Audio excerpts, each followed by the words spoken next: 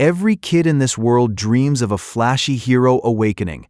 Our boy Cheon Ha-jin got a terminal illness instead. To make matters worse, he gets crushed by a massive tentacle monster and swallowed whole. But instead of dying, his body awakens a forbidden, toxic bloodline, tearing the beast apart from the inside out. He's about to become the most lethal hunter alive, but to understand how he got this terrifying power, we have to go back to the day the front line collapsed. Blood pools around a fallen warrior as the perimeter buckles, and the line commander barks out orders for the wounded to retreat, but the red-haired soldier knows they're just stalling the inevitable. There are simply too many of them.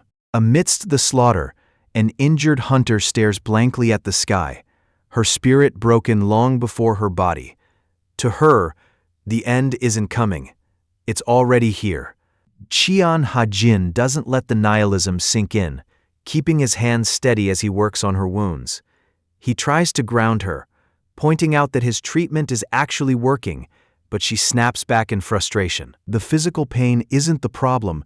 It's the sheer hopelessness of a fight that nobody is supposed to walk away from. Cheon Ha-jin studies the horizon, noting the sheer number of monsters circling above, but the injured hunter beside him isn't interested in a head count. She screams at him to run, reminding him that as an S-rank healer, his death would be a catastrophe for everyone.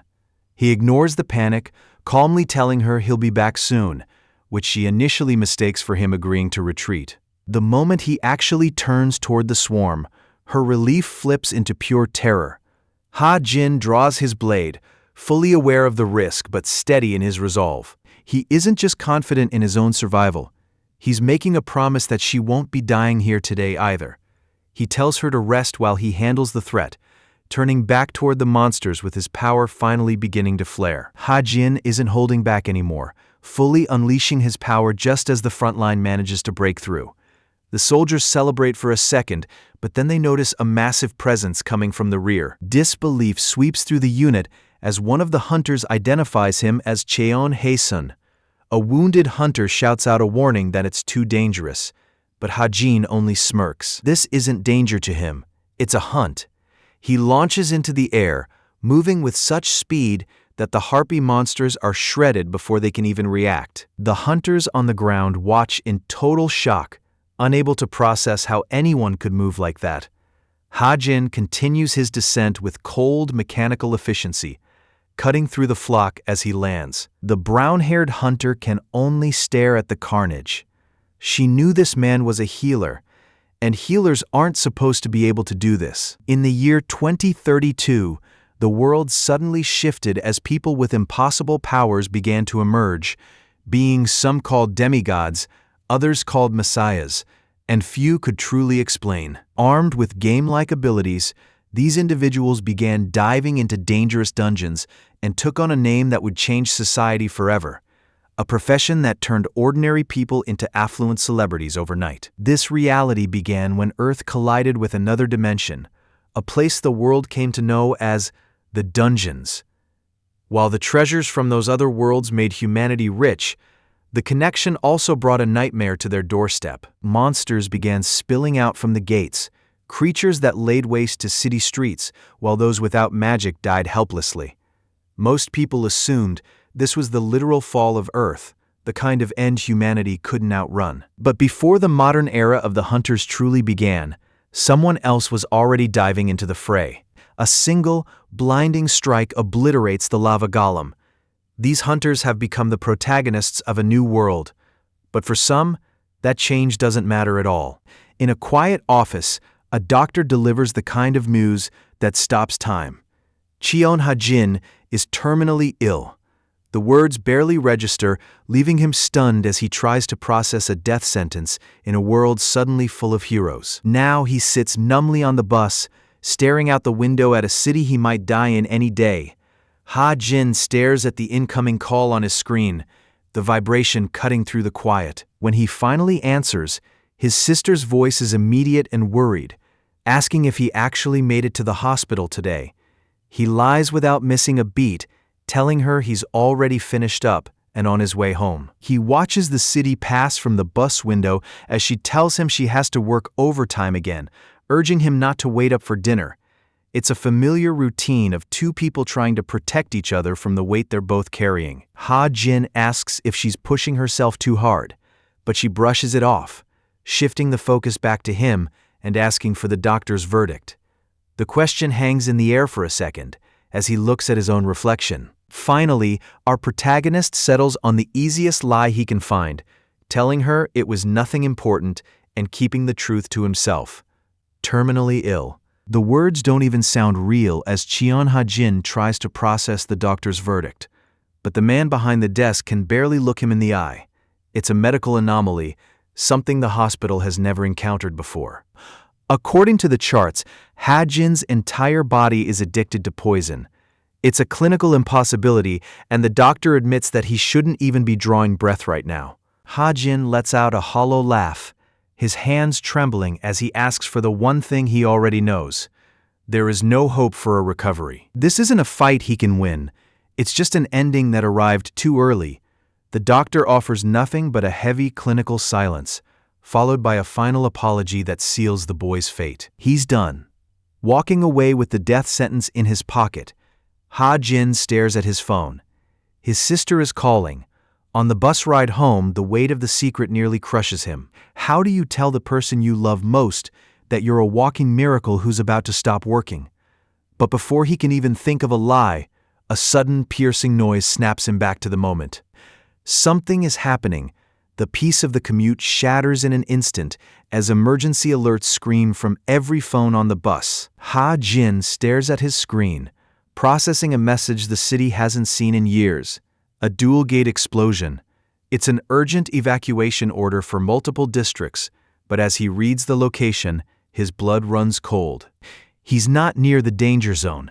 He's standing right in the middle of it. The realization barely has time to land before a nightmare pulls itself out of the air right in front of him. A massive, many-toothed beast towers over the bus, sending the passengers into a blind panic as they realize what's waiting just outside the glass. Before anyone can move, a thick tentacle slams through the vehicle, throwing Ha-jin and the others across the interior as the world dissolves into a spray of glass and red. In the dead quiet of the bus, Ha-jin freezes, the air knocked out of him by a sight he can't compute. A man in a pink hoodie stands paralyzed, blood pooling in his mouth as life drains out of him in real time. His wife reaches out, her voice cracking as she calls for him, while the man beside her can only stare, trying to wish the nightmare away. But there's no waking up from this. A massive purple tentacle has punched straight through the passenger's chest, pinning him like a specimen. The heavy limb retracts as quickly as it struck, sliding out of the man's body with a wet, sickening sound.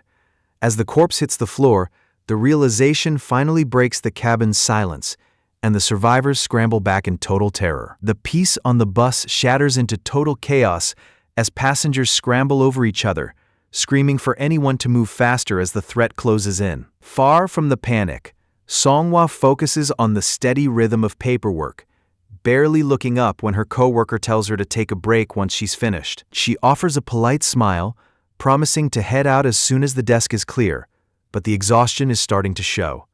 Sitting down with a hot cup of coffee, she's caught off guard when the older woman suddenly tells her how amazing she is. It's a heavy compliment that carries a lot of pity.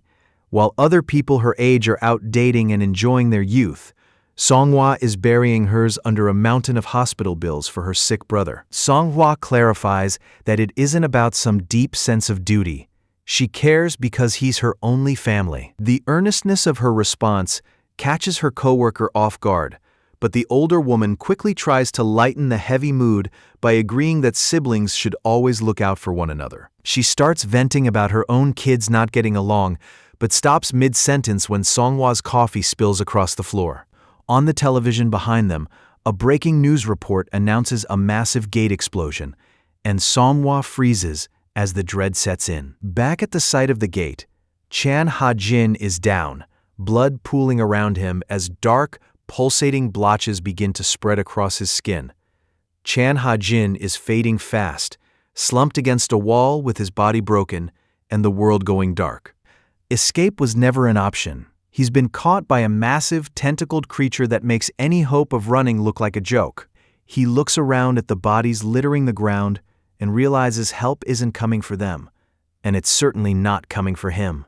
A sudden chime from his cracked phone draws his attention, lighting up the screen with a string of frantic messages from his sister. She's been checking on him, her worry growing with every unread text, unaware that her brother is currently being dragged into a monster's maw.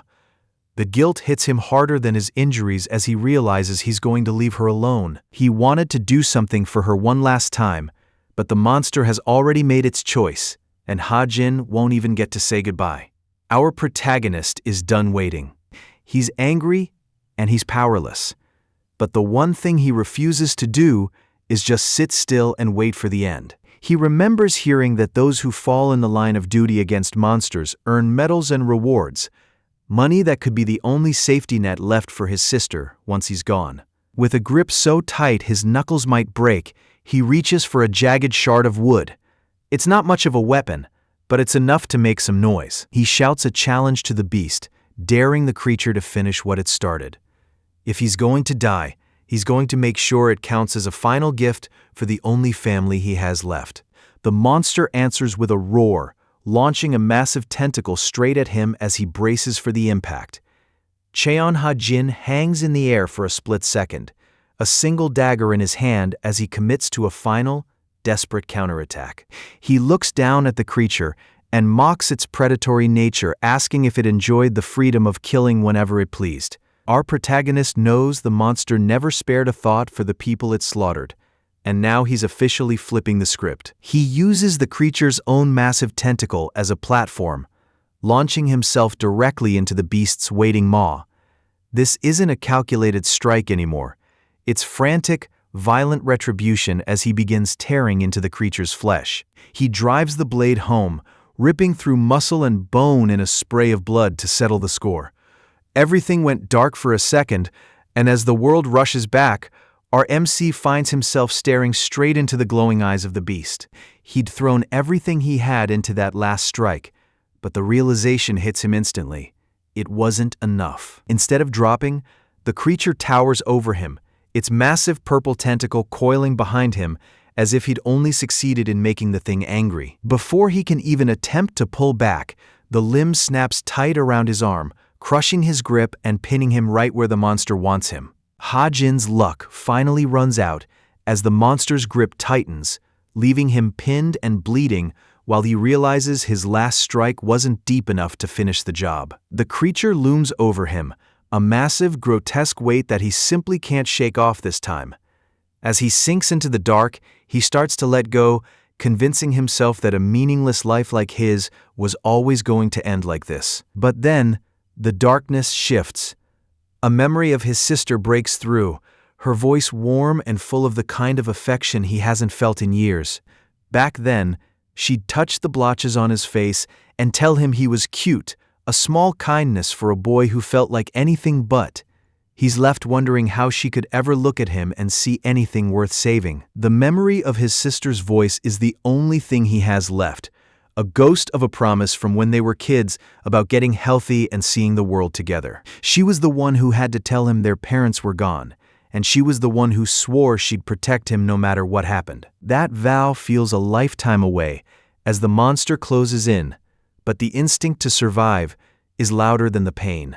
He doesn't want to die. Something shifts the moment he makes that choice, catching the beast off guard as a sudden, violent surge rips through the air. The monster shatters in an instant, its body torn apart by a force it never saw coming. As the dust settles on the empty street, Cheon Ha-jin collapses, the surge of power leaving him broken and drained among the wreckage. He's barely conscious now, his breath shallow as the weight of what he just did finally catches up to him. The news reports a disaster in the city after a double gate appeared without warning, an event that should have left the streets in ruins. Instead, the situation is already under control thanks to a special team sent by Chairman Gu Gunai. The Glory Guild's response was so fast that civilian losses were nearly non-existent. On the street, residents are quick to praise them, claiming the guild makes them feel safe enough to live without the constant fear of monsters. Even with blood staining the pavement and signs shattered, the public's trust remains unshakable. They see the Glory Guild as the first to step into any fight, earning their spot as the top-ranked protectors in the nation. As the news anchor reports on Chairman Gu's public apology and show of remorse, the man himself takes the podium, his voice smooth and practiced for the cameras, while he reassures the city that his Glory Guild is doing everything possible to control the situation. His sister is on the ground, sprinting through a nightmare of blood and wreckage. Gu Gunai finishes his speech with a promise of protection, but the smile he flashes is sharp, predatory, and completely empty. He stares up at the sky, his mind reeling because the last thing he remembers was being swallowed whole by a monster. Shaking and covered in blood, he looks down at his own hands, unable to understand how he's still breathing. But then a familiar name cuts through the noise. He looks back toward the empty street, certain he just heard his sister calling out to him. It could be a hallucination brought on by the trauma, yet the voice is too distinct to ignore. Despite the confusion and the blood slicking the pavement, a desperate kind of hope starts to take hold. Chian Ha-jin is running on borrowed time, his mind racing with the terrifying realization that his sister is nearby. Elsewhere, his sister is already out in the open, calling out frantically for her friend and hoping for an answer that doesn't come. A sharp sound pulls her attention toward a dark alleyway, and the searching stops. She edges closer to the shadows, still whispering for Hae-sun, but the world stops when she finally sees what's waiting in the dark. A swarm of red-eyed creatures is huddled over the rubble, and for the first time, the reality of the monsters hits home. Instinct takes over for Nuna as the distance between her and the threat closes, leaving her with one thought: get away. She freezes as the reality of the scene hits. A swarm of red-eyed creatures is tearing through whatever is left in the alley, and the sudden realization of just how trapped she is stops her heart. She begs them to stay back, a futile plea as the shadows seem to crawl closer. Panicking, her foot slips on the uneven ground, and a scream tears out as she forces herself to turn and run, begging her legs to move faster before the swarm catches her. She pushes herself to move faster, ignoring the ache in her legs as she sprints through the ruins. But the sight waiting for her brings everything to a halt, disbelief hitting like a physical weight.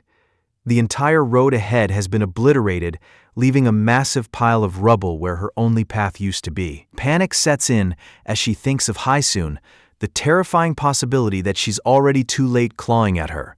She refuses to let the fear win, staring at the debris and knowing she has to find a way over it.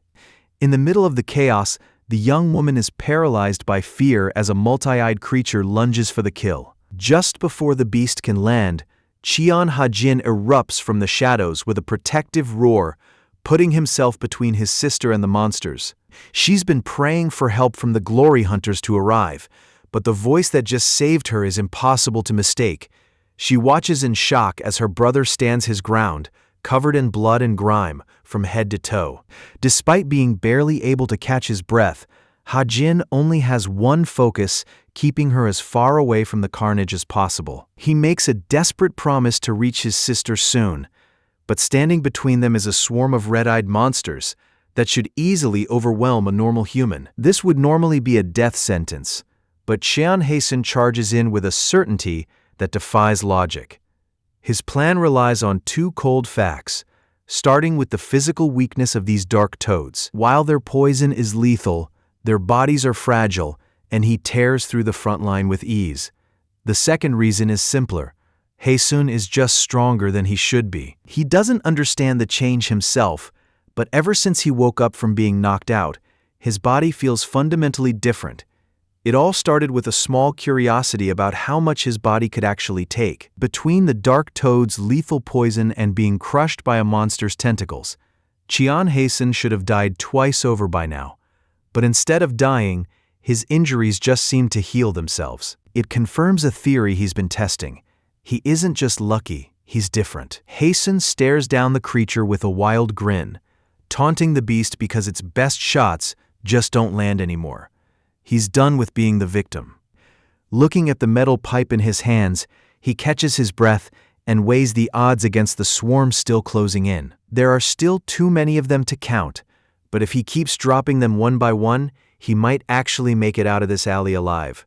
Hae-sun feels a sudden rush of confidence. He's already done the math and decided he can win this, until a massive, four-eyed rat monster looms over him. He had let his guard down at exactly the wrong time. The beast strikes with enough force to send him flying, while his sister can only scream his name in terror. Dazed and bleeding, Hae-sun slumps against a cracked wall, struggling to process the sudden impact that nearly ended him. Cheon Ha-jin pulls himself back from the edge of unconsciousness, his head ringing as the world slowly comes back into focus. He realizes a mid-sized beast is towering over the area, the same monster that likely put him on the ground.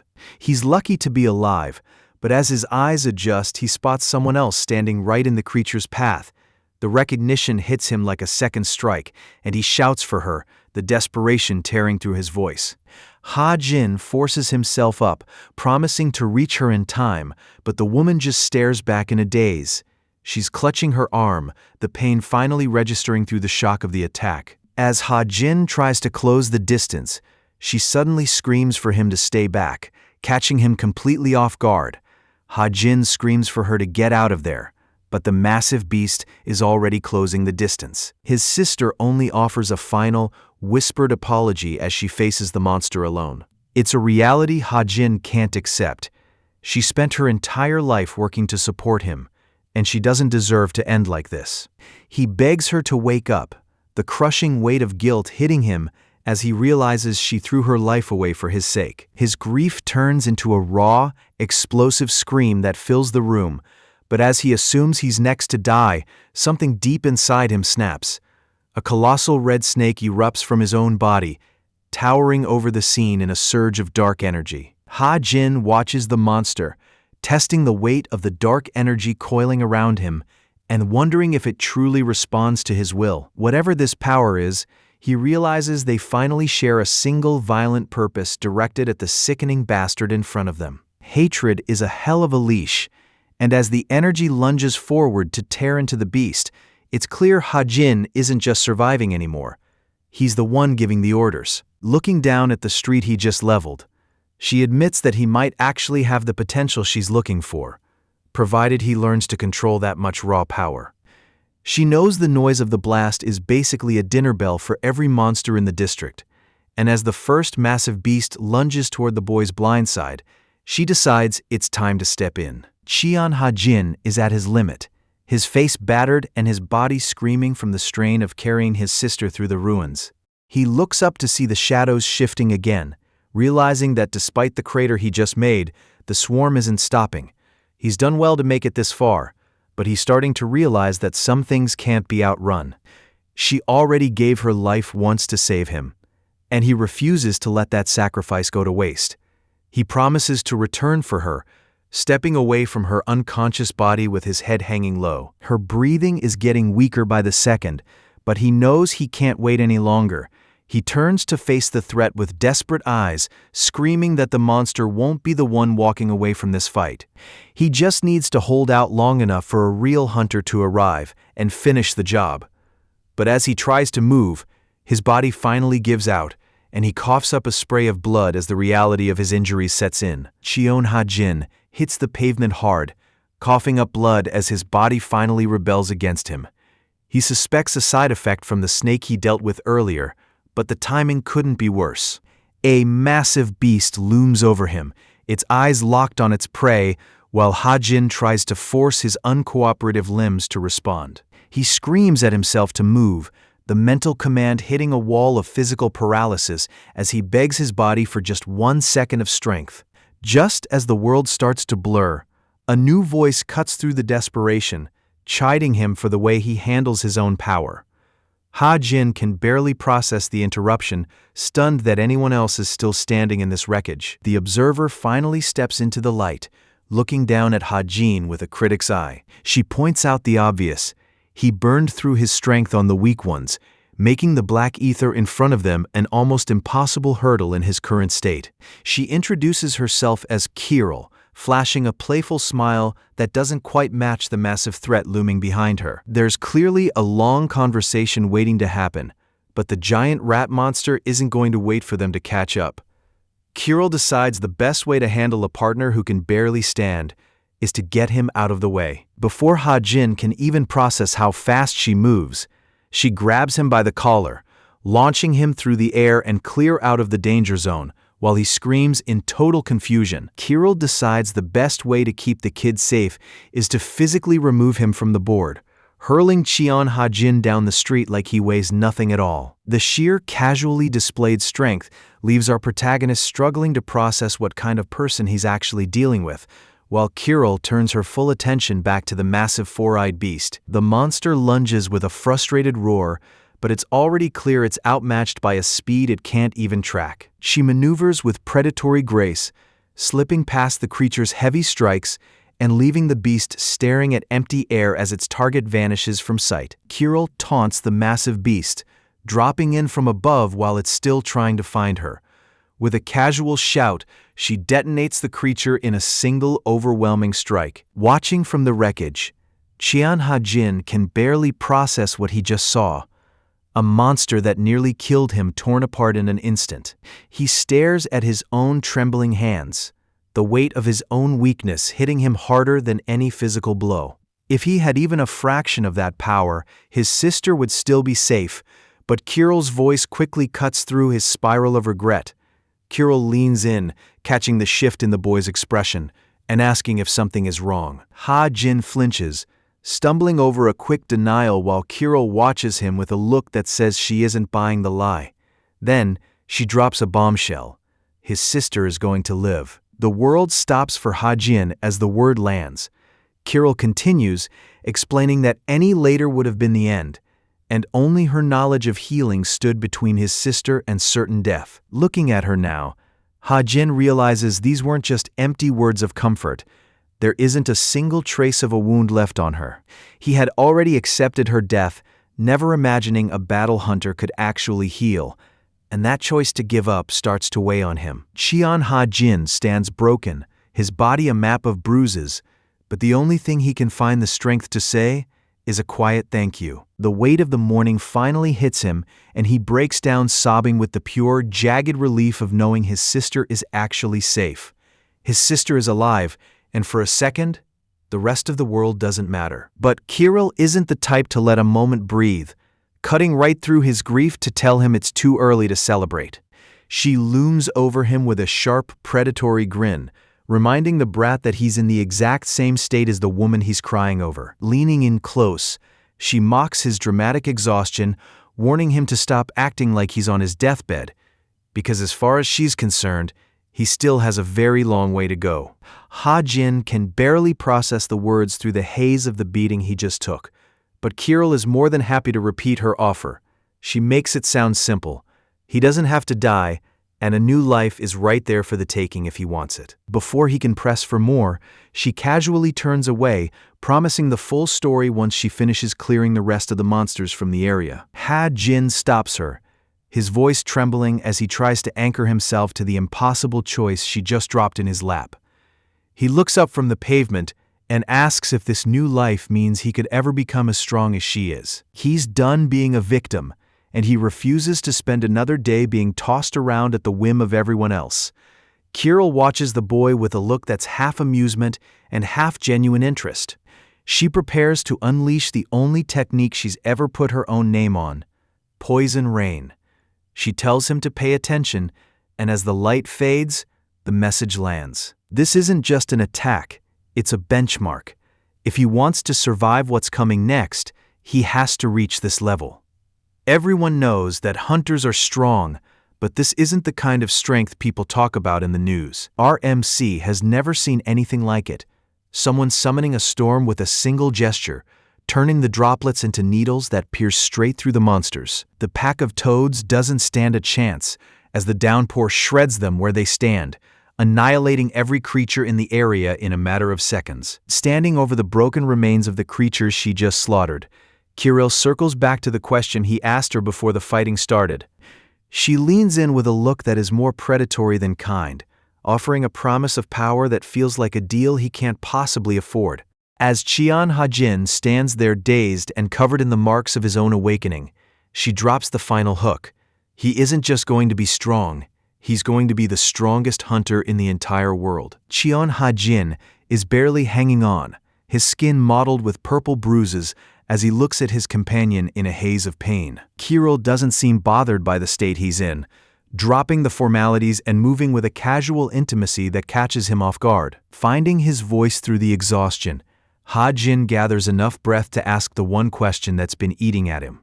He needs to know if he's actually going to survive this treatment, but Kirill only looks back with genuine confusion as she holds him upside down. The tension snaps when she explodes into a fit of uncontrollable laughter that echoes through the quiet room. Ha-jin can only pull his shirt back on in an annoyed daze, reminding her that he was genuinely terrified for his life, while she struggles to catch her breath. Kirill finds his terror almost funny, laughing as she clarifies that she never intended to kill him.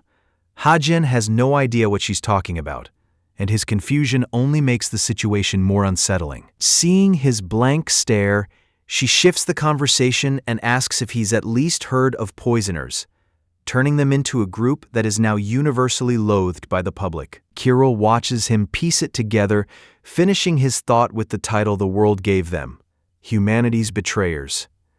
Kirill casually owns up to the title. She's one of the infamous poisoners, a name that used to carry a lot of weight. Cheon Ha-jin immediately panics, stumbling over an apology for being so blunt, but she brushes it off with a laugh. To her, his observation isn't wrong.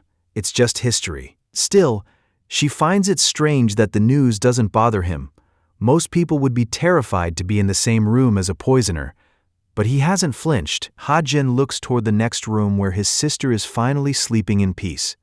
Whatever Kirill did in the past doesn't change the fact that she's the reason they're both still alive. He already figured she wasn't a run-of-the-mill hunter, so her dark reputation doesn't change the score.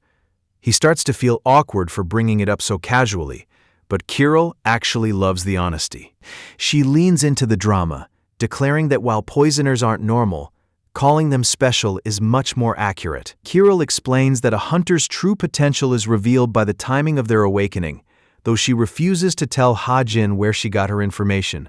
However, the math changes completely for those known as poisoners.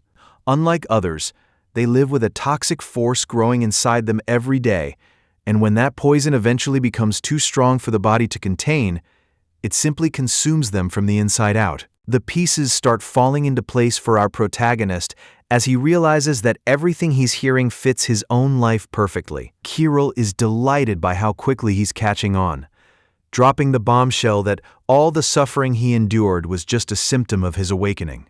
He isn't just some sick kid, he's actually become a poisoner, though the news leaves him in a state of absolute shock. Before he can even process the idea of being a poisoner, Kirill shuts down the questions and kicks the door open, dragging him out into a world that just got a lot more complicated. High above the city, Kirill tests the boy's memory on the nature of their kind.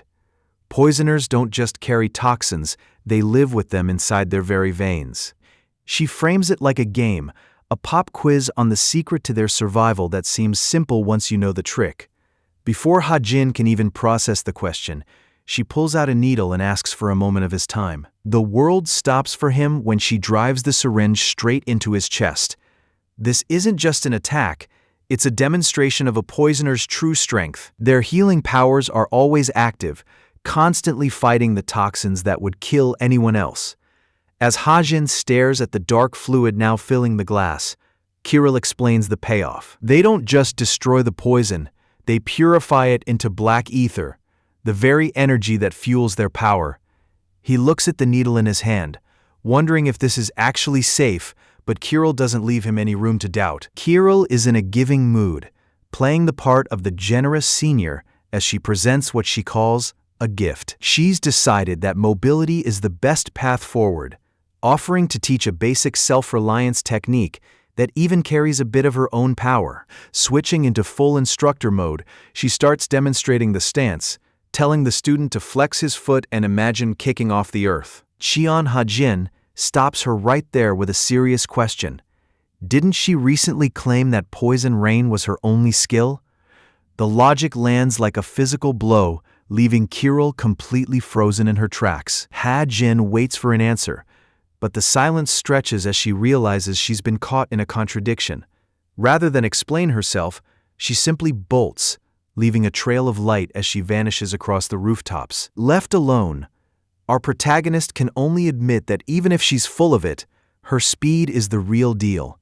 Kirill can't even find the words for his bluntness, wondering how a person can be so thick-skinned before she leaves him behind. An hour passes on the rooftop with Cheon Ha-jin alone, watching the city skyline and wondering if she's ever coming back. He's exhausted and battered, convinced that whatever task she set is impossible because he's nowhere near her level. Kirill suddenly drops back in, challenging his defeatist attitude and asking why he'd give up before even trying. He cuts her off immediately, telling her she doesn't understand the situation at all. To someone as powerful as Kirill, everything looks like a choice. But for someone like him, the gap in strength is the only reality that matters. Kirill lists the insults the world has already thrown at him, testing his limits with a cold inventory of every name he's ever been called. Ha-jin doesn't even flinch, asking how many times she thinks he's had to listen to that garbage over a lifetime of being an outcast. He knows it sounds like he's making excuses, but the desensitized act finally cracks. Standing on the edge of the rooftop, he admits the one thing he's been trying to outrun. He's just scared. The confession hangs in the air, while Kirill studies him, her sharp gaze softening as the realization hits. She admits her mistake, acknowledging that her current style of teaching is never going to work for someone who's already been broken down this many times. To get through to him, she's going to have to be much more thorough. Kirill looks back with a sharp, yellow-eyed gaze and drops a cryptic warning that things are about to get difficult. Ha-jin can only manage a confused stutter, the weight of the situation not quite landing yet, until Kirill suddenly grabs him by the collar. He starts lecturing about the importance of the senses, telling the kid to focus every feeling into his feet and let that energy explode. Dangling over the edge of a skyscraper, Ha-jin tries to laugh it off as a harsh prank, but Kirill isn't joking. She casually admires the view before shoving him into the empty air, claiming it's the perfect day to be reborn. Kirill finally lets go, offering a cheerful wave as she drops the kid into a freefall toward the city below. Her parting words land with the weight of a death sentence. Either he succeeds in what he's trying to do, or this is how his story ends. From high above, she shouts down for him to use the side of the tower as a springboard to clear the gap to the next building, a demand that sounds more like a suicide mission than a training exercise. Reality sets in fast as the ground rushes up to meet him, and the realization hits that if he doesn't at least try, the result is the same. He forces himself to concentrate, desperately pulling every bit of power he has toward his feet while the wind screams past him. Closing his eyes against the terror, he pours everything into that single point, knowing this is the only chance he gets. Every cruel word he's ever swallowed bubbles back up as he falls, a chorus of voices telling him to just give up and die. But Cheon Ha-jin refuses to let it end like this, screaming back at the unfairness of a world that expects him to just lay down and vanish. As he nears the ground, he reaches for something deep inside, erupting with a surge of energy and a defiant shout against everyone who never knew his struggle. He stops in mid-air, stunned that he actually managed to pull off a miracle. Ha-jin slams into the rooftop, his body straining under the weight of an impossible landing, but Kirill only watches him with a sharp, taunting grin. She mocks the way he'd whined about the task being impossible, pulling him close in a patronizing embrace that forces him to face her. As the realization of what he just survived finally breaks him, she whispers that anything is possible for those willing to die for it. Her focus sharpens as she prepares to dig in, ignoring Ha-jin's panicked pleas to just stop and talk. He's completely pinned, realizing too late that a manic grin spreads across Kirill's face as the tech activates, leaving Ha-jin to scream for his life as the machine starts to emerge. Kirill explains that this cutting-edge equipment is a prototype poisoner device, the kind of high-end hardware only top-tier hunters can access. It's far beyond anything a group like the Glory Guild has ever seen, functioning as a specialized lens type that synchronizes directly with the user's body. Cheon Ha-jin doesn't doubt the quality of the item, but he's absolutely exhausted by the trauma of the installation, wondering why it couldn't have been handled in a more normal way. Kirill is clearly amused by his intuition, noting that he's surprisingly quick at picking up cues when someone is in a rush. Kirill admits she's on the run and staying in one place is becoming too dangerous. Ha-jin can barely process the words through the pain and confusion, but she presses a final instruction on him. Find Dr. Jin. She describes this man as her partner and a genius who holds all the answers Ha-jin is currently missing. Dropping a glowing purple device into his hands, she tells him it'll lead the way, calling it her final gift. With one last look and a satisfied grin, she says her farewell, leaving the boy with a path forward but a mountain of new questions. Cheon Ha-jin calls out to Kirill, his voice cutting through the quiet night. He's never had anyone go this far for him before, and the weight of her help leaves him feeling exposed. Being cared for is a new, uncomfortable sensation, but it's anchored by a single solid realization. Whatever else she might be, he's decided she isn't evil. He offers to do anything to pay her back, no matter the cost, but she shuts him down with a single word. Kirill makes the reality of his situation clear. He's too weak to be useful to her. If he actually wants to help, he needs to reach a level where despair can't touch him, growing into someone capable of protecting more than just himself. She leans in, pinning him with a look that demands a commitment. Cheon Ha-jin clenches his fist and gives her his word. Cheon Ha-jin gives his word, his face still marked by the battle he just barely survived. Kirill takes one look at him and smiles, satisfied with the resolve she sees in his eyes. She has no intention of lingering, noting that with a look like that, she has nothing left to worry about. Kirill is the type of person who does exactly what she wants, and with a casual goodbye, she vanishes into a flare of purple energy, leaving the boy standing alone on the rooftop. The wind whips past him as the reality of the silence finally lands.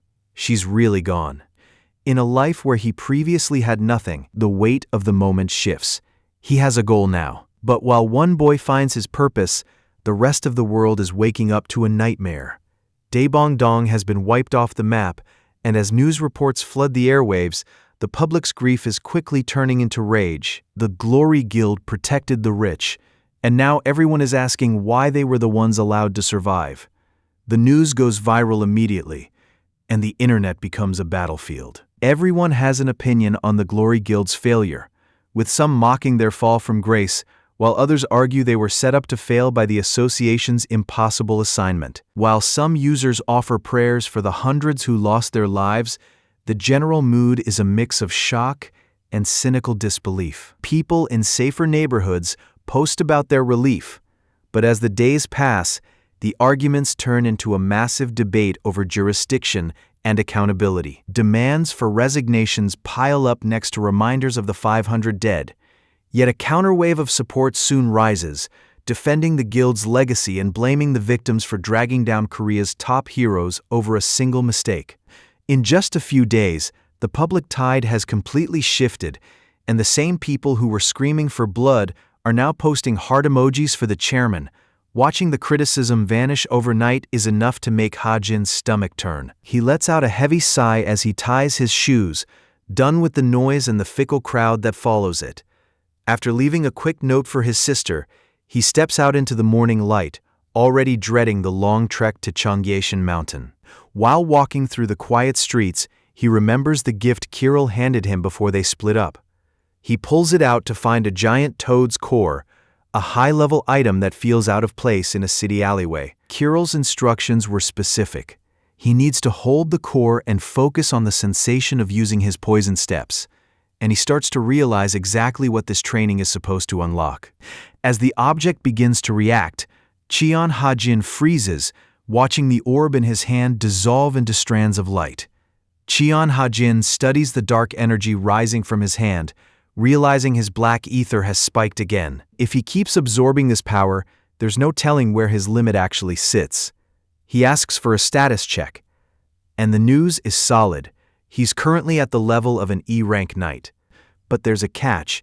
If he keeps pushing his capacity, He has the potential to reach S-rank physical abilities. The realization hits hard.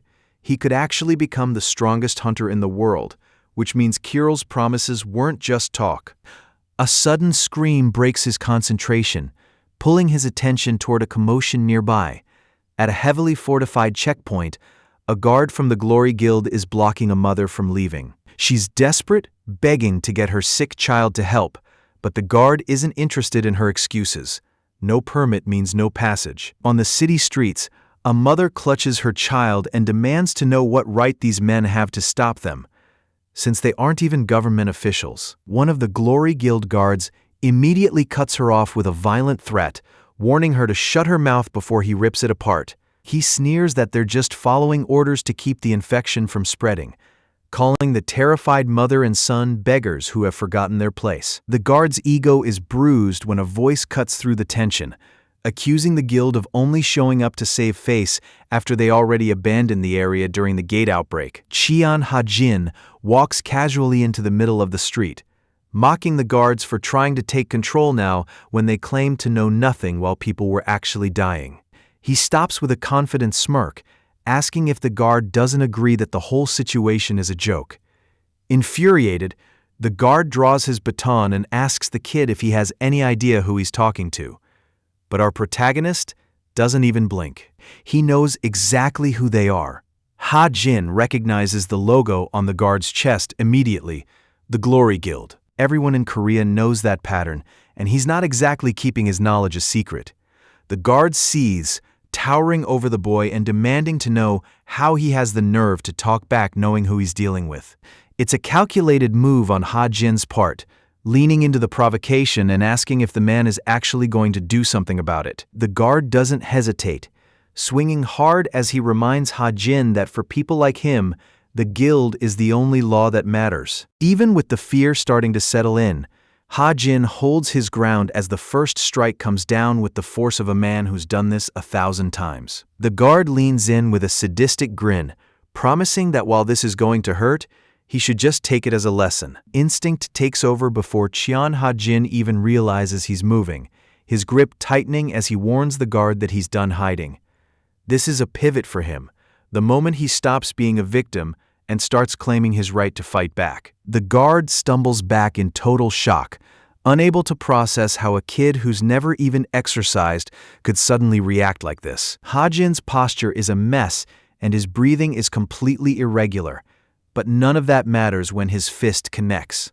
It's an amateur punch with the raw, terrifying power of a metahuman behind it, and it hits with enough force to remind everyone that he's playing on a different level now. Qian Ha-jin stands over the fallen guard, genuinely surprised by the power he just unleashed with a single strike.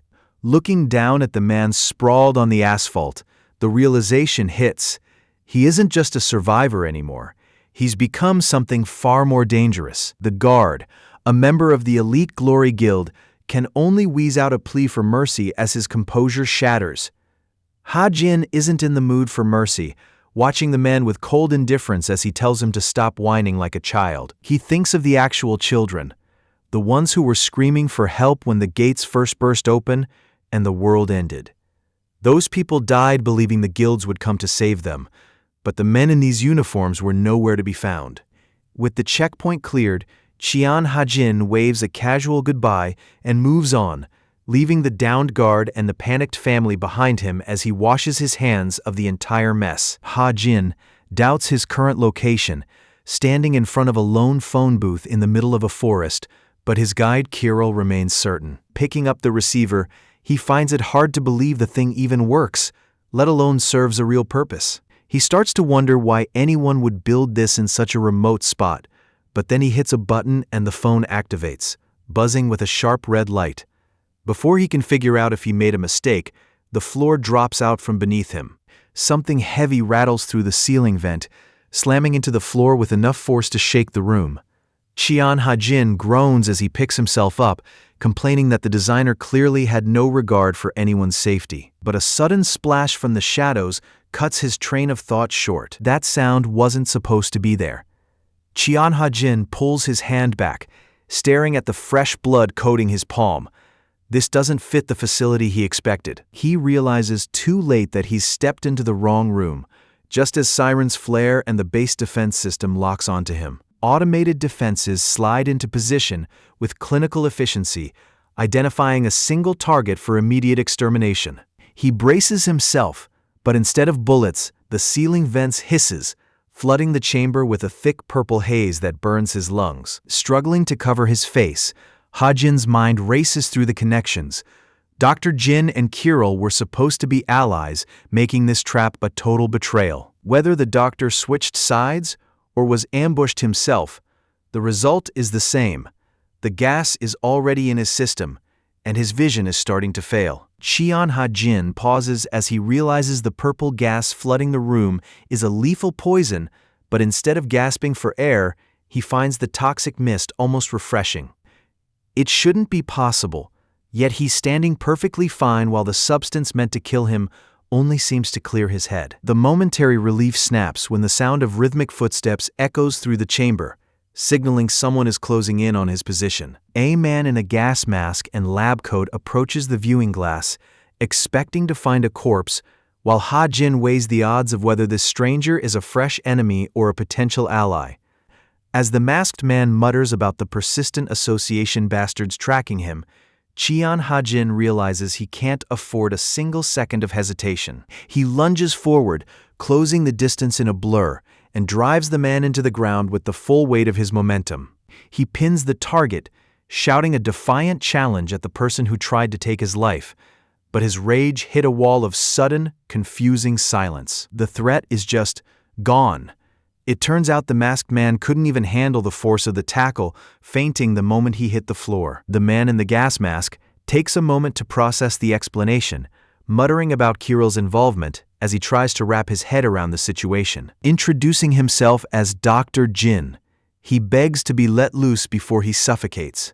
But Cheon Ha-jin isn't moving.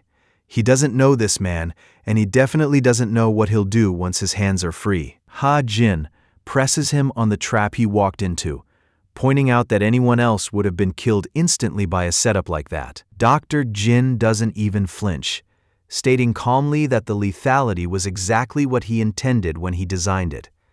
Ha-jin's patience snaps, and he leans in with a warning that he isn't in the mood for jokes. The doctor remains unmoved, explaining the cold logic of his defense.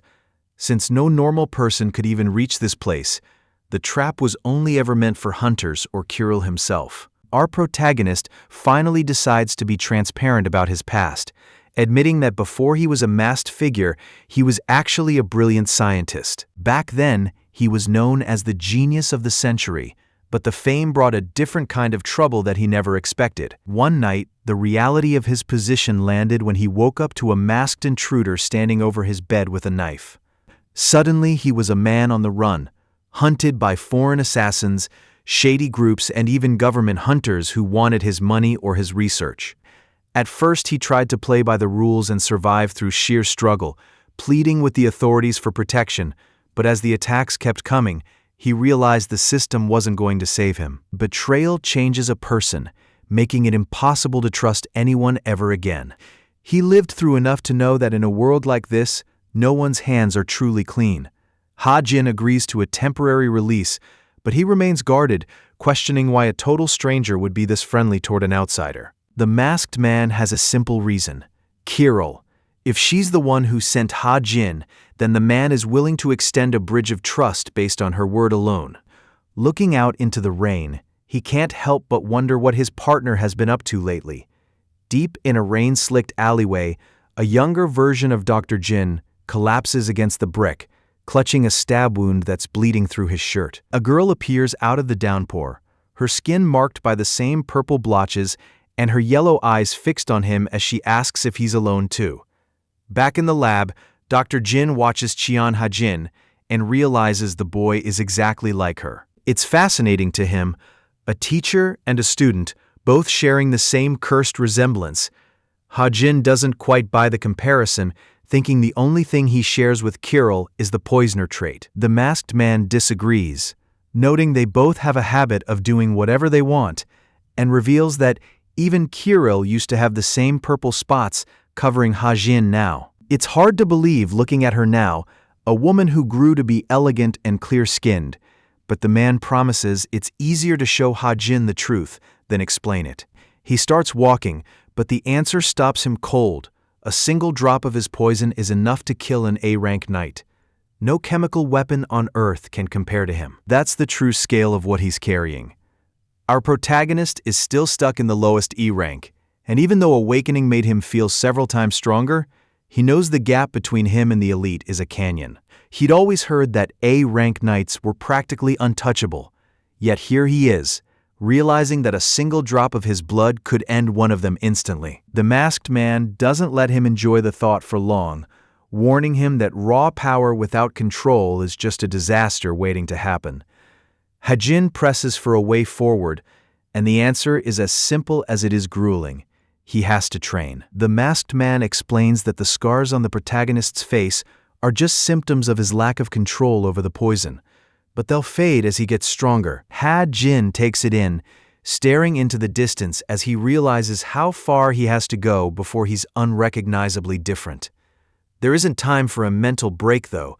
The trainer snaps him out of it with a single blunt command to start running. Ha-jin's training regime has officially entered the brutal phase, led by a masked coach who doesn't know the meaning of the word rest. The trainer is a relentless drill sergeant, barking about posture and threatening to restart the entire session if Ha-jin slacks for even a second. Just as our protagonist hits his limit, the coach demands he add another 50 kilograms to the bar, pushing him through a wall of physical agony that leaves his skin bruised and trembling. There's zero time to celebrate the breakthrough, as the trainer immediately pivots to the next phase, strengthening Ha-jin's ether.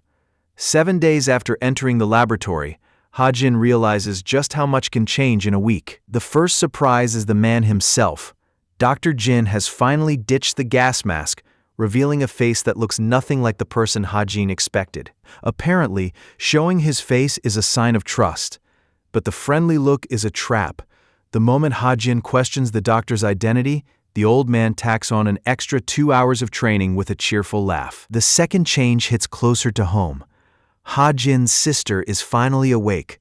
She panicked the moment she opened her eyes and found herself alone, and Ha-jin spends most of his recovery time catching heat over the phone for disappearing. It takes every excuse in the book to calm her down, and even then, he's pretty sure he's still in the doghouse. Back in the lab, the doctor gets personal, poking and prodding Ha-jin's body like a specialized piece of equipment. He isn't just looking for bruises. He's been working on a new device, an improved version of the one Kirill provided. The level of engineering is staggering. The doctor designed and built the entire system in just 3 days. Cheon Ha-jin is pushed to his absolute limit, the sheer exhaustion of the training regime finally starting to weigh on his resolve. As he washes up, he briefly considers throwing in the towel on the whole ordeal, but then he catches his reflection and notices the dark spots on his skin are finally beginning to fade. He isn't the only one who sees the difference, as a round of applause breaks the silence and the doctor showers him with praise for his physical transformation, leaving Ha-jin completely stunned by the sudden compliment. Ha-jin isn't exactly buying the compliments, feeling a bit awkward as he brushes off any talk of his looks.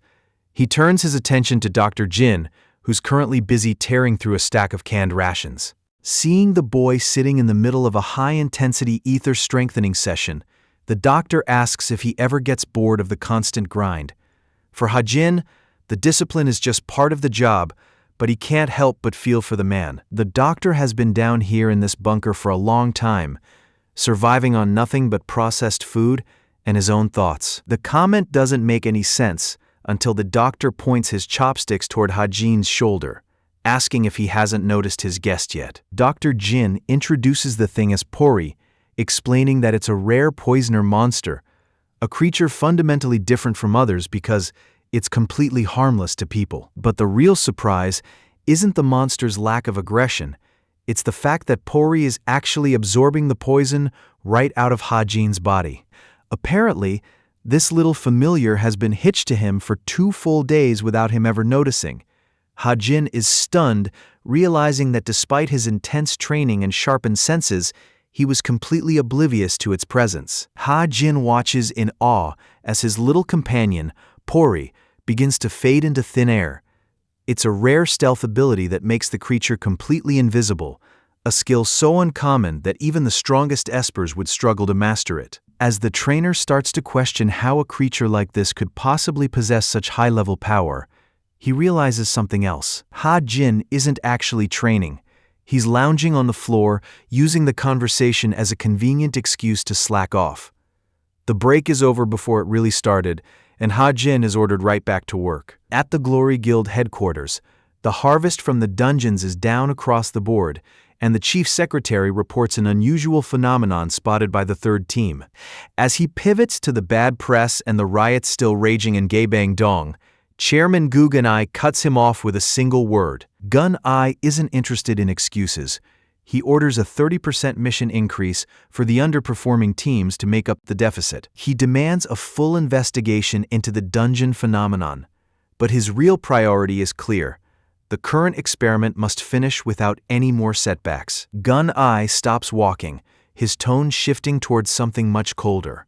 The name Gaebang-dong has been coming up too often lately, and he's tired of hearing it. Gu Gun-ai leans in close, his hand resting on the chief secretary's shoulder with a weight that isn't just physical.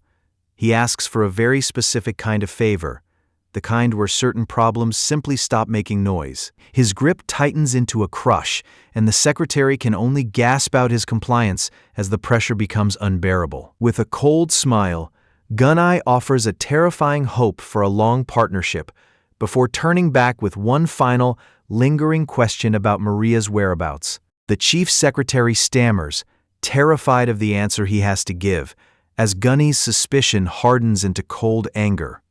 Apparently, Maria has shut herself in the healing room again, seeking out the one place where her secrets can remain hidden behind stained glass.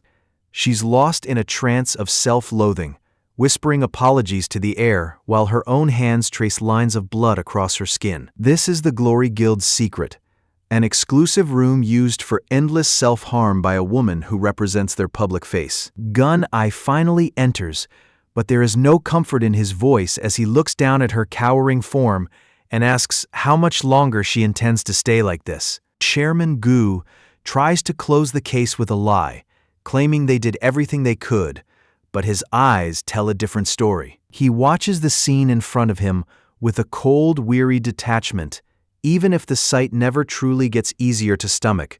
But her body is a curse that refuses to let her die, knitting her skin back together the second the blade bites. She's known to the world as the top healer and the pride of the Glory Guild, but right now, she's just a broken girl in a blood-stained slip. Her hands clench against the floor as the weight of the casualties finally settles in. Over 500 innocent people are gone. She turns on the chairman with a desperate, tearful fury, demanding to know how he can possibly stand there and talk about their best efforts. To her, every life lost is a personal failure, and the hollow comfort of a man in a suit isn't enough to drown out the silence of the dead. Chairman Gu sighs, trying to sound like a man weighed down by tragedy as he tells Maria there was nothing they could have done. But Maria is spiraling, her mind caught in a loop of what-ifs about splitting the team or arriving earlier to save just one more person. Gu reminds her that the disaster at Gaebang-dong was beyond them, insisting the monster was a nightmare they couldn't have handled alone.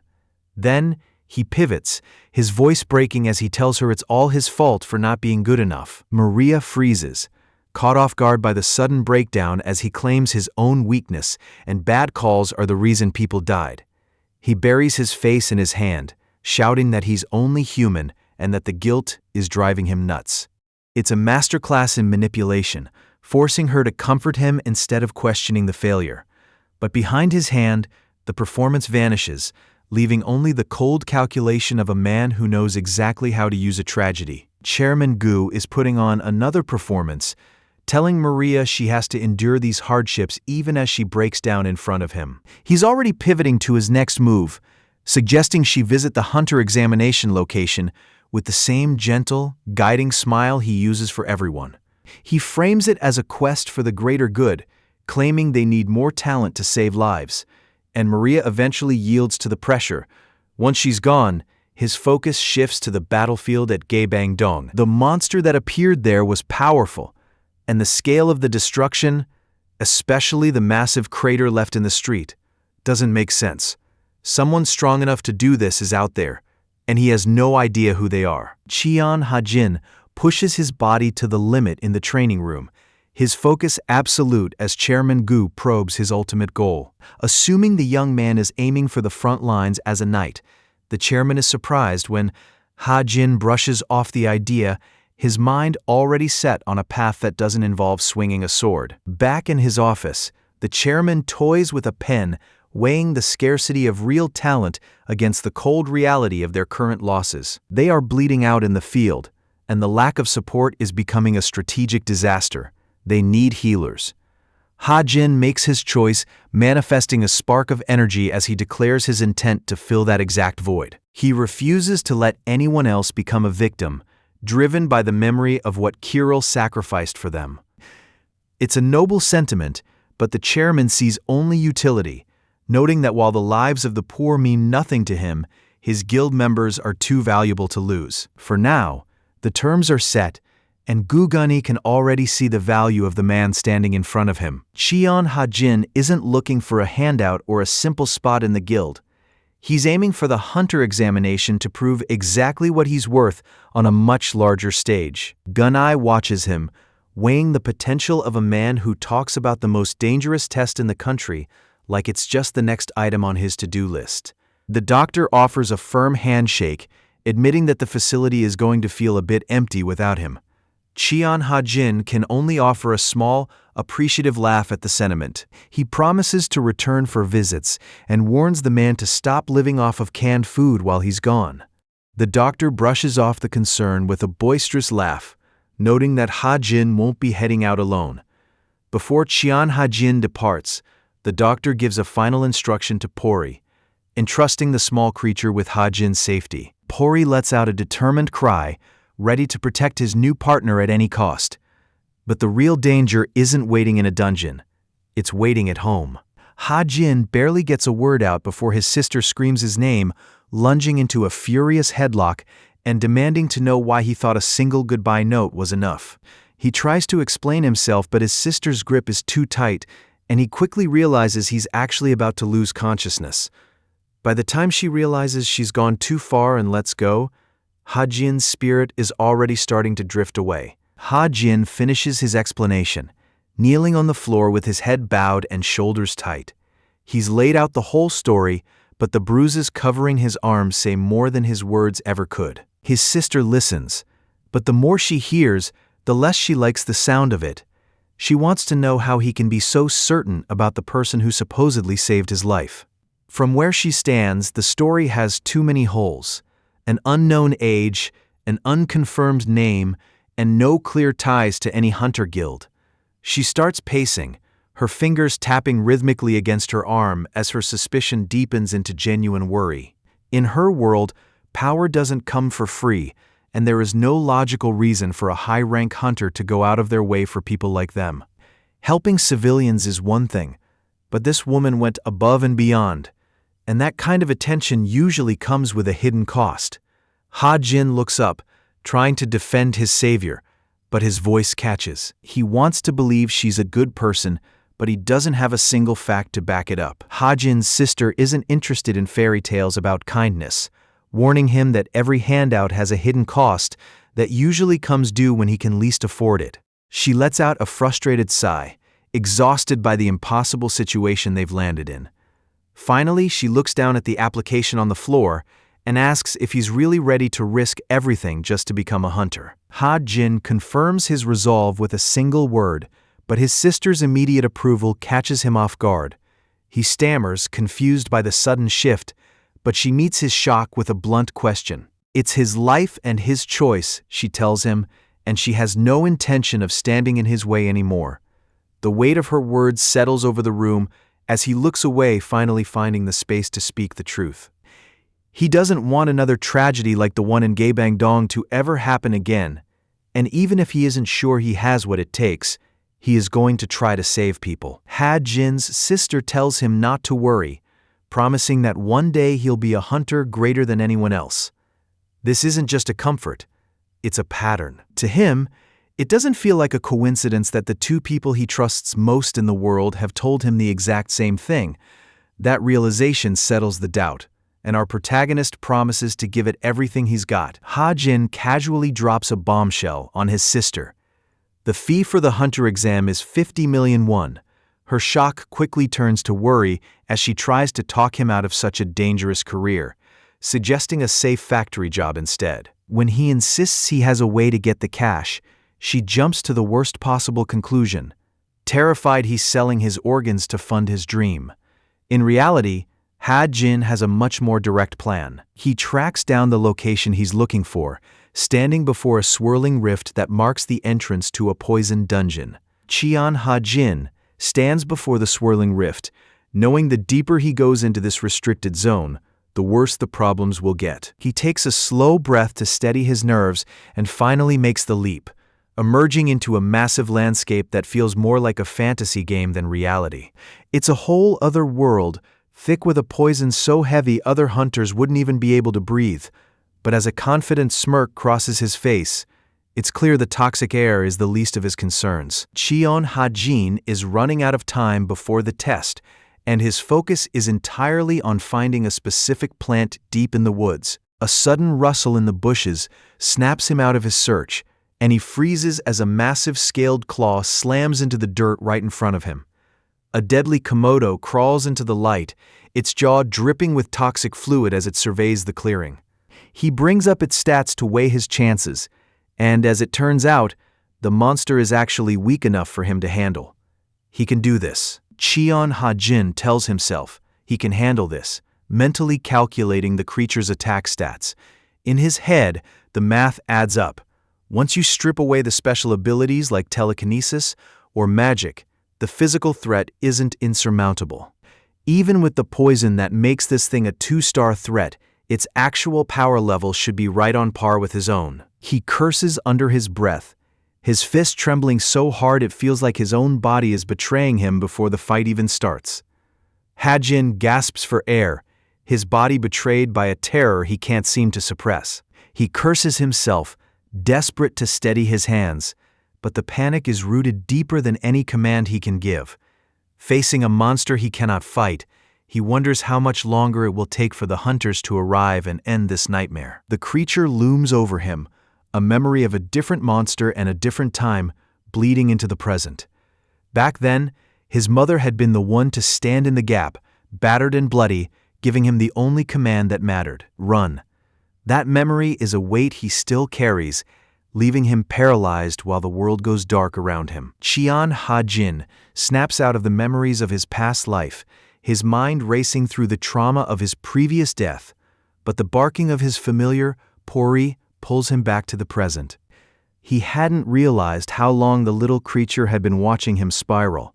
Grounded by the reminder that he isn't alone this time, he thanks his companion and starts digging through his bag for a specific tool. He can hear the monsters closing in as multiple lizards crawl through the brush toward his position. But the sheer number of enemies doesn't even faze him. He pulls out a dark, glowing cube and smiles, deciding right then that it doesn't matter how many of them show up. He's going to kill every last one. Ha-jin stares at the small black cube in his hand, wondering what the doctor is thinking. But the old man just smiles and explains that he thought the boy might need a weapon. The instructions are almost too simple. Hold it tight and say, "Move." Ha-jin hesitates for a second, weighing the doctor's eccentric reputation against the strange humming coming from the device, before finally giving the command. The doctor explains that while it usually looks like a cube, adding ether and the right word forces it to adapt. Energy surges as the object begins to shift, expanding and rearranging itself into a jagged metallic hilt. It isn't just a sword, it's a device meant to react to the user's output and transform into whatever tool is needed for the job. When Ha-jin asks what it's called, he isn't even surprised to hear the doctor's long-winded, self-indulgent title for it.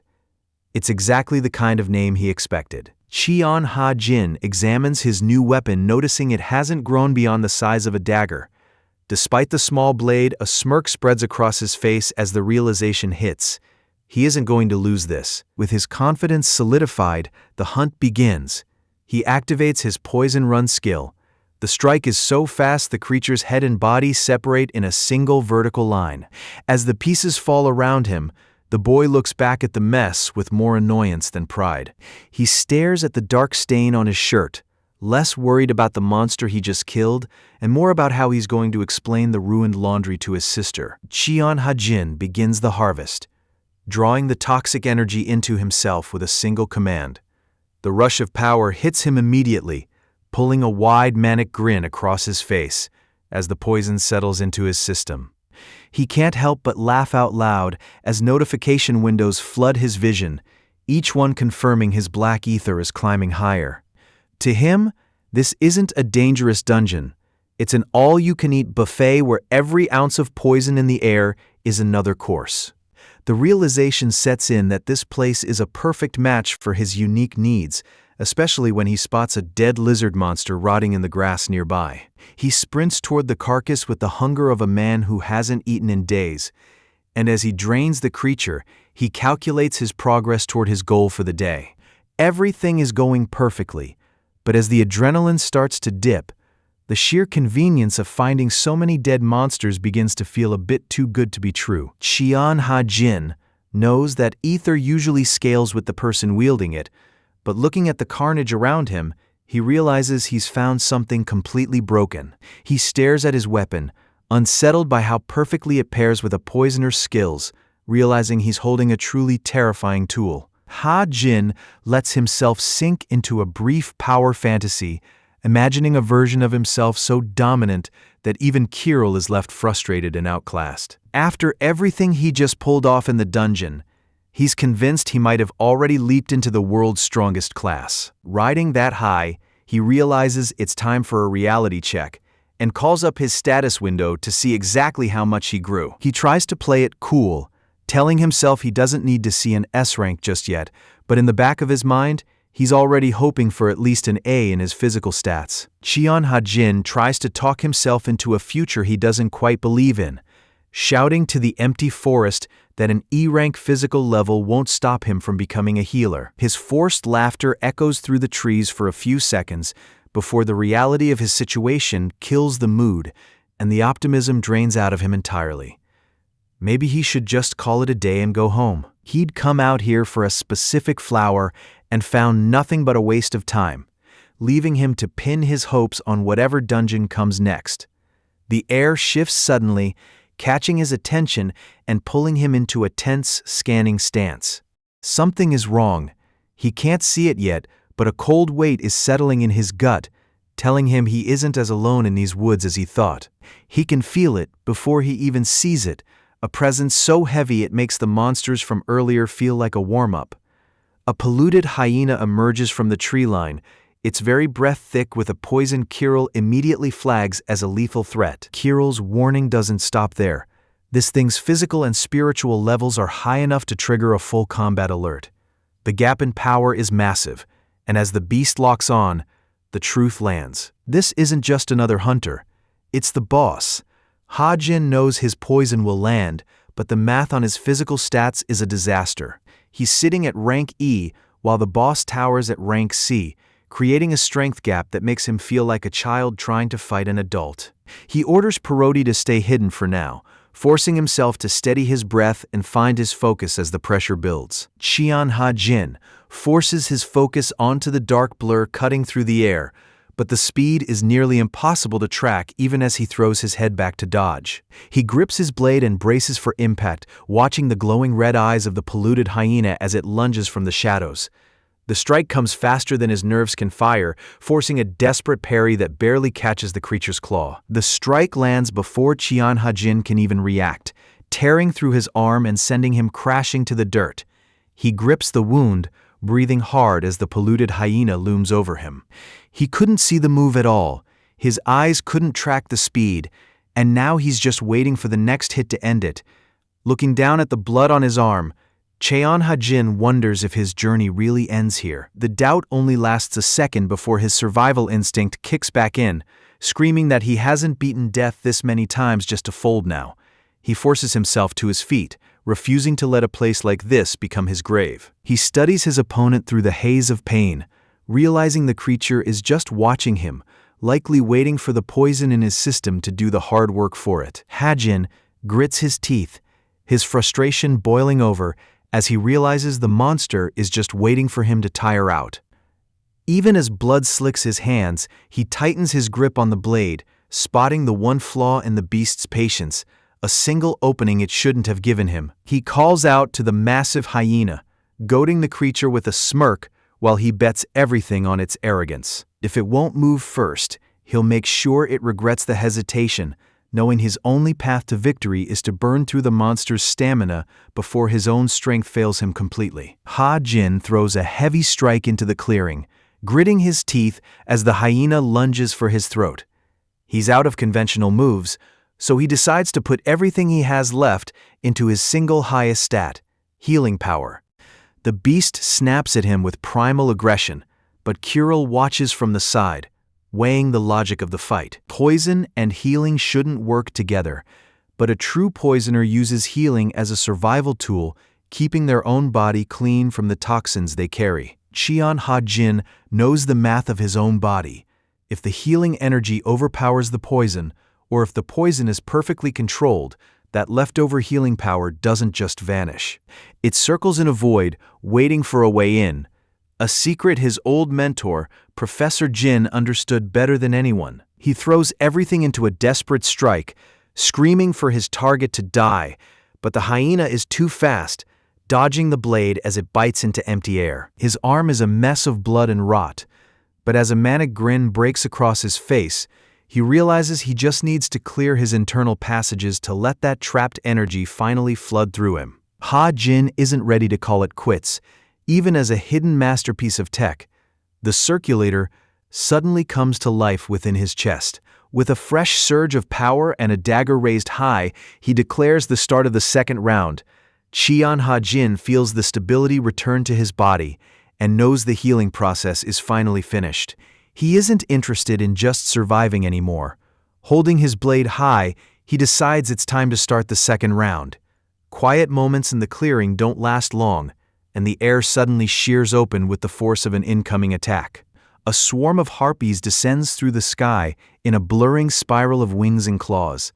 Ha-Jin barely tilts his head in time to avoid the first strike, the talons leaving a thin trail of blood as they whistle past. The beast lunges with a roar, its jaws wide, but Cheon Ha-Jin barely manages to hold his ground as the pressure of the fight starts to wear him down. A heavy blow catches him off guard, tearing through his defense and sending blood spraying across the field. He stumbles, his legs nearly giving out as the ground beneath him stains dark. The realization finally lands. He's been pushed to the absolute edge. Drawing on his final reserves, he forced a single command through his teeth to heal his shattered body, knowing he has to keep moving. This cycle of blood and recovery is far from over. The beast is surprised. Its prey is holding up better than expected, surviving long past the point a normal man would have broken. Cheon Ha-Jin wipes the sweat from his face, realizing he might have seriously underestimated a level C threat. Every swing he takes finds only air, and the frustration is starting to settle in as the creature dances out of reach once again. The monster lunges, moving with a speed that blurs the tree line, forcing Ha-Jin into a desperate block as the fight drags into its second hour. He's reaching his limit, but this thing doesn't seem to get tired. The barrage is relentless, a series of piercing strikes that he can only manage to deflect, and while he hasn't landed a single clean hit, his own blood is starting to pool in the grass. Still, he's beginning to read its rhythm, finding a narrow window in the monster's relentless patterns. It's an unfair matchup, but it isn't an impossible one, even if the creature's sheer arrogance suggests it hasn't even begun to take him seriously. The beast seems to know instinctively that spirit is the true deciding factor in a fight, projecting a massive, crushing aura that fills the entire clearing. Every muscle in Ha-Jin's body is screaming for him to stop, but he knows if he shows a single second of weakness, it's over. As the hyena monster lunges, Qian Hajin realizes that any slip in his defense means he's dead. He braces for the impact, but the creature's raw power sends him flying backward into a forest clearing, reeling as the realization lands that a simple headbutt from this beast was enough to nearly break him. He's not holding up well. His body is reaching its limit, and the worst part is that the hyena monster hasn't even started trying yet. It sits there, scratching itself as if this life-or-death struggle is just a minor annoyance. Enraged by the disrespect, Hajin lunges forward with a desperate strike, refusing to let the creature relax while he's bleeding out. He manages a bitter smile, mocking his own inability to close the gap. He really thought he'd land the blow that time, but the monster remains just out of reach, playing with him. The beast looms over him, its eyes glowing with a hunger that says, "This is already over." Qian Hajin chokes back a surge of nausea, his body battered and his lungs burning as he remembers Kirill's warning. If a fighter as strong as Kirill ever felt despair, it was a sign that the enemy was truly beyond help. But this creature isn't that. Our protagonist forces his weight onto his feet and grips his blade, refusing to let his story end in the dirt. Hajin tells himself he cannot fall, forcing a heel as he pushes through the pain. He's anchored by a promise he can't break, bracing his body against a relentless assault as he focuses on holding out until his enemy exhausts themselves. Every breath is a struggle, and his vision is starting to blur, but he refuses to give in. A memory of the doctor's panicked warning flashes back, a reminder that summoning the Red Viper wasn't a miracle, but a gamble with a price he was never supposed to pay. The doctor's warning is clear. Summoning the Red Viper was a miracle, a level of power our protagonist was never meant to handle. But as the battle rages, the system registers that he's continuously fighting an opponent stronger than himself, and his black ether begins to shift. Blood spatters as his ether level climbs to a new stage, tearing through his physical limits while he forces himself to hold on just a few seconds longer. The gamble pays off, and the notification finally lands. He has met the requirements. Hajin grit his teeth against the searing agony, pushing his body to the absolute limit. This was the threshold, the point where most would break, but the system promised that if he just held on, his physical level would finally climb from rank E to D. The pain was so intense he genuinely thought it might kill him, but as it receded, a new kind of energy took its place. He could feel it. The return of the crazy dog, Qian Hajin. He wasn't just surviving anymore, he was dangerous. Testing his new strength, he launched forward, initiating his poison steps in a blur of speed. Qian Hajin is moving at a pace he can barely track, realizing that his power, speed, and reflexes have all jumped to a level that makes his former self look like a different person. He's upgraded, but the world around him hasn't slowed down to compensate. The hyena monster lunges, a blur of purple energy and teeth that reminds him exactly where he stands. Even a tired C-rank beast is technically out of his league, and one wrong move here ends the story. This attack is the only shot Qian Hajin has left, and he knows it. He's pushing his black ether to the absolute limit. Any further and he'll lose control of his own poison before he can even land a blow. With his breath ragged, he realizes he doesn't need to keep his guard up across his entire body anymore. It's a desperate tactical pivot, but if he drops his defense completely, he can funnel every scrap of power into the blade. Charging the beast with this much raw energy is a massive gamble, especially since the sheer speed might tear his own body apart before he reaches the target. He locks onto the monster, his focus narrowing down to a single lethal point. Qian Hajin settles into his stance, committing to a strategy that leaves no room for error.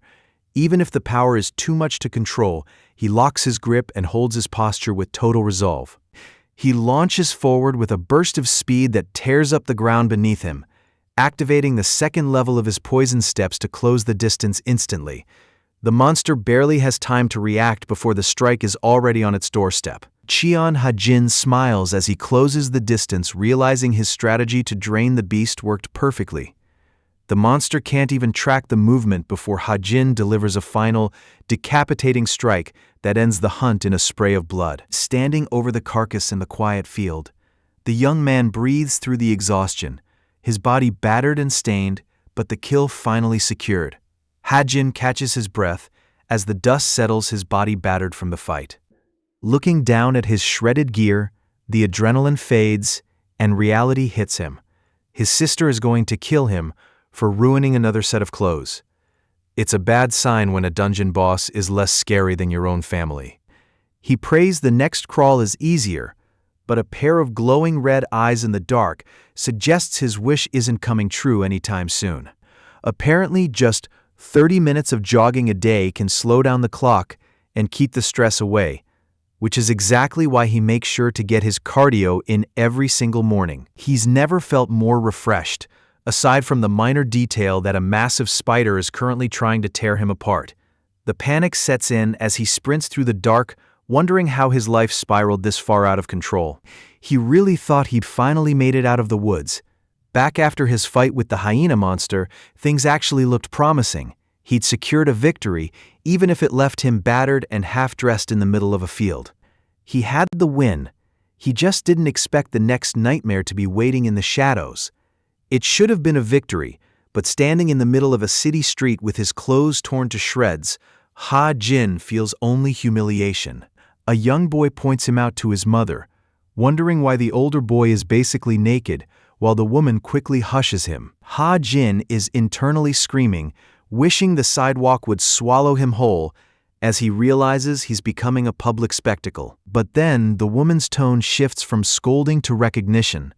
It hits her that they met at the checkpoint, during a moment of genuine terror. A memory flashes of the Glory Guild guards looming over them, and she thanks Ha-Jin for stepping in to help them back then.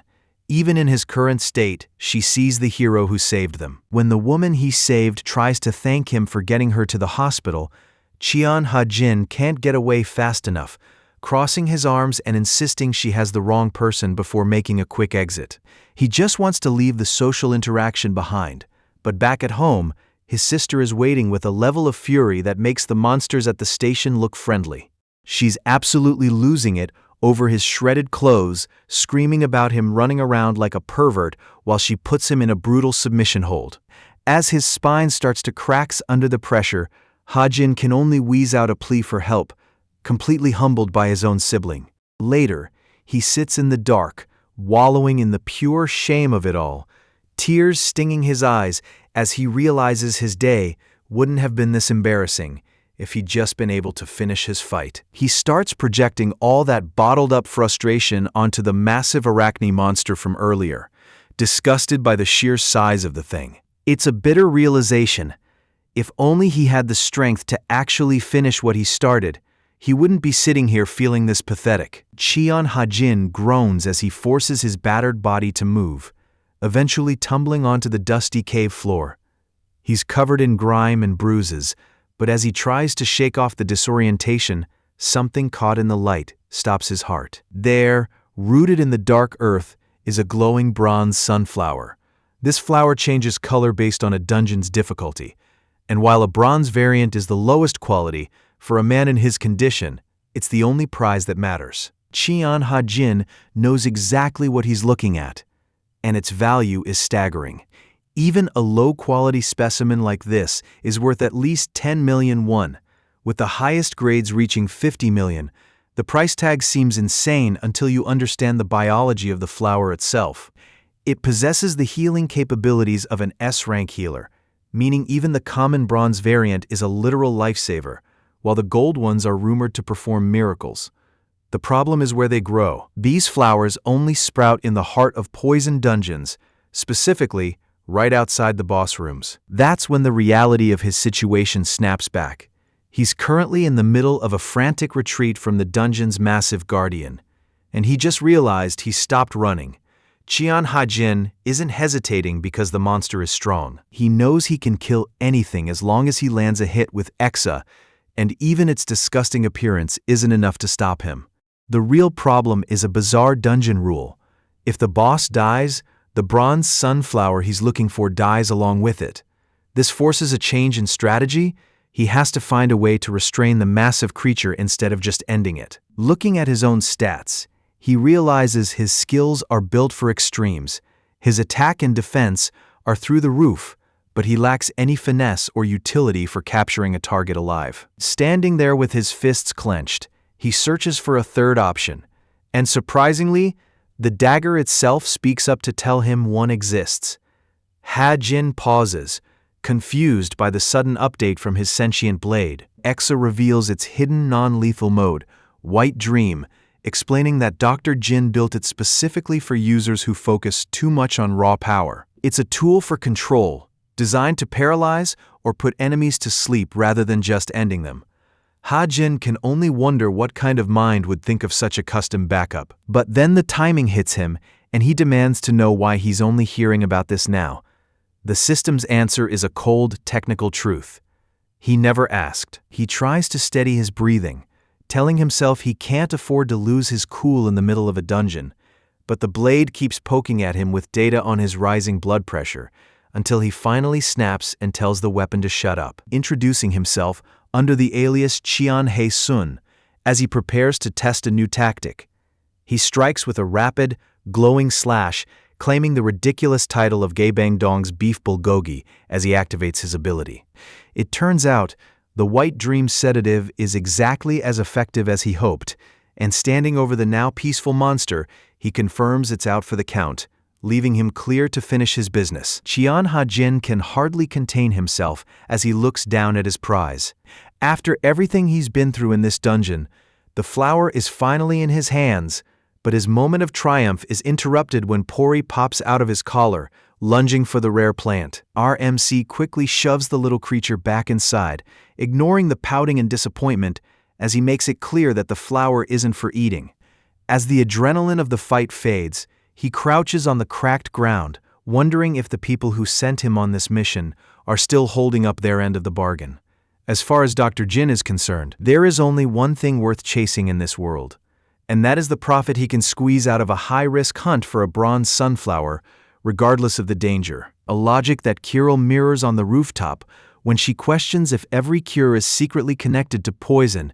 The doctor confirms the theory with a shout, while Kirill grins and delivers their shared mantra that opposites are meant to work together. The connection finally lands for Ha-Jin as he starts to see the twisted shape of their partnership. Kirill isn't buying the tough guy act, casually calling out Qian Ha-Jin for making his usual nonsense sound cooler than it actually is. Before he can even process the insult, she flicks his forehead to cut off the backtalk, flashing a smug grin as she tells him he'll understand why eventually. Nursing a sore head and a bruised ego, our protagonist still doesn't see the lesson. He looks to his small familiar for some sympathy, wondering why he had to get hit in the first place. While grumbling that selling these plants is actual work, he just doesn't see why they can't do business like normal people. With a heavy sigh, he heads into the heart of the underground economy, the black market, dreading the effort it's going to take. Ha-Jin calls Pori to attention as they descend further into the heart of the black market. He gives his familiar a simple, cold order for the walk down.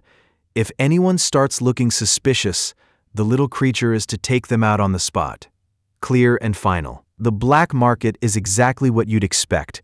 A place where desperate men sit in the dirt, waiting for a mark surrounded by junk that might have been a weapon in another life. An elderly shopkeeper flashes a toothless grin and offers a bargain, clearly hoping to charm a few coins out of the next passerby. Qian Ha-Jin takes it all in, feeling completely out of place as the woman shrieks at him for walking away without opening his wallet.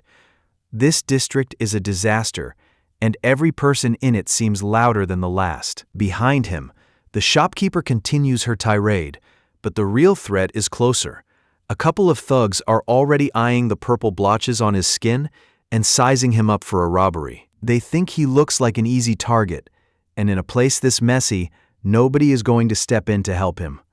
Ha-Jin takes in the crowd, amazed that such a concentrated group of suspicious people even exists in one place. The air is thick with a tension that makes him feel like he's about to be jumped, and as he weighs his next move, he considers heading over to watch the fight. He runs the math on a hypothetical matchup, a massive, muscular E-rank hunter versus a skinny D-rank. In the normal world, size is everything, and the bigger man would have a clear advantage. But for hunters, the rules change completely. A scream cuts through the air. Cheon Ha-jin realizes just how much power a simple level carries in this world. Without a measurement device, appearance is the only thing people have to go on. And in a lawless black market where everyone is armed, walking in empty-handed is a statement in itself. Most assume anyone this bold must be hiding something dangerous. Ha-jin isn't actually that strong yet, but he's grateful the misunderstanding keeps the local thugs at a distance while he moves through the crowd. He eventually stops at a stall selling exploration devices, but the tech is garbage compared to what he's used to.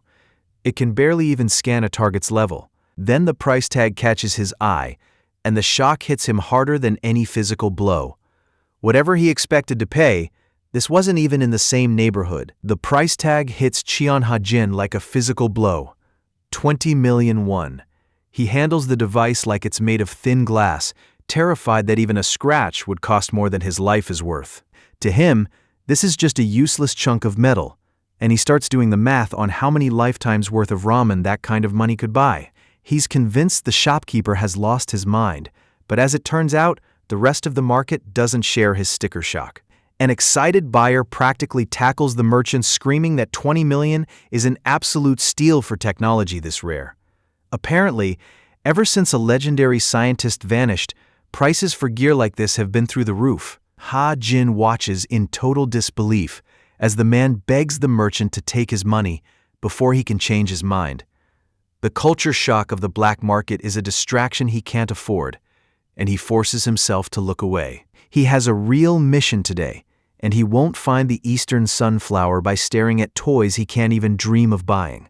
Cheon Ha-jin scans the surrounding market, but nothing looks like the kind of shop he's searching for. Turning to ask his companion for help, he realizes the little beast has already vanished. A sudden, piercing scream cuts through the air, leading him to find a red-haired girl pinned to the ground, desperately struggling while Pori clamps down on her arm with a vicious bite. RMC sprints toward the chaos, shouting for the creature to stop as the girl continues to cry out in pain. He manages to pull the beast away and immediately offers to use his healing magic to fix the damage, but the girl isn't interested in an apology, slapping his hand away before he can even start the spell. Cheon Ha-jin is left shouting in the middle of the street when a figure sprints past him at a blistering pace. It takes him a moment to process the sudden rush. A cold realization hits him, and he checks his pocket only to find the necklace he was carrying has been swiped clean off. Standing exposed and robbed in the black market, Ha-jin decides it's time to move before anything else goes wrong. Somewhere in the city, a flash of movement signals a clean getaway. Slipping into a quiet alley, the red-haired girl finally slows down, convinced she's put enough distance between herself and her target. She's still mocking his stupidity when she slams right into a solid wall of a man. Startled and annoyed, she starts to snap at whoever's in her way, but the voice that cuts her off stops her heart. Cheon Ha-jin stands over her, eyes fixed on hers as he asks exactly who she was calling a pushover. The arrogance is gone in an instant. Staring up at him, she can only stammer, unable to understand how he caught up so fast. Pori did his part, and Cheon Ha-jin is quick to reward the little familiar for a job well done. Now, he turns his focus back to the thief, offering a simple out: hand over what she stole, and he'll let the whole thing slide. The girl realizes her mistake, muttering that she clearly underestimated who she was dealing with. She's smart enough to know a losing fight when she sees one, so she agrees to return the item without another word. Her sudden compliance catches him off guard, but he doesn't have much time to dwell on it. She pivots, asking if he'd be open to making a deal instead of just walking away. She knows these black market streets better than any outsider, and she's ready to trade her local knowledge for something more valuable than a clean getaway. The red-haired girl brings up Eastern sunflowers, explaining that the rare item is strictly managed by the association and illegal to trade. Cheon Ha-jin doesn't have time for a history lesson and cuts straight to the point, demanding to know what she really wants. She's looking for a finder's fee, offering to connect him with a dealer if they split the profit 60-40 in his favor. Ha-jin isn't impressed by the offer. To him, she's just a brat who's clearly underestimating who she's talking to, though he'd still rather avoid a fight since she doesn't seem malicious. He calls out to her, deciding it's time to scare her just enough to show her the gap between them, asking if she's actually serious with a look that makes the air in the alley turn heavy. Cheon Ha-jin is done playing nice, shifting his tone from simple annoyance to a promise of violence. The change is immediate, hitting the red-haired girl with a wave of killing intent that leaves her trembling as she struggles to find a response. She tries to hide behind a desperate bit of bluster, claiming she could vanish if she truly wanted to, and pointing out the bite mark from her familiar. She asks if the wound is starting to itch, but Ha-jin only plays along with a look of fake shock. Internally, he knows her poison is nothing more than a minor irritation, but he's happy to let her think she has the upper hand, while he decides how to end this. This girl thinks her familiar carries a poison strong enough to drop an S-rank knight, but Cheon Ha-jin is playing a much deeper game. He quietly coaches Pori to act as tough as possible, knowing that in the black market, appearing strong is the only way to win. It doesn't matter if the threat is real, as long as the victim believes it. Fear is a self-sustaining loop. Once a few details fall into place, the opponent's mind will fill in the rest of the terror for them. Our protagonist leans into the role, laughing off her attempts to retreat and promising to hunt her down regardless of where she hides. The shift is immediate, as the girl's resolve shatters into a desperate plea for mercy. She's officially shook, terrified by the very suspicions her own mind pieced together until she's certain she's dealing with a monster. Seeing the bluff has landed, Ha-jin decides he's seen enough and finally brings the theatrics to an end. He wonders if he pushed too hard, but he knows he couldn't afford to be gentle. Her stealth was genuinely impressive, and it took everything he had just to keep track of her. If she had truly committed to the escape, he's certain she would have vanished for good. Stepping into his alias as Haesun, he introduces himself with a smile, relieved that his bluff actually landed. The girl is completely shaken, identifying herself only as Bai-su. As the daughter of the black market, her reputation for evasion is legendary, but right now, she's barely holding it together. Seeing she's cornered, he makes his move and asks her for a favor, telling her he needs a guide through the market's dangerous inner workings. Completely outmatched and too terrified to refuse, Bai-su quietly agrees to lead him. The provided image is a credit page with no story content. Therefore, no narration has been generated. He tears into the flesh with his fangs, clearly impressed by whatever cat-like instinct led his subordinate to bring this specific visitor to his door. Our protagonist, however, doesn't seem to care about the theatrics. He just plays it off like he forgot his manners and keeps pushing to get a meeting with a dealer. The man on the throne isn't used to being ignored, and he makes his position clear. His name is Yacha, and he's the strongest person in the entire black market. Cheon Ha-jin studies the man across from him, sizing up the one who seems to be running this whole operation. RMC finds the situation a bit surreal. He only came here to strike a simple deal, and yet the final boss of the place decided to show up for something this trivial. As it turns out, the girl Bai-su is actually the man's daughter, and he claims he's only here because he's a worried father looking out for her. Looking at Bai-su's face, Ha-jin isn't buying the protective act for a second, and he calls out the lie. The giant's expression shifts as the air in the room grows heavy, his amusement turning into a much more predatory focus. Yacha sneers at the hesitation, telling the boy to stop sounding so weak. In his world, the black market only has room for the winners, and anyone else is just a fool. He watches in silent horror as Yacha rips into a slab of raw monster meat, wonderingly why anyone would ever choose to eat something like that. Shaking it off, Ha-jin forces his focus back to the only thing that matters: the deal. Cheon Ha-jin is ready to move on, but he has one last piece of business to settle before he can leave. He presents the Eastern Sunflower, checking if the buyer is still interested in making a deal, a decisiveness that makes Ha-jin slightly wary even if it means he can get out of there sooner. The rhythm of the room shifts the moment Yacha pauses his greedy satisfaction. Suddenly, a polluted hyena emerges from the shadows, its glowing eyes fixed on the boy as he struggles to figure out where such a monster could have come from. Yacha wants to keep his business clean, but the items they're discussing are under the tight control of the Hunters Association, and a bad source only means trouble. However, things change if the boy gathered the goods himself, because that would prove he can take down a boss monster and handle something like a hyena. It's a simple ultimatum. If Cheon Ha-jin loses, there is no deal, as Yacha has no interest in a conman who can't back up his talk. The question hangs in the air alongside the low growl of a beast. Will he run, or will he risk everything to finish what he started? Looking at the kid's total lack of gear, the old man suggests he might as well leave now if he plans on folding. But he's clearly enjoying the pressure. Cheon Ha-jin stands over the body of a polluted hyena, completely unfazed by the presence of a powerful warlord, as he demands a price for the kill. He isn't there to beg for scraps or show respect. He wants an offer on the table before he says another word. Yacha, the massive beast of a man sitting across from him, can only watch with a predatory glint in his eye.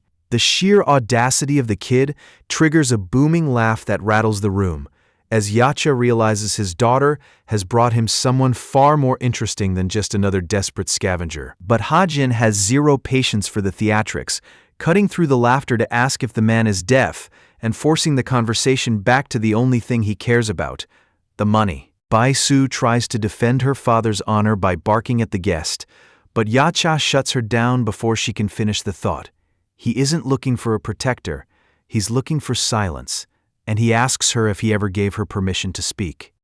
The room instantly grows heavy as he orders her to know her place, unleashing a wave of pressure that leaves Cheon Ha-jin struggling to breathe. Yacha catches himself and offers a casual, fanged apology, claiming he didn't mean for the guest to get caught in the crossfire. Ha-jin isn't buying the act. He realizes this isn't just a strong presence, it's pure, unfiltered bloodlust. The logic of the man is horrifying. He was willing to aim a killing intent at his own daughter just because she interrupted his conversation, and Ha-jin can barely find the words to react to the sheer madness of it. Cheon Ha-jin freezes, realized that Yacha's raw bloodlust was enough to draw blood without a single strike. This isn't just a gap in skill, it's a level of power that doesn't make sense. Even more unsettling is how Yacha ignores his own daughter lying unconscious in the rubble, casually mentioning he'll heal her later before pivoting right back to business. Looking at the man's grin, the protagonist realizes he's dealing with a complete lunatic. But then, the lunatic names a price. As soon as the offer of 60 million hits the air, the monster in front of him suddenly looks like a saint. He grabs Yacha's hands with an intensity that clearly creeps the man out. But Ha-jin doesn't care about dignity. He's so moved by the payout that he asks if he can start calling him father too. Yacha laughs at the sheer audacity of it, genuinely amused to find someone this interesting before asking if the boy is actually planning to just walk away now that the deal is done. Ha-jin doesn't hesitate, humming a tune as he counts his massive stack of cash and confirms he has zero reason to stick around. But Bai-su isn't about to let him leave. She's absolutely fuming, pointing a finger and demanding he actually heal her before he vanishes. Ha-jin stops and realizes he almost forgot the most important part, pointing his own finger and dropping a lazy classic incantation. It feels like a total joke until the pain stops, and Bai-su watches her wounds vanish as if by a miracle. With the work finished, Ha-jin finally comes clean and admits the truth. There was never any poison to begin with. Bai-su can only stare in total shock as he casually apologizes for the lie, realizing she's been played this entire time. Bai-su finally puts the pieces together, realizing her total breakdown was based on a lie and that she'd spent the last few minutes crying over nothing. Cheon Ha-jin doesn't even try to hide his amusement, offering a casual apology that only makes the humiliation worse. Her frustration boils over into a scream as she lunges for him, but Ha-jin effortlessly avoids her, throwing her own black market logic back in her face about who the real fool is here. As he makes for the exit, Bai-su yells after him, promising he won't get away with this a second time, but Ha-jin just laughs it off and tells her to get an honest job. He throws up a peace sign as a final goodbye, leaving Bai-su to fume in the empty warehouse, as his footsteps fade. From the shadows, Yacha watches the boy leave, his expression unreadable as he steps out to join Bisu.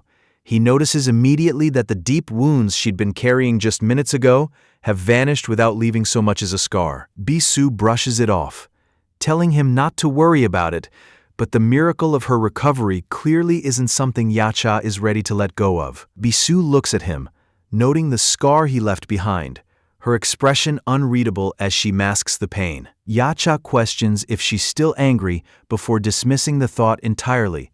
A trace of physical power catches his eye on the ground, and he immediately recognizes the familiar ether of the man who tricked her. It's a sticky, disgusting residue that didn't even vanish after being hit by his own bloodlust. The sheer level of it triggers a memory. A man on his knees, trembling and begging for death. A shadowed figure looms over the scene, asking with cold irritation why his victim is being so annoying. A silhouette from the past looms over Yacha, mocking his defeat with a choice that isn't a choice at all. Get up and fight, only to be torn apart and kept alive in the process. It's a memory he hasn't been able to outrun, and feeling that same weight of terror again is enough to rattle the old warrior's composure. Back at home, Ha-jin's sister is in full panic mode, drill sergeanting him on how to act if he wants to make a good impression. She's convinced he needs to look perfect for the judges, hovering over him to fix every stray hair until the pressure starts to get to him. He finally manages to remind her that he isn't taking some high-stakes exam, he's just going to the center to register. She's stunned by the realization, even though he's definitely told her this before.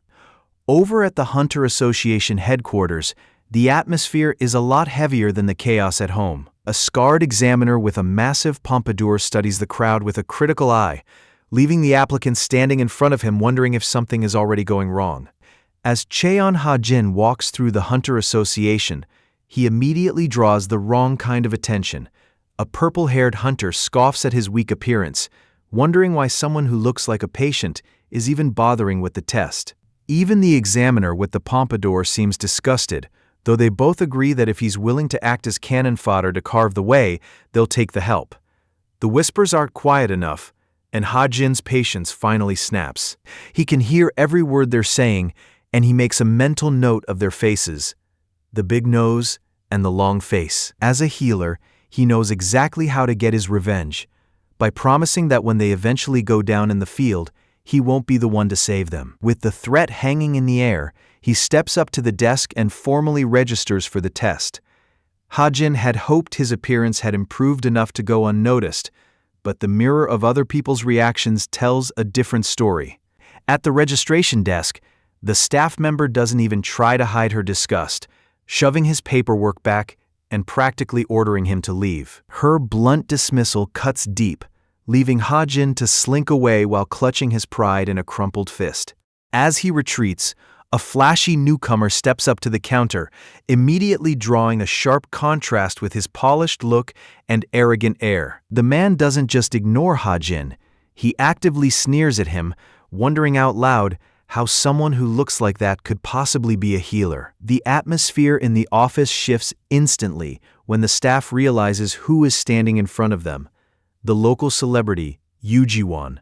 He plays it off with a practiced, modest smile, asking them to keep his secret while the entire desk erupts into a starstruck frenzy. Yuji-won wraps up his business with a wink, making sure the registration staff keeps his visit quiet, while our protagonist steps out of the Hunter Association headquarters. The heavy lifting is done, and Cheon Ha-jin is already moving on to more mundane concerns, like what he's going to have for dinner. A sudden shout from across the plaza cuts through his thoughts, stopping him in his tracks. A lone protester stands before the building, holding a sign that demands answers from the Glory Guild about a disaster that claimed lives in the Gaebang-dong district. Looking at the solitary figure, Ha-jin realizes the crowds have thinned out lately, noting how quickly the public memory of such a massive tragedy seems to be fading. An association staffer tries to move a grieving woman along, warning her that she could be arrested if she doesn't stop her protest.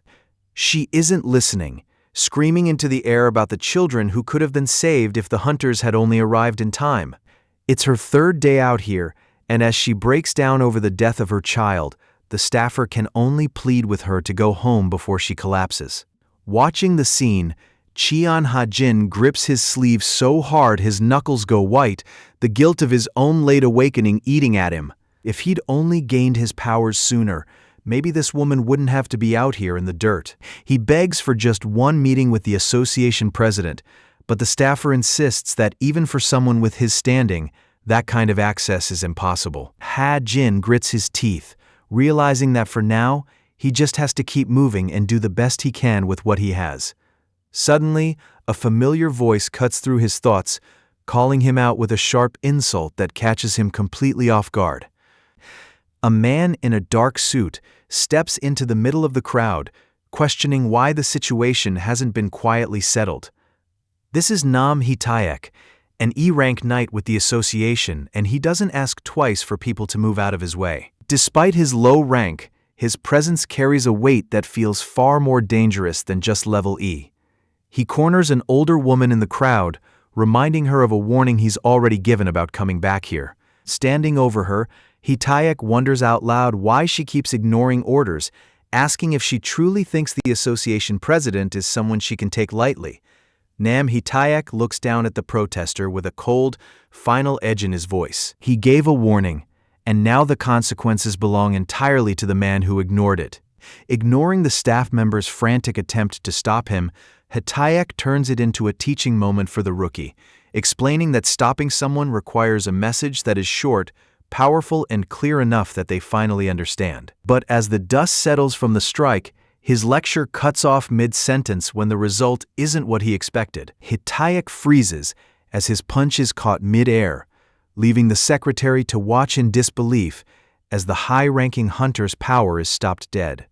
This wasn't part of the plan. Cheon Ha-jin looms over the man who just tried to strike his sister, his voice dropping into a register of cold, lethal fury. Hee-taek can't even process who is standing in front of him, but Ha-jin isn't interested in introductions. He wants an explanation for what he just witnessed. The hunter tries to brush him off as some random obstacle, demanding he move so he can get back to his work. But Ha-jin cuts him off with a single absolute command to stay still. This isn't a request. It's a promise to take the man's head off if he moves another inch. Cheon Ha-jin can't believe the level of corruption standing right in front of him. A hunter from the association actually using his powers to bully a civilian. Nam Hee-taek isn't even trying to hide it, claiming he's just performing official business and demanding to know who Ha-jin thinks he is to interfere. Ha-jin isn't buying the act for a second, and he throws his own status as a new entrant right back in the man's face to see how he handles the challenge. Hee-taek gives him one final warning to drop his energy while he's still being polite about it, but our lead is already past the point of following orders. He lets the provocation land and asks exactly what's going to happen if he refuses to back down. That's the breaking point for Hee-taek, who decides the kid needs a physical lesson to teach him his place. Even as a panicked woman nearby screams for him to run, Ha-jin stays unbothered and tells her not to worry. High-tier hunter or not, he isn't moving. Ha-jin isn't even pretending this is a fair fight anymore, dropping a cold reminder that the outcome was decided the moment they started. Hee-taek bristles at the arrogance, promising to beat the kid into a pulp, but his bravado stalls when he realizes his target isn't where he should be. Our protagonist just sighs, sounding more like an annoyed teacher than a fighter, as he mocks Hee-taek for failing to follow a simple instruction to stay still. The light tone vanishes in a second, replaced by a predatory stare as Ha-jin delivers a final warning. He moves before Hee-taek can even blink, closing the distance to remind the man that the only person not listening today was him. Panic finally sets in as Hee-taek feels a hand clamp over his face, his mind racing to figure out what kind of monster he actually picked a fight with. Before he can find an answer, a massive shockwave tears through the plaza, signaling the end of the exchange. Cheon Ha-jin is honestly disappointed, looking down at a man who was supposed to represent the pinnacle of the association. Nam Hee-taek is a mess on the ground, struggling to catch his breath while Ha-jin mocks him, suggesting he might as well just stay down in the dirt. The humiliation is too much, and Hitaike's voice cracks as he tries to force out a response. Then his self-control snaps entirely, and he roars a death threat that echoes across the plaza, his face twisted by a primal, desperate rage. Hajin isn't even slightly impressed, finding the idea of his own death more like a punchline than a threat. He leans in close to the self-proclaimed master of war and dares him to actually try and deliver on that promise. Before Hitaike can even process the movement, Hajin has already closed the gap with a level of speed that leaves the veteran stunned, his mind racing to understand how a mere entrant could move like a professional killer. Our protagonist laughs off the title Poker Face of the Battlefield, finding the whole idea ridiculous. Nam Hitaike is completely rattled, wondering how a kid like this could possibly know his specific skills. Ha-Jin ignores the man's confusion, casually reaching out to grab the association pin and lecturing the veteran as if he were a child. He tells Hitaike that if he's going to represent the association, he needs to start setting a better example. He makes it clear that their job isn't to protect a guild's reputation, but the civilians who actually need them. As the tension hangs in the air, a voice cuts through from across the hall, calling out the gangster-like behavior of the hunters present. An examiner from the association approaches, demanding to know what Ha-Jin thinks he's doing inside such a sacred institution. This association official has seen enough. He steps in with a cold command, telling them to take their fight outside if they really want to make a scene. Every hunter starts with the same dream: reaching the S rank, the ultimate peak of human strength, and the highest level anyone can achieve. But for most, that dream ends the moment they come face to face with the true nature of the dungeon. Standing before a monster like this, those high-rank aspirations vanish, replaced by a crushing reality where the only things left are death and despair. Normally, a hunter knows when the situation has turned fatal. The air changes, the gut clenches, and the survival instinct screams at them to run. But even as the shockwaves tear through the battlefield, these hunters aren't running. The silver-haired warrior takes the full weight of a massive, crushing blow, casually noting the pressure as if it were nothing more than a heavy coat. Because they aren't just normal hunters. He stands firm under the impact and checks on his team with total composure, asking if anyone is even hurt. They don't fall. The flame warrior steps to the front, ordering everyone back for their own safety. She isn't just asking. Standing around her while she works is a death sentence. She takes a slow breath, whispering to the flames as she centers herself in a trance. Then she lets it out, her power igniting until she's wreathed in heat. She gives the final command to burn it all away, summoning a massive giant made of living fire that towers over the battlefield. A panicked hunter screams for everyone to run as the sky starts raining fire, the fallout of her power threatening to incinerate anything left standing. Amidst the chaos, the saintess clasps her hands in a desperate prayer, watching the world turn to ash. A desperate prayer for protection goes up from the thick of the chaos, manifesting as a massive golden barrier that holds firm against a rain of molten stone. This isn't just a desperate act of survival, it's a demonstration of power on a completely different scale. This is S-level. Gu Gani, the S-rank knight, known as the Mountain, watches the scene with a cold, professional detachment. Beside him stands Miracle Maria, an S-rank healer who looks just as unfazed by the destruction. These aren't the kind of players who show up for a simple skirmish. Their presence alone means the stakes of this commotion just hit the ceiling. Behind the professional mask, the reality is much messier.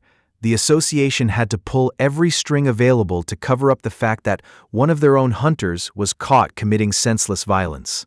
Gun-Eye turns his focus to the entrant, Qian Ha-Jin, and questions whether the kid is being a bit too reckless for his own good. He begins a lecture on the responsibilities of power, warning Ha-Jin that being strong doesn't give him the right to throw his weight around.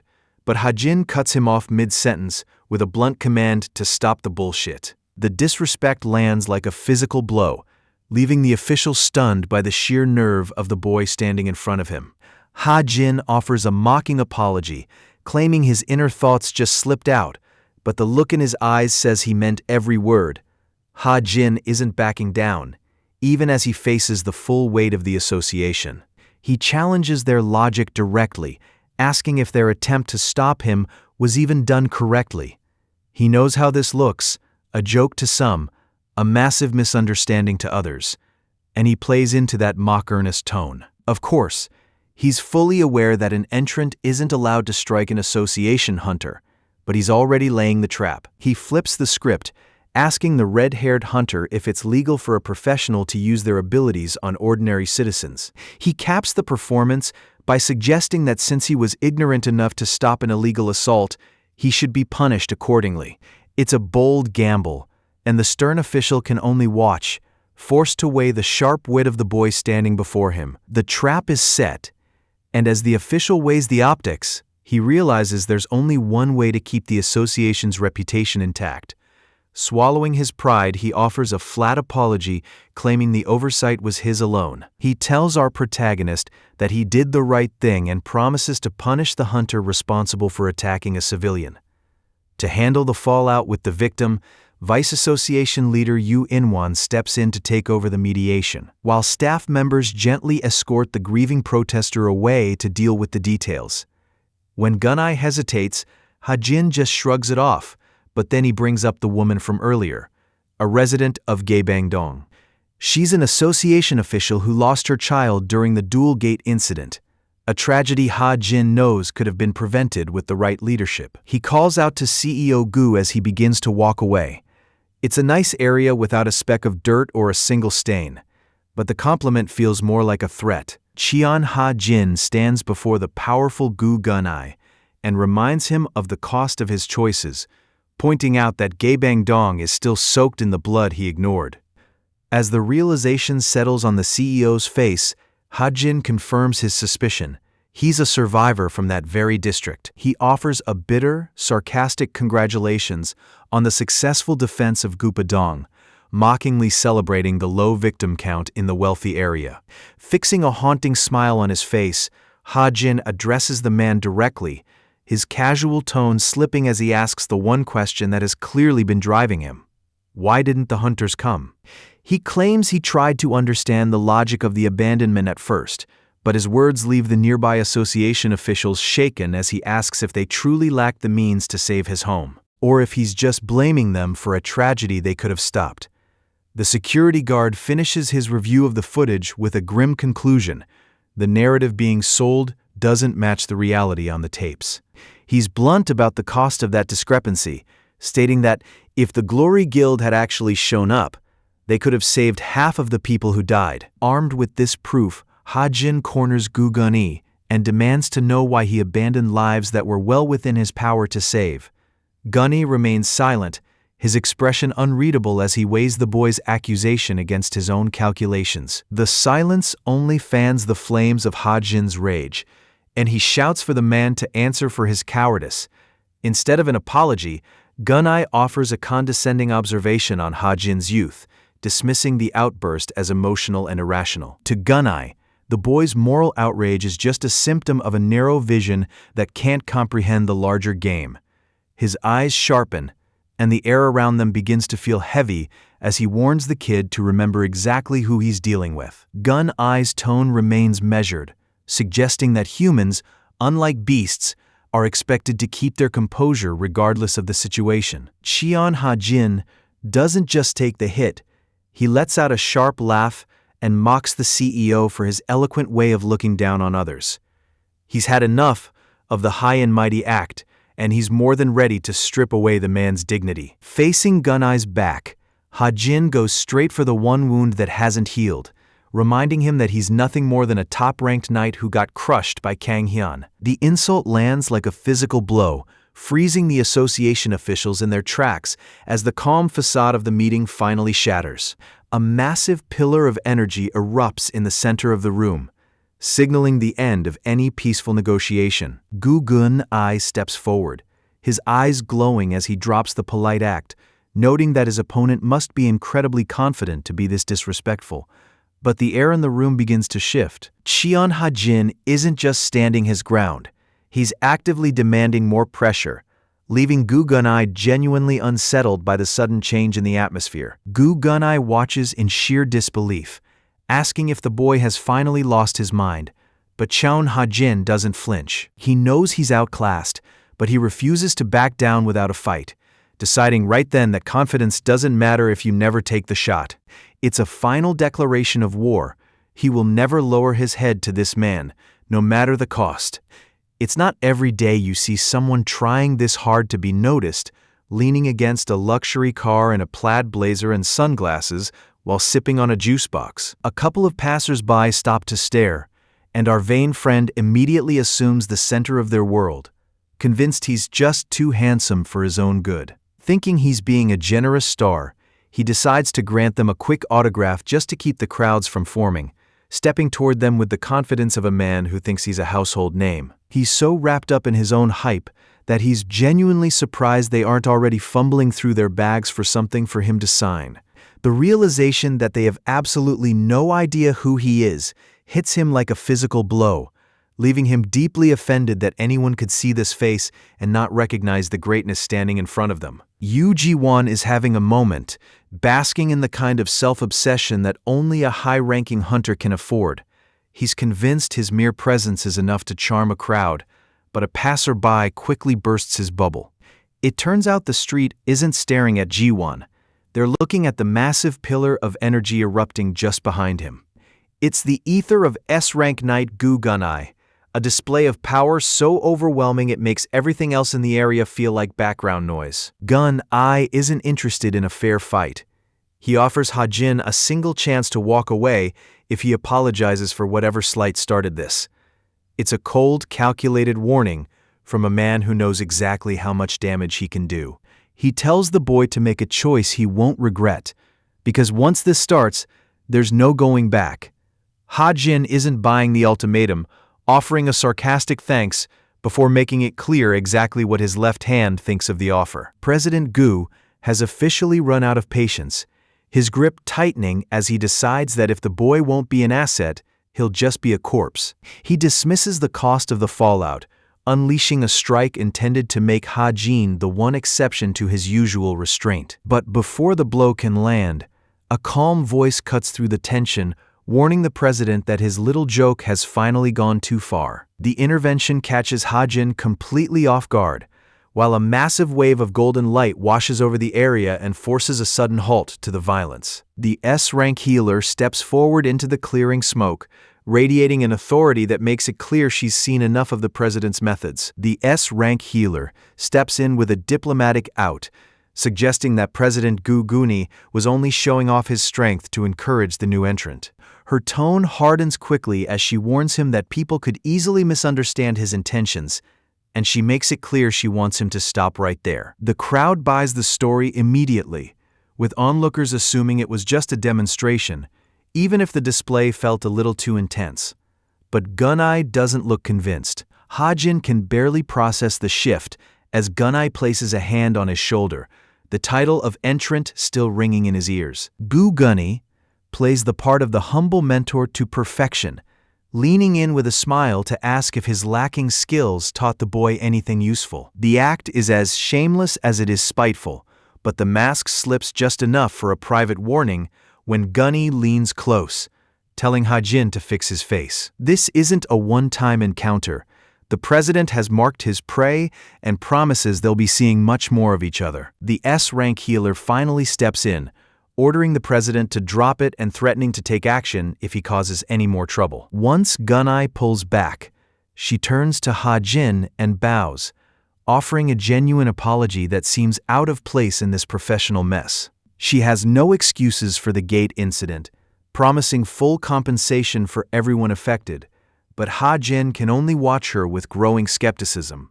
Promises are easy to make, especially when you're standing next to a man like Gu Gunai. Cheon Ha-jin stands his ground against the leaders of the Glory Guild, reminding them that everyone knows they were supposed to protect Gaebang-dong. He mocks the idea that their responsibility was anything more than a broken promise, leaving the S-rank healer stammering for a response. Ha-jin has no interest in hearing a hollow apology just because it's the polite thing to do. As President Gu Gunai watches in silence, Ha-jin presses the healer on the reality of their failure, demanding to know what their titles and miracles are actually worth. He brings up the finality of the tragedy. Apologies and compensation are meaningless to those who have already died. Gunai's knuckles whiten as the healer pleads for the president to restrain himself before the confrontation turns violent. The S-rank healer finally breaks, admitting that every word the boy said was the truth. She stands there with her head bowed, crushed by the realization is the one in the wrong. Cheon Ha-jin can only laugh at the irony, mocking how his anger makes him look like the villain in this scenario. His fist trembles as he thinks of the courtesy and promises they offer now, empty words from people who never lifted a finger to protect anyone. The memory of his sister, bloodied and nearly dead because of their negligence, is still a fresh wound that keeps his rage white-hot. He knows that no amount of money can bring back the dead, and the weight of having ever trusted these people settles on him like lead. As he walks away from the association entrance, Ha-jin leaves them with a final warning to stop trading in human lives, hating himself most of all for believing their lies in the first place. As Ha-jin walks away from the association building, the S-rank healer calls out, desperate to stop him. He turns back with a look that says she's wasting his time, but she presses on, asking what class he actually chose to apply for. He lets the question sit for a moment before dropping the one word she never expected, healer. The answer leaves her stunned. He knows he can't save everyone in this world, but unlike the people she works for, he has no intention of ever abandoning those he can reach. Outside the association building, Gu Gunny watches the new arrival with a sharp clinical interest, surprised to find himself looking at a healer. He studies the man's presence, noting that the energy coming off him is far too rough for someone in a support role. If the man's skills actually match that raw power, he'll be a massive asset. Meanwhile, Cheon Ha-jin walks away, grinding his teeth as he tries to swallow the humiliation of the encounter. The reality of the situation finally lands. He lost. He hadn't expected to win a direct fight anyway, but with the crowd already gathering thanks to the employees' interference, his options had completely run out. The scarred man exhales a cloud of smoke, shifting the focus to a more pressing matter and a woman named Maria.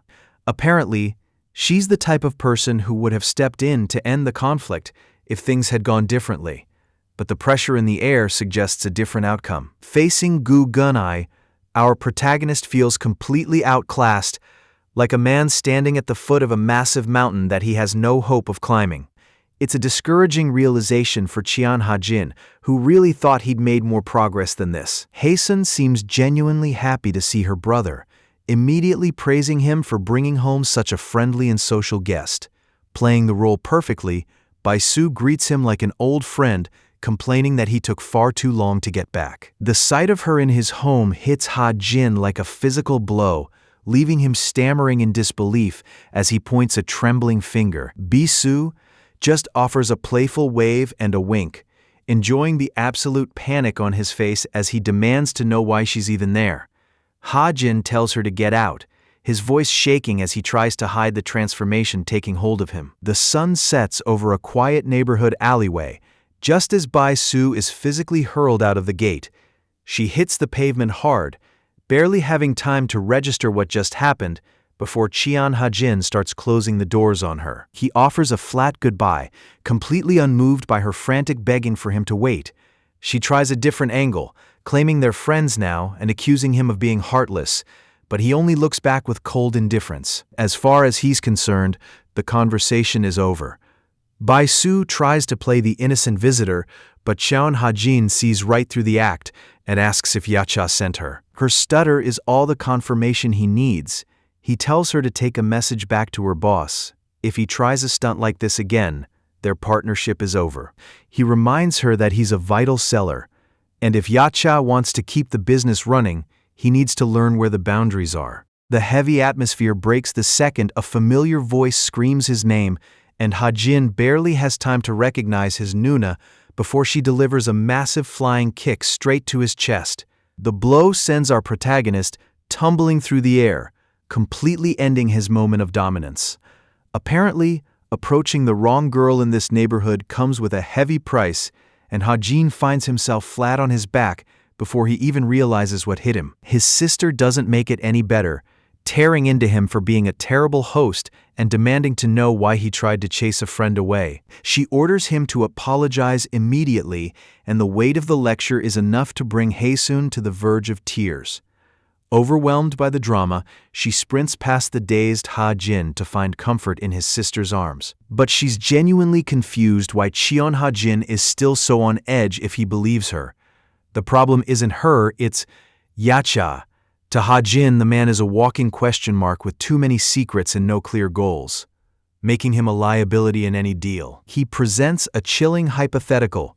If Yacha slipped a dangerous artifact onto Haesun without her knowing, she wouldn't even be able to guarantee his sister's safety. Realizing he's right, she tries to pivot, claiming her father actually wants a real partnership and only sent her along for support. Ha-jin doesn't buy it for a second, correctly guessing she's just here to monitor him. And the look on her face says he hit the nail on the head. He knows that appearing with a rare resource like that makes him a target for surveillance, so it's only natural Yacha would want to keep tabs on him. Still, he calls out the clumsy tailing, suggesting that being followed so obviously is almost insulting. Haesun admits he caught her, but adds that monitoring someone is actually a first for her because he's considered a special case. As they ride, she starts opening up about her life, explaining that the man she calls father is just a nickname from the black market, and they aren't actually blood-related. To the world, she's really no different from any other kid off the street that the market happened to pick up. Ha-jin listens, though he isn't sure why she's handing him her life story right now. She just gives him a playful look and suggests that maybe, despite her background, she's actually special. Haesun cuts through the tension by asking if our protagonist still thinks she's the center of the world, before telling her to just shut up and listen. To Haesun, the jagged scar across her cheek is the only proof she needs. She remembers the day she was sold to the black market, recalling how the man just stood there and studied her for a long time without saying a word. Then, for no reason she could understand, he slashed her face and left her to rot in a dark corner. Broken and praying for death, she spent her second day in terror of what would come next.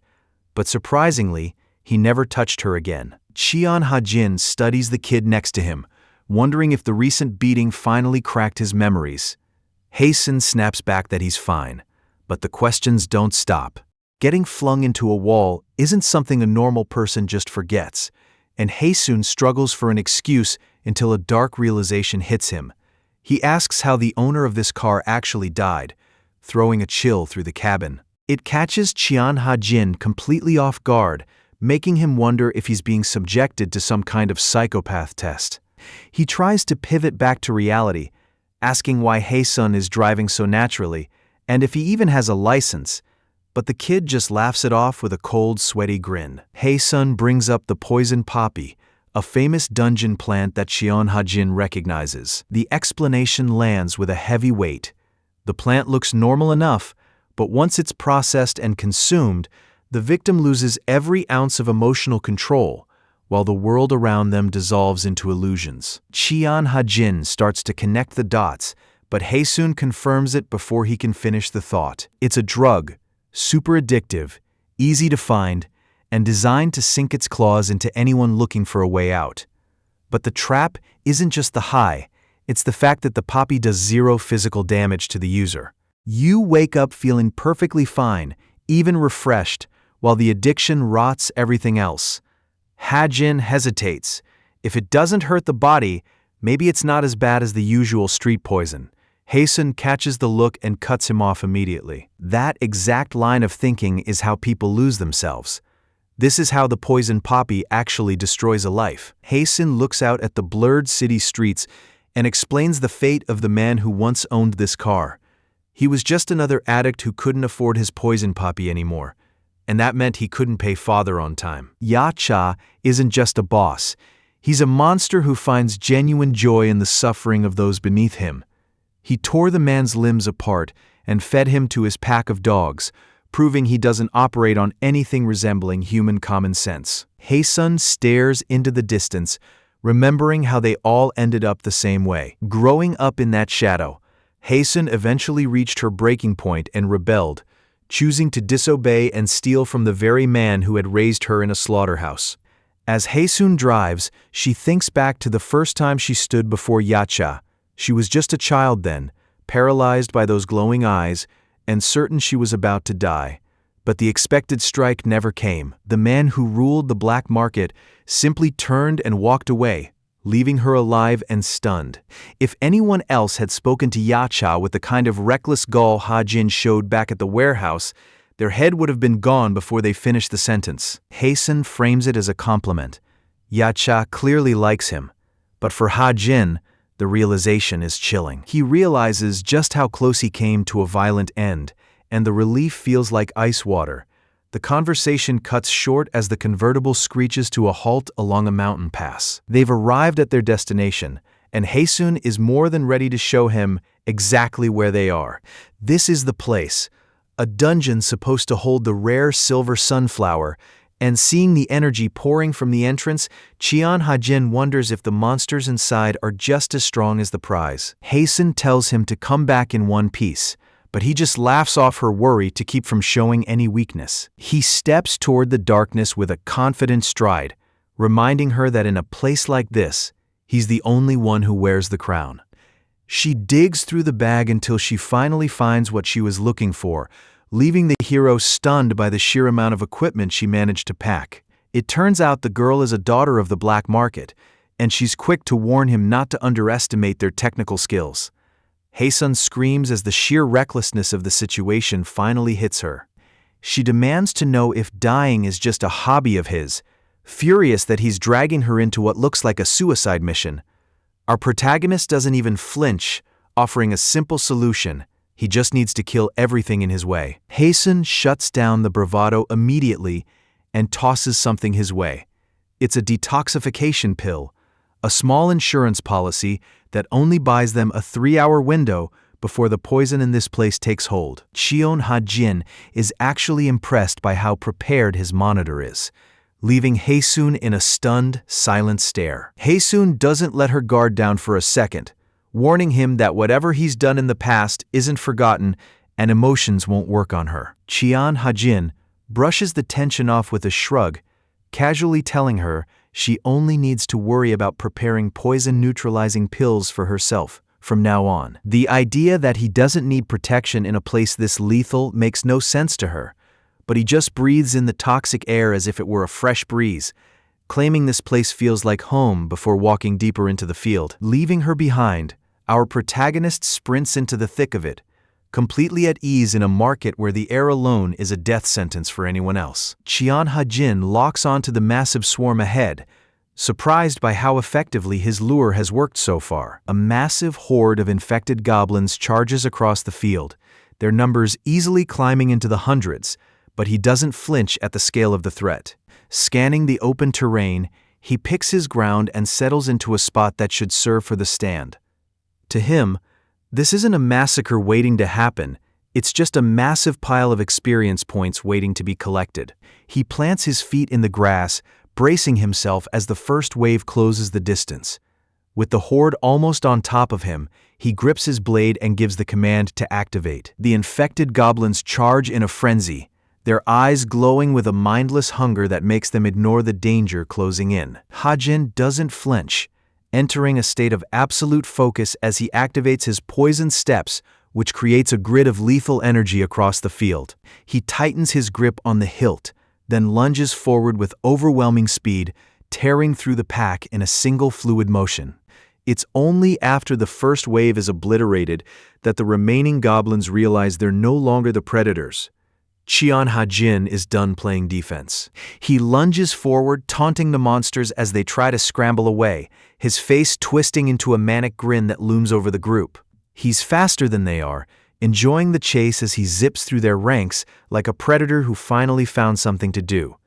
Catching up to the first one, he laughs and marks his prize, his strikes landing with surgical precision. He opens a gash in one. The goblins never even see the hit coming, paralyzed by sudden pain as Cheon Ha-jin carves through them with cold efficiency. Watching the bodies fall, the protagonist can't help but feel underwhelmed by the lack of a challenge. His acceleration skills make quick work of low-level monsters like these, but the ease of the fight starts him thinking about the rest of his arsenal. Apart from his sleep skill, he's not sure what else he has to work with. He considers asking V1 for advice for a split second, but his pride kills that thought immediately. He'll just have to figure out his limits the hard way as he continues fighting, scanning the horizon for whatever comes next. Cheon Ha-jin surveys the field, sitting atop a mountain of goblin corpses that he's already cleared out. Since the area is finally quiet, he decides it's time for a quick status check. The results are staggering, showing a massive jump in his battle ability and a level 2 poison skill that he wasn't expecting so soon. He knows his growth is abnormal, but this kind of speed means he'll reach his peak much faster than he planned. He's not here just to level up, though, and he shifts his focus back to the real goal. Suddenly, something catches his eye in the distance, and he wonders if his target is finally within reach. Standing atop a pile of fallen goblins, Cheon Ha-jin surveys the terrain and realizes he's likely in a dungeon. The geography makes no sense, with a lush forest sitting right against a barren desert, and the sheer impossibility of the border puts him on high alert. He starts moving, crossing the threshold into the sand as the feeling that he's being watched starts to settle in. A sudden movement in the dunes catches his eye, confirming his suspicion that he isn't alone out here. Cheon Ha-jin stands over his kills, but something feels off. There's still another presence lurking in the quiet of the desert. He feels the ground shift beneath his boots and pauses, just a second before a massive column of shadow and scale erupts from the sand right next to him. It's a venom centipede, a multi-segmented nightmare that had been waiting for the perfect moment to strike. The creature looms over him, with 4 glowing eyes and mandibles dripping with poison, marking itself as the clear boss of this dungeon. Our protagonist doesn't look particularly bothered by the size of the thing, even though he promised Baisu they'd be heading home early. He launches himself into the air, realizing that finishing this work might take a little more effort than he originally planned. Cheon Ha-jin stays locked on his target, activating his poison steps technique to close the distance. Baisu sits waiting in a forest clearing, checking the time and realizing she's been stood up. Her frustration is quickly turning into genuine panic as the protective effects of her pill are wearing off and leaving her vulnerable. The thought of being abandoned out here finally hits her, and she wonders if Cheon Ha-jin really just left her behind to go find something more interesting to do. He hasn't left, but he is currently stuck in the fight of his life against a massive centipede monster. Every strike he lands just bounces off, leaving him frustrated as he realizes his blades can't even dent the creature's armored exoskeleton. Cheon Ha-jin stares at the faint scratches on the creature's armor, realizing that even his best strikes aren't leaving a mark. This fight isn't going anywhere, and at this rate, he'll run out of breath before he makes a real dent. He abandons his plan to suppress the beast non-lethally, shifting into pure survival mode as the massive centipede lurches over him, and Ha-jin manages to leap clear just in time to catch a brief ragged breath. He studies the beast, troubled by how little it seems to care about its own defense. Any normal creature would flinch, but this thing just keeps coming, and he knows one mistake will leave him beaten to a pulp. Looking at the sheer scale of the desert predator, he realizes physical attacks are a dead end. Fighting on top of the monster's shifting body is a death trap, and he needs a new plan before his luck finally runs out. Cheon Ha-jin scans the terrain, his face tight with a realization that could get him killed. His best mobility skill, poison steps, relies on a solid surface to kick off from, and this shifting desert sand is making it a nightmare. With his speed cut by more than half, he's essentially fighting with one leg tied behind his back. Even with the handicap, he spots a silver lining. Falling from the sky gives him a rare vantage point, and his eyes lock onto a faint glow below. It's the silver sunflower, an ethereal bloom that looks entirely out of place in this barren wasteland, but finding it is only the first half of the problem. A massive centipede monster stands between him and the objective, its armored body rising like a tower from the dunes. Without his usual speed, He has no idea how he's supposed to pierce through that level of defense. Ha-jin braces himself as the situation spirals once again, gripping his blade and preparing to push his power to the absolute limit. He knows he needs to maintain his output as long as possible, just to survive the next few seconds. But the desert sand gives way beneath his feet, and as the ground caves in, he realizes he's stepped right into a trap. A massive centipede monster erupts from the dunes, towering over him as the reality of his position sets in. There's no way out.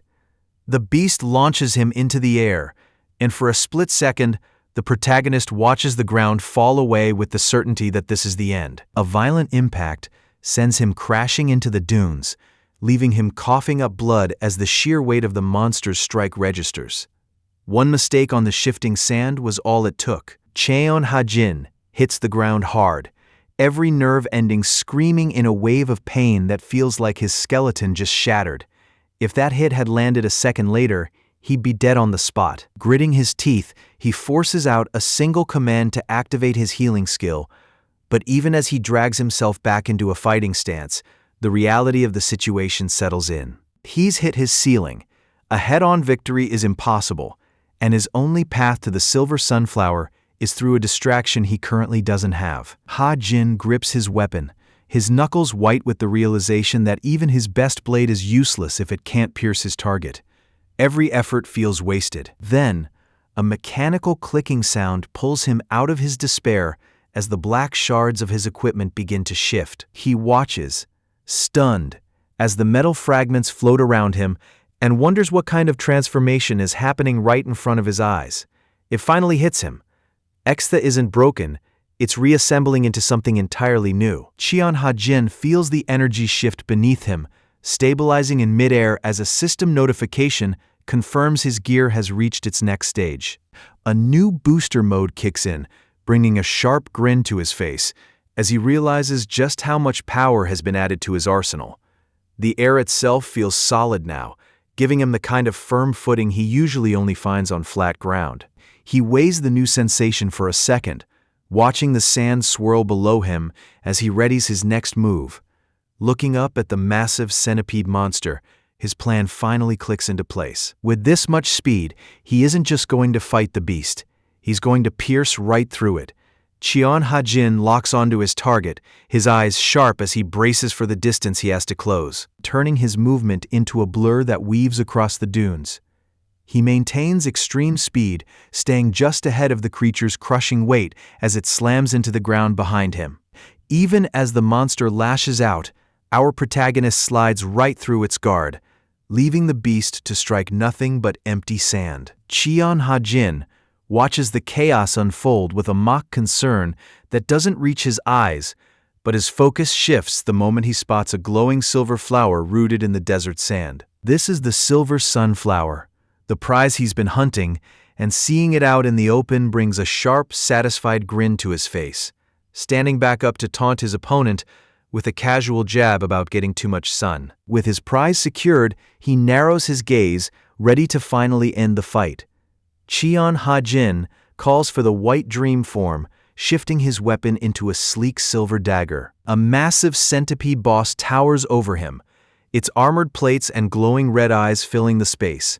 But Ha-jin isn't focused on the kill. Harvesting the core would be ideal, but this dungeon falls under the association's jurisdiction, and he can't risk drawing their attention. He has to hold back. One mistake here could cost him his career as a hunter. Or worse, his plan is surgical. Use the blade to inject a sleeping poison rather than dealing a lethal blow. If the boss dies, the dungeon collapses immediately, which is exactly the kind of mess he needs to avoid. He closes his eyes and focuses on a single command. Imagine. He recalls how his weapon, Extha, reacted earlier when he called it useless, realizing their wills might be deeply connected. If he can bridge that gap, he can bypass the creature's thick exoskeleton without needing overwhelming force. Ha-jin knows a standard strike won't cut it. With a physical rank this high, he can't just pierce the creature's body. He needs a shape designed for total penetration. He focuses his mental energy on a single image, forcing his weapon to evolve into the optimal form for the job. Pushing his power to maximum output, he puts everything he has into this one move and fires the specialized drill at the centipede.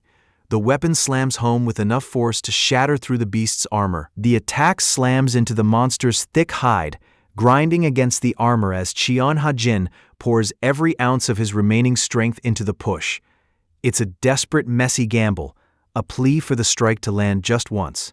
Finally, the surface buckles. The armor shatters and the strike punches straight through the centipede's massive body, leaving Ha-jin exhausted in the sand as the monster collapses. This one fight cost him hours of his life, but as he catches his breath, the relief of finally putting the beast down is the only thing that matters. As the dust settles, Cheon Ha-jin has a sudden realization. He's completely forgotten about his companion, elsewhere in the dungeon forest. 7 hours have passed since they first stepped inside, and Bai-su is reaching a breaking point, swearing a quiet, shaking vow to kill the man who left her behind. Admiring the glowing prize in his hands, Cheon Ha-jin is already calculating the payout. Selling this thing means he won't have to worry about money for a long time. He spots his partner, Bai-su, still waiting for him in the forest, and waves a cheerful greeting, completely misreading the room as he mentions being just a little late. The mood shifts instantly when she asks if those are his last words, her aura darkening as Ha-jin can only offer a terrified apology, realizing too late that his casual attitude might have just pushed her over the edge. Ha-jin notices Bai-su's hands shaking and realizes the 7 hours she spent waiting in this forest have finally pushed her to the edge. Even with the protective pill, her condition is clearly at its limit. At first, he thinks she was just being stubborn, but then the truth hits him. Looking at the scattered supplies she brought, he understands that every second she spent suffering in this air, she was doing it to save him. He steps up behind her and places a hand on her shoulder, offering a quiet word of thanks as he begins to channel his energy. Bai-su freezes, the sudden contact catching her off guard, but the feeling is instantly familiar. It's the same warm, relaxing sensation she felt once before, washing away the tension as his power begins to steady her. Bai-su finally admits it. Our protagonist actually knows what he's doing. As they leave the forest, Ha-jin sends his familiar to absorb the last of her excess poison, leaving her scrambling to catch up. 2 months pass in a blur after that brutal centipede fight, a stretch of time Bai-su spends leading him through 15 different dungeons. The hall is massive. 5 more bronze sunflowers and a single rare silver one, soaking in a level of peace he's never known before. Back home, that peace turns into domestic chaos as his sister Ha-sun orders him to set the table for ramyeon, and he's more than happy to play along. Ha-jin stops dead, his expression turning cold as he stares down at his meal with mock disbelief. He demands to know where the cheese is, loudly reminding his sister that he can actually afford the good stuff now. Even as Ha-sun plays along with the joke and their mother warns them that the ramyeon is getting soggy, there is a lightness to the room that wasn't there before. Later that night, Ha-jin sits alone in the courtyard, wondering if Bai-su is really leaving tomorrow. It is a quiet moment of reflection for a man who has spent so much time fighting just to keep his family fed. He has grown close to her, and despite the progress they've made, a part of him still can't help but worry. But that quiet is broken by a familiar sound from inside, his sister screaming for their father to stop in her sleep. It's the same nightmare at the same time every night, a reminder that some wounds still haven't healed. She's pleading with a ghost from her past, begging a man she calls Dad not to sell her, promising she'll do better if he just lets her stay. Watching from the hallway, Ha-jin pieces it together. The way she uses that word, Dad, instead of a formal title suggests this wasn't some distant relative. This was her real father, and knowing she lived through that kind of betrayal makes the weight of his own situation feel even heavier. The next morning, the house is back to its normal rhythm as Ha-jin's mother sees them off, reminding him to stay sharp while they're out in the world. Before they part ways, the saintess turns back with one last thing on her mind. She pulls Bai-su in close, startling the younger girl with a sudden heavy display of affection. It's only been 2 months since they first met, but the time has clearly left a mark. Softening her voice, the Saintess reaffirms that she truly sees Baisu as a younger sister. She offers an open invitation to visit whenever she wants, a promise of a home that finally breaks Baisu's composure. Watching from the side, Cheon Ha-jin goes along with the sentiment, but he isn't buying the timeline. Given the path they're on, he knows anytime soon isn't likely for any of them. After a tearful goodbye where Baisu promises to visit the Saintess again soon, Cheon Ha-jin finds himself back in a familiar urban landscape. It's the black market, a place that seems to have settled down since his last trip. As they walk through the bustling streets, the protagonist notes that the atmosphere feels unusually quiet compared to the constant violence he remembers. Baisu gets defensive, reminding him that her home isn't just one long endless brawl, but the peace doesn't even last the length of her sentence. An aggressive man in a tropical shirt screams at a merchant on the ground, threatening to kill him over a deal gone wrong. Naturally, the quiet was just a coincidence. A heavy-set merchant pleads for mercy as a deal gone wrong turns into a one-sided beating, but his attacker isn't interested in logic or completed contracts. Watching from the sidewalk, Baisu and Cheon Ha-jin look on as the street erupts into shouting.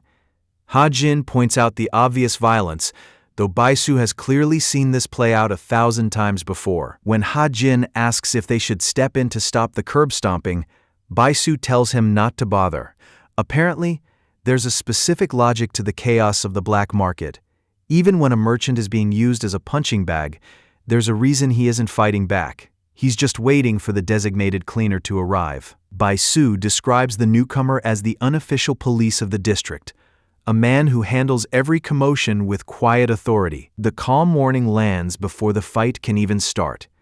If the disruption continues, this newcomer won't just stand by and watch. It's an interruption that pulls the tropical shirt man out of his zone, and he immediately demands to know who's trying to call the shots. The man in the gray robes gives a polite, almost humble bow, apologizing for any confusion his presence might have caused. Ha-jin doesn't buy the modesty for a second. There's a weight behind those words, a pressure he's only felt once before when standing in front of someone like Guguni. While the robed man explains he's just part of a cleanup team working for his father, Ha-jin brushes off the suspicious Baisu by claiming his recent success was just pure instinct, though he knows he's actually relying on the information provided by V1. Nearby, Him Kwan-ho studies the scene, noting that the supposed troublemaker is actually much stronger than he looks. The manager holds his ground, calmly explaining that once a deal is done in the black market, it stays done forever. Losing his patience, Kwan-ho decides he's done talking and launches a heavy strike, figuring he'll just beat an answer out of the man. The manager doesn't even flinch as the fist flies toward him, simply noting that he gave the hunter a fair chance before the hospitality ends. The air cuts sharp as the first strike misses, but Him Kwan-ho has already lost the lead, his homicidal threat falling flat the moment the manager catches him mid-air to see exactly how many lives he really has. The manager lets out a long breath as the initial exchange settles, leaving Ha-jin impressed by the raw power on display. But Kwan-ho isn't done yet. He pulls himself together, his face twisted in a homicidal rage, as he promises to make this the manager's final fight. He reveals that his strength only grows as the battle drags on, finally triggering his hidden berserk trait. It's a literal bloodlust. His combat abilities spike the moment he sees blood, though the cost is his own sanity. Ha-jin recognizes the threat immediately, realizing that even if the blood Kwan-ho is looking at is his own, that kind of scaling power makes him a monster in a prolonged fight.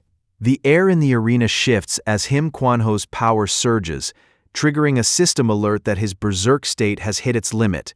He isn't just a level B knight anymore. Savoring the moment, Kwan-ho demands that Cheon Ha-jin beg for his life, but Ha-jin is busy doing the math.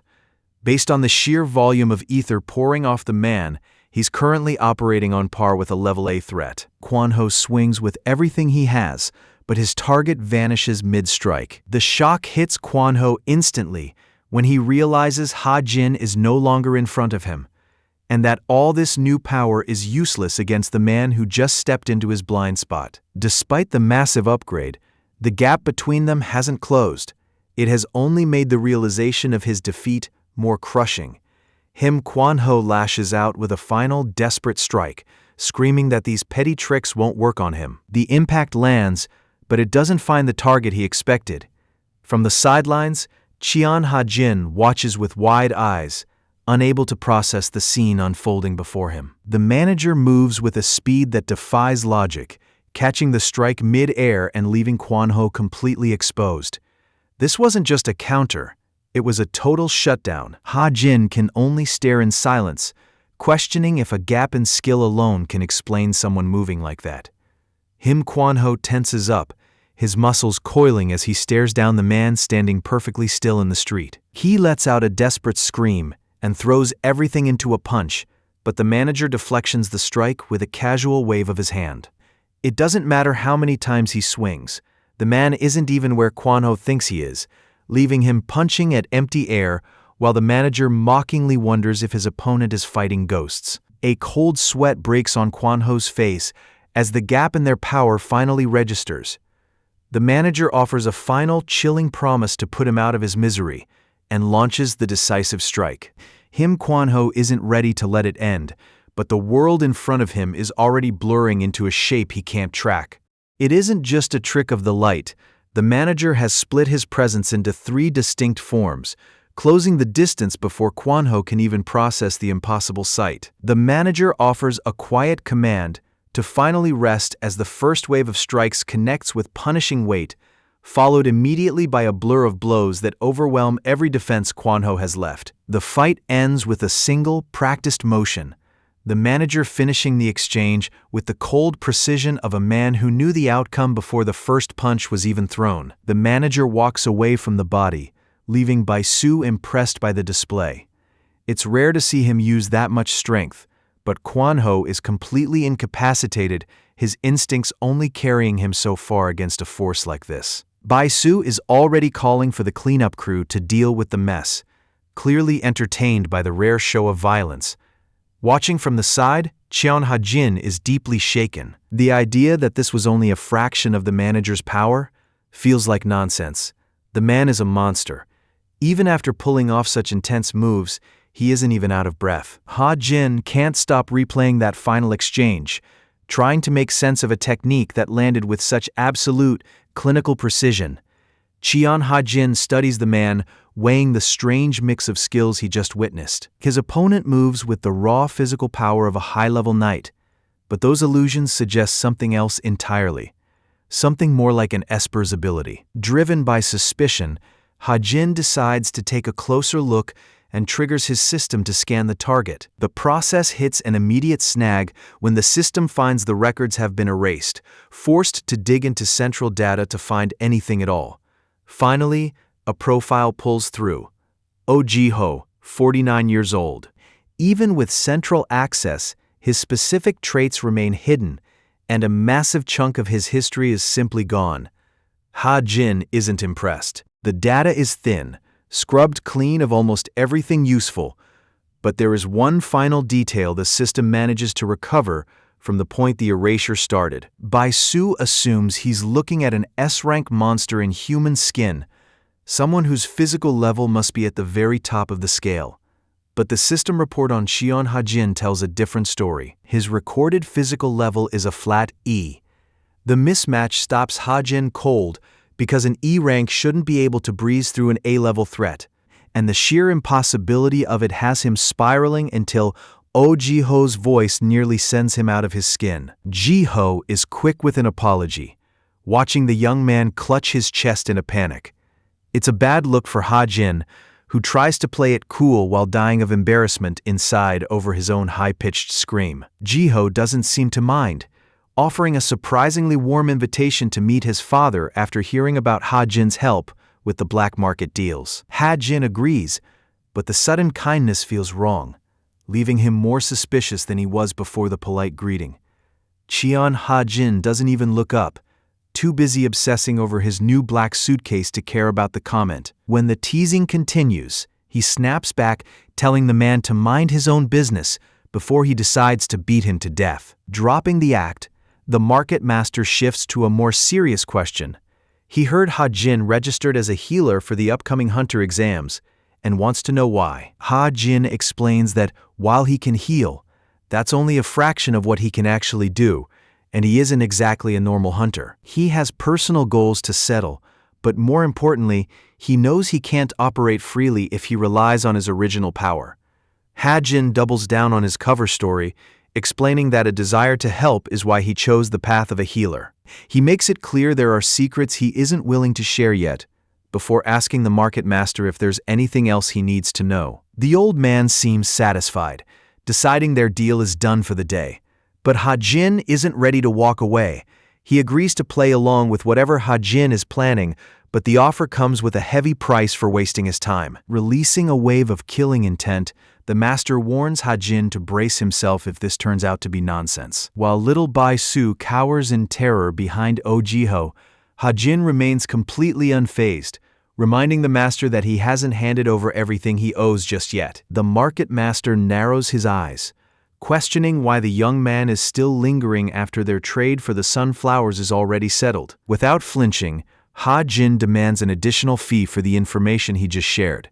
It's a bold move, and the master reminds him that he's already heard the intel and has no reason to pay for what he already knows. He leans in with a smirk, asking what happens if he simply refuses to hand over the cash.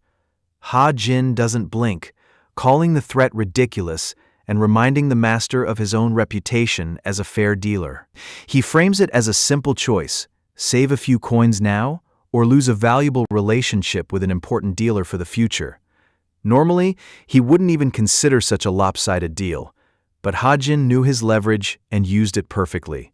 The master admits he's impressed. That kind of confidence is exactly what he likes to see. When Cheon Ha-jin questions the missing 5 points from his total, the market master admits he docked them simply for the kid's rude attitude, a penalty the boy accepts without a fight. Curious about what the kid is actually after, the master offers him more money as a reward, but Ha-jin isn't looking for a payout. He points directly at the manager standing across the room, making it clear that he wants to learn the man's techniques instead. The 101867 is a 200 watts, 40-pin power supply that was used primarily in a variety of deck PCs. Specifications: input 100 to 120 volts at 5.0 amps, 220 to 240 volts at 2.5 amps, 50 over 60 Hz. Output 5 volts at 20 amps, 12 volts at 8 amps, minus 12 volts at 0.5 amps. Max power 200 watts. The DC harness has a main 10-pin power connector, 2 large 4-pin disk drive power connector, and 1 small 4-pin floppy drive power connector. This is a P-series supply. The AC input is via a C14 type socket. Common problems like many power supplies of its era, this unit suffers from capacitor plague. The particular unit being looked at here is a relatively low-hour unit, and none of the capacitors showed any outward signs of leaking or bulging. Despite that, the supply was outputting low voltages. 5 volts rail was at about 4.6 volts, and the supply was making a quiet, rapid clicking sound while powered. Opening up the supply, it's clear why it's failing. Every single electrolytic capacitor in the secondary is in United Chemicon LXF series. These were a line of low ESR, high reliability capacitors that were later found to have a high rate of failure due to a problematic electrolyte formulation. The primary filter capacitors are 470UF200V United Chemicon KMH series. These are usually okay, though testing them is always a good idea. In my case, they were still well within spec, so I did not replace them. Capacitor list. There are a total of 10 electrolytic capacitors that should be replaced in this supply. All 10 are on the secondary side of the supply. Other notes: the internal fuse is a 250 volts, 5 amps fast-acting glass fuse, 5 mm by 20 mm. The internal fan is a Panaflow FBA 08A 12L 80 mm, 12 volts, 0.15 amps. When Ha-jin asks to learn how to fight, The Beast King repeats the request back to him like it's a joke, eventually breaking into a wide, jagged grin as he does the math. Apparently, even if the protagonist hands over the 750 million he just earned, it wouldn't be enough to settle the bill.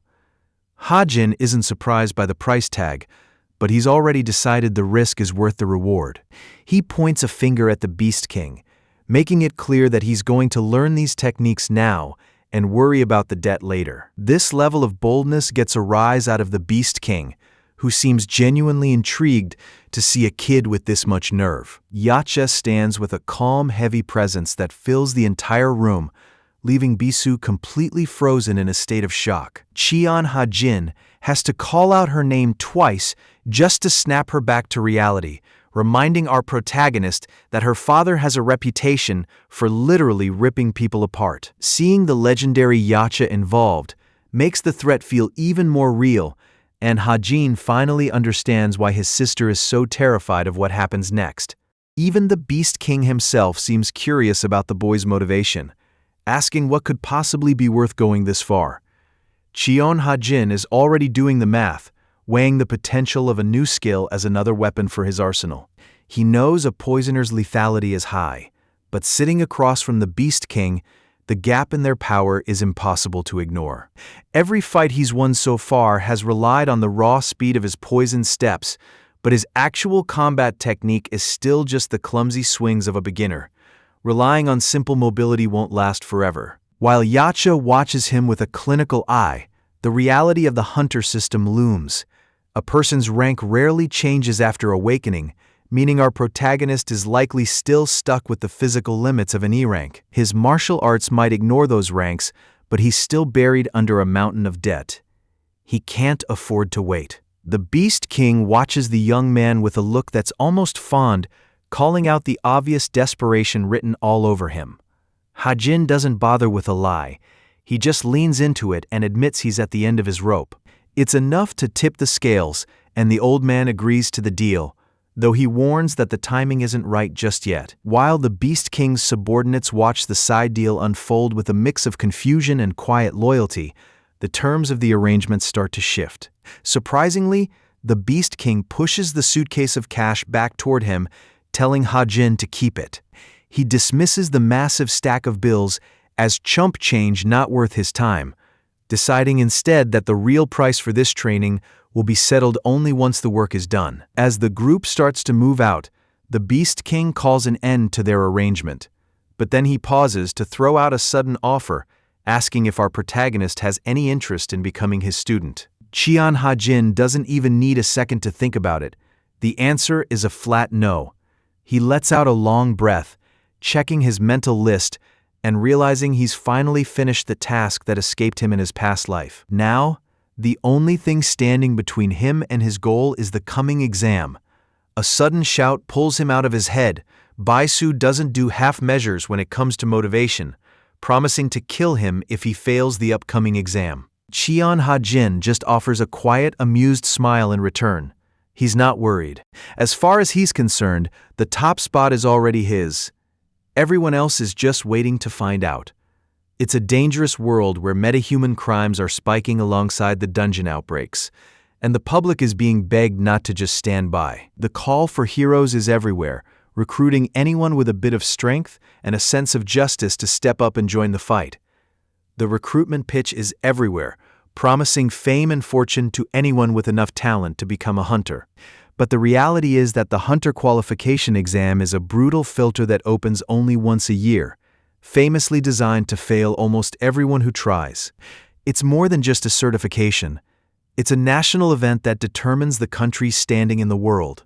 As exam day arrives, the public forums are already buzzing with the same question: will Korea finally produce an S-rank hunter this year? The sentiment online is grim, with many fans pointing out that the nation's talent pool has dried up, while neighbors like Japan are already pulling ahead. Without a fresh awakening to back up their current top-tier heroes, people are starting to worry that Korea's overall force is becoming dangerously weak. Online, the hype is reaching a fever pitch as citizens debate the odds of a new S rank appearing, with some comparing the potential impact to the day Korea finally stood on par with the United States. At the Hunter Association, a crowd gathers for the start of the annual exam, everyone hoping for a miracle. Amid the rush, two association staffers scroll through the chaotic comment sections while they wait for things to begin. The senior staffer wonders aloud if today is finally the day they'll see a top-tier hunter emerge, but the younger man is quick to temper those expectations with a bit of logic, admitting that finding an S rank is statistically almost impossible. At the Hunter Association, a junior staffer pushes back against his senior's cynicism, arguing that hunters should be more than just powerful thugs. They should be symbols people can actually believe in. He's convinced this year will finally produce a true star, pointing toward Yu Ji-won, a handsome pre-hunter with a gentle reputation who's already captured the public's attention. As the cameras flash, a reporter named Kang Gyun pushes through the crowd to get a quote, asking the rising star why a B-rank prospect like him chose to apply as a healer instead of a frontline fighter. With a perfectly curated smile, Ji-won tells her that while slaying monsters is great, he just wants to save people, delivering the exact kind of heroic answer the nation is hungry for. While the reporters are busy being blinded by Yu Ji-won's perfectly crafted persona, one of the association's senior staff isn't buying the act for a second. To him, Ji-won is just another hunter with a complete lack of duty, more interested in his public image than the actual responsibility of his power. Watching the boy smile for the cameras, the senior staffer sees it for exactly what it is: bullshit. Ji-won isn't here to save people, he's just using his status as a hunter to climb into a higher social class. The blunt assessment leaves the junior staff shocked, but the senior officer doesn't even blink as he pushes his way past. The rot in the association goes much deeper than one fake hero, though. With the president currently sick and leadership crumbling, figures like the corrupt Kang Hyun are thriving in the shadows. On the surface, Gun-ai looks untouchable because of his massive enterprise and polished image, but the public's trust is already starting to fracture. People are starting to notice the cracks, leaving Maria as perhaps the only name left on the board who still holds any weight in the field. An association staffer recalls a hunter from years ago, a legend everyone forgot after a certain incident.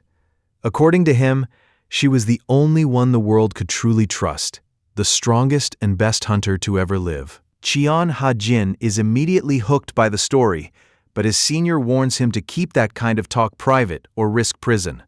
Even as Ha-jin tries to stay optimistic about today's recruits, his senior dismisses it, claiming the world itself has simply gone bleak. At the registration desk, a new applicant named Yu Ji-won slides his paperwork across the counter, quietly applying for a position as a healer. The staff member at the desk takes the form, her professional tone wavering the moment she looks up. She's instantly starstruck by the man's presence, barely managing to ask for his name as she stares. Ha-jin's voice carries over the scene, convinced that a true star is someone who lives for others rather than themselves. Ha-jin keeps his expression steady as he hands over the registration paperwork, calmly introducing himself by his new cover name, Cheon Hae-sun. Kang Ji-won knows exactly how to work a camera, cycling through effortless poses while the photographer showers him with praise. It helps that he's naturally handsome, making every shot look like a magazine cover. As the first half of the session wraps up with one final flash, looking at the digital preview, even Ji-won has to admit the shots are incredible. The photographer lets out a boastful laugh about his own legendary skills in the industry, and our MC just smiles and plays along, knowing exactly how to keep the mood light. Kang Ji-won isn't exactly humble, convinced the photographer's success comes entirely from having such a perfect model. To him, the shot is monumental, and anyone who can't see that is just mediocre. The photographer checks if he has creative control over the article's title, taking a long moment to think through the best angle before pitching a bold headline, "The Next Generation Savior Who Will Succeed Maria." Ji-won loves the wit, but decides to play the long game, suggesting they hold the article until he hits the top of the metahuman ranks. It's a more dramatic move that the photographer immediately buys into, even offering to shoot a fresh concept from a new distance to sell the image. The photographer shouts a frantic warning, spotting a collision just seconds before it lands. Kang Ji-won starts to turn, wondering what could possibly be behind him, but he only catches a glimpse of Cheon Ha-jin before the world goes white. Ha-jin immediately reaches out to check for injuries, but Ji-won isn't in a grateful mood. The crowd can't believe their eyes as the scene unfolds in front of them, and even the photographer freezes, realizing he just caught the shot of a lifetime. Kang Ji-won is the most confused person in the area, finding himself sprawled on the ground and held in a protective embrace by Cheon Ha-jin. Petals drift through the air like a scene out of a romance novel, making Ji-won question what world he even woke up in today. Ha-jin looks down with genuine concern, but Ji-won isn't feeling the moment at all. In his head, he's screaming, furious that he's being photographed in such a compromising spot with a guy he can't stand. As Ha-jin offers to heal his potential injuries, Ji-won's only priority is making the embarrassing romantic atmosphere disappear as fast as possible. Cheon Ha-jin tries to break the tension with a simple check-in, but the man in front of him, Kang Ji-won, is barely holding it together. He's wound so tight he's physically shaking, radiating a level of pure hostility that makes no sense for a random encounter. Thinking the guy might just be stressed about his suit, Ha-jin offers to exchange numbers to cover a dry cleaning fee, but the gesture is met with a violent rejection. Ji-won slaps the phone out of his hand and watches it shatter against the floor, leaving Ha-jin standing in stunned silence as the situation turns from awkward to openly aggressive. Kang Ji-won plays up a fake apology, claiming his hand just slipped as he hands back a phone with a shattered screen. He offers to pay for the repairs later, trying to keep his public mask on while showing off his supposed generosity. But as he leans in to ask a favor, Cheon Ha-jin cuts through the act with a cold warning. The spotlight belongs to him today, and he isn't about to let anyone else draw the crowd's eye. Ha-jin finishes with a sharp dig at the other's clothes, laughing off the idea that someone like Ji-won would even know what a dry cleaning bill looks like. Kang Ji-won assumes the lesson has finally landed and dismisses the boy like a piece of trash, offering a fake cheery wave before turning to walk away. It's the final straw for Cheon Ha-jin. He stops the actor in his tracks with a single word. Ji-won doesn't realize he just insulted the one thing Ha-jin actually cares about: the clothes his sister worked so hard to make. The world blurs as Ha-jin snaps. He lunges forward and grabs the actor by the collar, his eyes glowing with a focused, terrifying rage as he demands a real apology. The registration hall goes silent as the local celebrity is pinned like a child, finally realizing he just picked a fight with the wrong person. Ha-jin doesn't look away, his gaze filled with a cold fury that seems to paralyze the air between them. Kang Ji-won struggles to maintain his mask, but the terror is leaking through, leaving him stunned and barely able to form a word before the overhead speakers crackle to life. The announcement for the first test breaks the tension, calling all applicants to gather for their metahuman score measurements and forcing Ha-jin to finally release his grip. As the crowd shifts toward the testing area, the other applicants begin to whisper, assuming Ha-jin was just some nobody trying to manufacture a scene to get attention. Watching from the sidelines, Bae-soo notices Ji-won is visibly shaken and decides it's the perfect time to stir the pot. Leaning in to propose a bet, Kang Ji-won suddenly shifts gears, offering a bet to catch Cheon Ha-jin off guard. He forces a smile while trying to de-escalate the tension, but he's privately reeling from the realization that Ha-jin possesses the physical strength of a knight, on top of being a healer. Ha-jin watches him closely, as the older man lays out the terms with practiced ease, a simple high-score contest to decide a winner.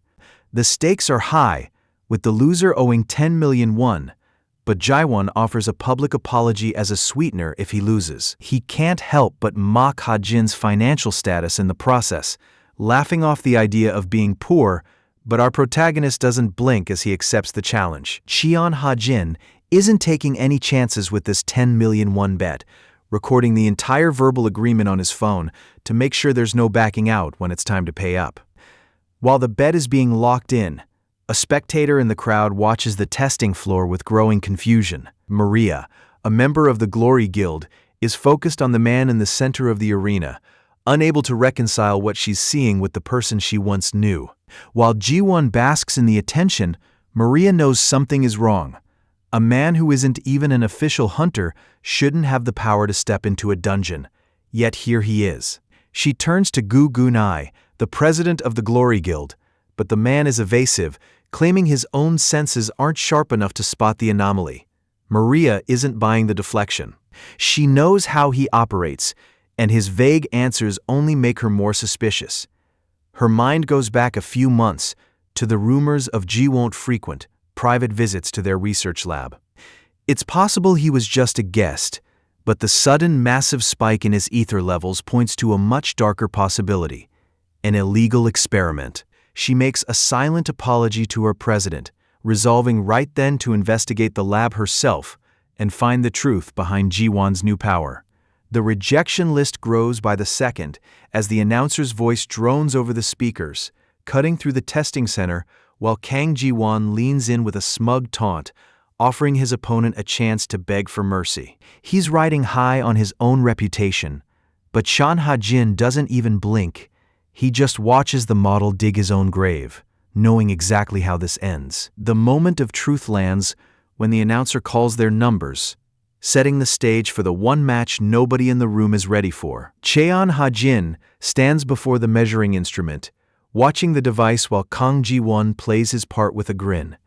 This is the moment where the numbers finally have to back up the talk. The announcer calls applicant numbers 117 and 272 to the stage, ordering Cheon Ha-jin and Kang Ji-won to step in front of the measuring instrument. Ha-jin remains professionally detached, showing no reaction to the high-stakes moment, while Ji-won maintains a polite, practiced facade. He's the top prospect of the year and the man everyone came to see. Whispers ripple through the crowd about his potential score, with bystanders noting that as the vice chairman's son, his talent is a given in a year where most newcomers have been disappointing. Even a D rank would be a win today, but the expectations for Ji-won are clearly higher. Ji-won hears every word, scoffing internally at the lowly people chattering below him. Kang Ji-won steps up to the testing stone, savoring the weight of the crowd's attention on him. He aims to do more than just pass. He wants to establish a gap that no one else in this room can bridge. He places his hand on the sphere and begins to channel, maintaining a calm, effortless poise even as the energy peaks and floods the hall. A blinding radiance fills the testing hall, leaving the crowd in total shock as they witness a level of power none of them expected. At the center of it all stands Kang Ji-won, basking in his own success after putting up a massive score that even some professional B-rank hunters would struggle to hit. The people watching can't find a single flaw in him, and Ji-won knows it. He turns his attention back to Ha-jin, practically savoring what he assumes is a crushing defeat for the other man. In his mind, the gap between them is now insurmountable, and he wonders out loud why Ha-jin ever thought he could compete in the first place. He even offers a mocking suggestion that it isn't too late to run away and avoid the embarrassment, but Ha-jin just ignores him and steps up to the testing sphere. Ji-won watches with a smirk, curious if the man is actually brave enough to try and prove he isn't a coward. Cheon Ha-jin places his hand on the testing orb to begin the registration process. Watching from the side, Kang Ji-won smirks, telling Ha-jin that simple pride won't help him here and that merely competing against a professional should be considered a family honor. The arrogant taunt is cut short as the crowd collectively recoils in shock. A pillar of power erupts from the orb, surging toward the ceiling and leaving Ji-won stammering in genuine disbelief. The applicants nearby can only watch in silence as the scale of the display sinks in. Ji-won can't wrap his head around it. There is no way this massive output of ether belongs to a mere applicant. Ha-jin has officially arrived, and the gap between him and everyone else in the room is no longer a question. Kang Ji-won can barely process the readout, while our protagonist, Cheon Ha-jin, stands by with a face of perfect, feigned indifference. Registered under the alias Hae-sun, he watches Ji-won brace for the result, only for the system to glitch out with a verdict that the applicant's power simply cannot be measured. The crowd immediately erupts into whispers, questioning if the testing device is broken or if they're seeing a repeat of some past technical failure. Relief washes over Ji-won as he finds a reason to doubt his own eyes, bursting into a boisterous laugh to cover his brief moment of genuine fear. Kang Ji-won can't even hold it in anymore, as the sight of such a massive failure is just too much to handle. He puts on a fake show of politeness while insisting he isn't mocking the results. To him, a score so low that the machine can't even record it is a once-in-a-lifetime joke, but Ha-jin is too distracted by how the stage lights worked to even care about the insult. Our antagonist is still mid-taunt when a heavy hand drops onto his shoulder, snapping him out of his high and forcing him to look up at an unexpected guest. Pyo Hyo-kyu isn't here to join the laughter. Apparently, the device malfunctioned during applicant 117's turn. Beside him, Choi Gang-jun prepares to start the test over, signaling that the first result was never the real one. An assistant brings out a portable testing orb, asking Ha-jin to submit to a second measurement right there in the open. A sudden realization hits him like a hammer as he recognizes the faces. He grabs the kid next to him and points toward the center of the room, while the younger applicant watches the association's top brass act like eager fans. The testing hall goes silent at the sight of a gold core, a high-quality orb usually reserved for bosses with a danger level above 7 stars. A referee explains the weight of what everyone is looking at. This isn't for measuring low-level power, but for monsters so strong their energy can't even be calculated. Even Pyo Hyo-kyu is shaken, admitting he never expected the numbers to climb this high. The association's records only show one other hunter who ever triggered a gold core reading, but those results were kept a secret. As of today, that exclusive list just doubled. Trying to maintain professional composure, Pyo formally congratulates the applicant. The crowd watches in a daze as the final score is announced, a metahuman rating of 100,000. As the score settles, the room stays quiet for a single heartbeat before the energy shifts, erupting into a wall of sound that hits Cheon Ha-jin like a physical blow. Reporters scramble screaming over one another as they broadcast the news to the world. A new S-rank hunter has finally appeared. In the chaos, Kang Ji-won is nearly swept aside by the surge of bodies, all of them descending on Ha-jin with microphones and cameras. The barrage of questions and flashing lights becomes a blur, pressing in until the air itself feels tight. He tries to shove his way back, but as he snaps at the crowd to move, the panicked whispers start. Something is wrong, and the word poison begins to ripple through the room. Surrounded by a wall of reporters and cameras, Cheon Ha-jin triggers his movement skill, vanishing from the center of the crowd before the reporters even realize he's gone. He catches his breath a safe distance away, shaken by how aggressively they swarmed him the moment the test ended. Just as he starts to relax, he senses someone approaching, and Kang Ji-won steps into his path with a dark look, demanding they settle things between them once and for all. Ha-jin is caught off guard by the sheer persistence, but Ji-won is already vibrating with a repressed rage that's starting to draw blood. Cheon Ha-jin leans in, feigning a sudden lack of hearing to force the other man's hand. He demands the guy speak up and hurry it along, pushing Kang Ji-won to a visible breaking point. Through gritted teeth and a trembling frame, Ji-won finally spits out a forced apology, admitting he was the one in the wrong.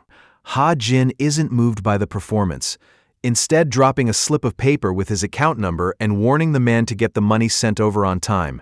Kang Ji-won watches the stranger walk away, staring down at the bank details pressed into his palm as the weight of the humiliation sinks in. It's a dismissal so absolute it makes his blood boil, and the rage that takes over is enough to break something behind his eyes. He's going to kill this man. He has to. Meanwhile, Cheon Ha-jin is already dealing with a different kind of problem, barely noticing his new enemy as a swarm of reporters latches onto him the moment he clears the gates. The Bishop Guildmaster, Ga Yeolchan, and his younger brother Hanchan stand in stunned silence after witnessing the impossible. Hanchan can barely wrap his head around the number he just saw, a perfect 100,000 points. Yeolchan notes that since that's the absolute limit of the gold core's testing capacity, the man responsible for it, Cheon Ha-jin, might be even stronger than the results show. Ha Jin just yawns, completely oblivious to the fact that he just broke the scale. Seeing a talent like this is rare, and Yolchan decides right then and there that the Bishop Guild needs to recruit him before anyone else gets the chance. His brother, Guy Yolchan, doesn't even want to hear about it. The memory of that failure is enough to turn his stomach. They've already identified a priority target, and they aren't about to let anyone else swoop in and snatch him away. The staffer's grip tightens as he thinks back to his first impression. He'd originally written the guy off as nothing more than an earthworm, but now he sees the truth. They aren't looking at a bottom feeder, but a dragon. The second test for the healer candidates is simple. Heal a monster and you pass.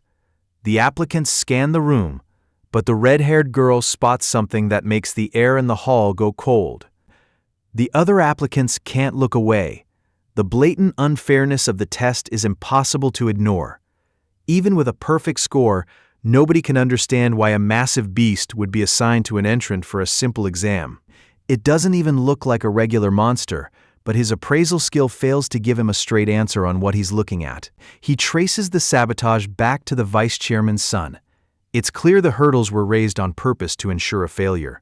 Looking around, every other applicant is dealing with small, weakening monsters, leaving applicant 117 shaken as she faces a target that shouldn't be there. He stares at the massive task in front of him, wondering how he's even supposed to start, when a voice suddenly cuts through his thoughts.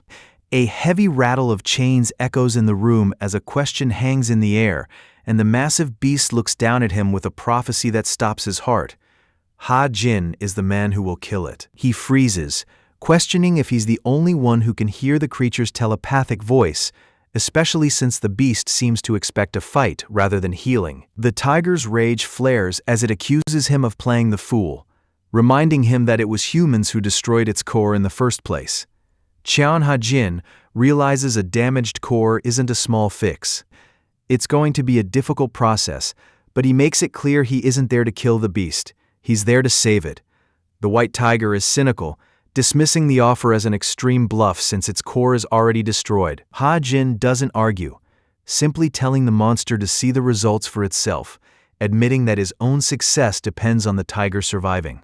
As he begins the work, the sheer scale of the task becomes clear to everyone watching. Looking on from the observation deck, the examiners are stunned, noting that even with a high score, a mere entrant shouldn't have the experience to pull this off. The tiger feels the skill behind the touch immediately, sensing that this definitely isn't the boy's first time healing. The white tiger monster studies his technique, noticing a level of mastery that only comes from years of focus, and it warns him that continuing the treatment is a gamble for his own life. Ha-jin brushes it off, claiming his only real concern is failing the association's test if the beast dies on his watch. This logic doesn't sit right with the creature, who snarls in disbelief that anyone would risk everything for a simple exam, but our protagonist stays locked in, telling the monster to mind its own business. He doubles down on the effort, offering a small smile as he tells the tiger it isn't actually the villain it pretends to be. The beast is caught off guard by the observation, but Ha-jin just tells it to sit still and accept the help,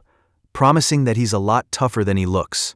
The white tiger monster can hardly believe what it's hearing, questioning if Qian Ha-jin is really offering to heal wounds that deep.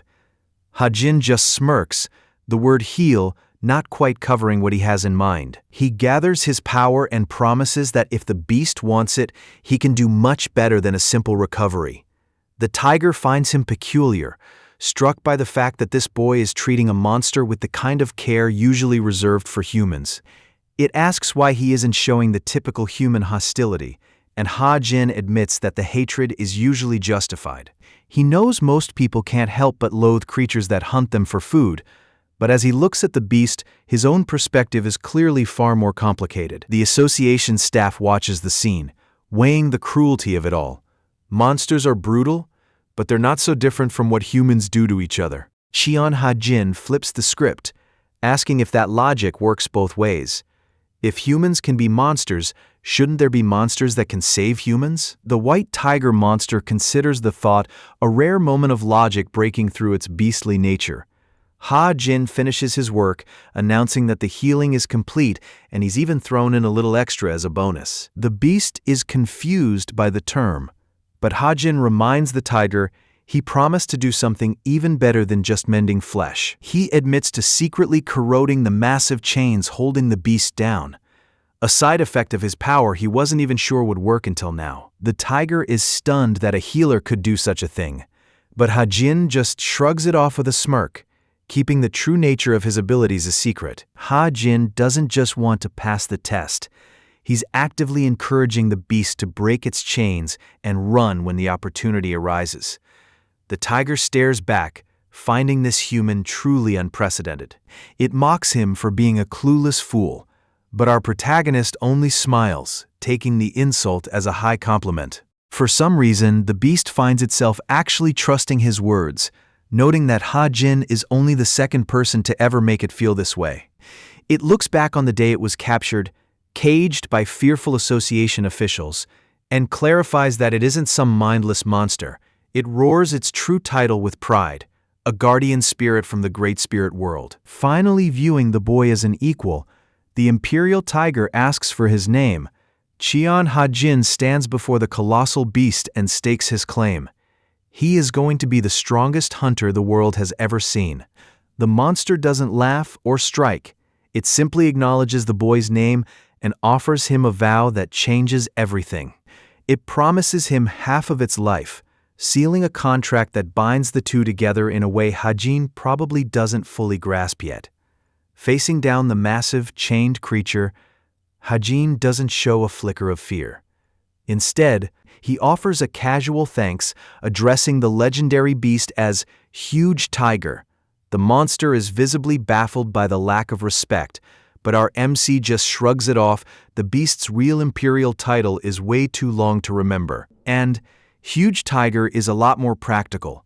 Seeing he's dealing with someone who only does things his own way, the tiger gives in, ready to wrap up their meeting and get down to business. The association staff looks over the final report with a professional smile, calling out applicant number 117, Cheon Ha Jin, who takes the news with a triumphant grin. He stands before the massive white tiger, a creature that had been a death sentence for anyone else, and raises a fist in victory. Even the beast seems to recognize the shift in power, offering a small mark of respect to the boy it now calls its little hero. Yu Ji-won presses his hand toward the wound, desperate for his healing magic to finally take hold, when the sharp chime of a wristwatch cuts through his panic. The association staff member doesn't use his title this time, addressing him purely as an entrant, gritting his teeth as he tries to bargain for just one more minute to prove he can do it. Just as Yu Ji-won is about to finish his task, the announcement cuts through the air. The exam is officially over, and all abilities must stop. Ji-won snaps, demanding to know who has the nerve to interrupt him. This man, Gang-jun, walks toward him while lecturing about the importance of fairness and how the chairman himself wouldn't stand for special treatment. He lays a deliberate verbal trap, asking if Ji-won intends to disrespect the chairman's legacy. Ji-won loses it completely, screaming that his own father is more important than some old man who might already be dead. But his rant is cut short when the staff member calmly drops his name. Gang-jun decides the scene is over and gives the order to have the troublemaker removed.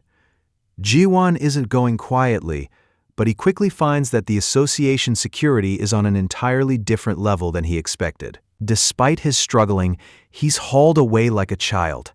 It's a humiliating display of the power gap between a mere entrant and the professionals, and the head referee doesn't look impressed. He sighs, advising the kid to just give it up and return to his spot. The clinical assessment lands hard.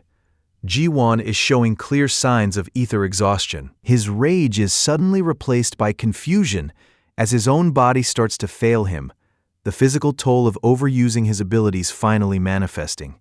He tries to bargain for one more chance, but the strength is already gone. In the end, he's told he just barely made the cut, while Ha Jin watches the entire mess unfold from the sidelines.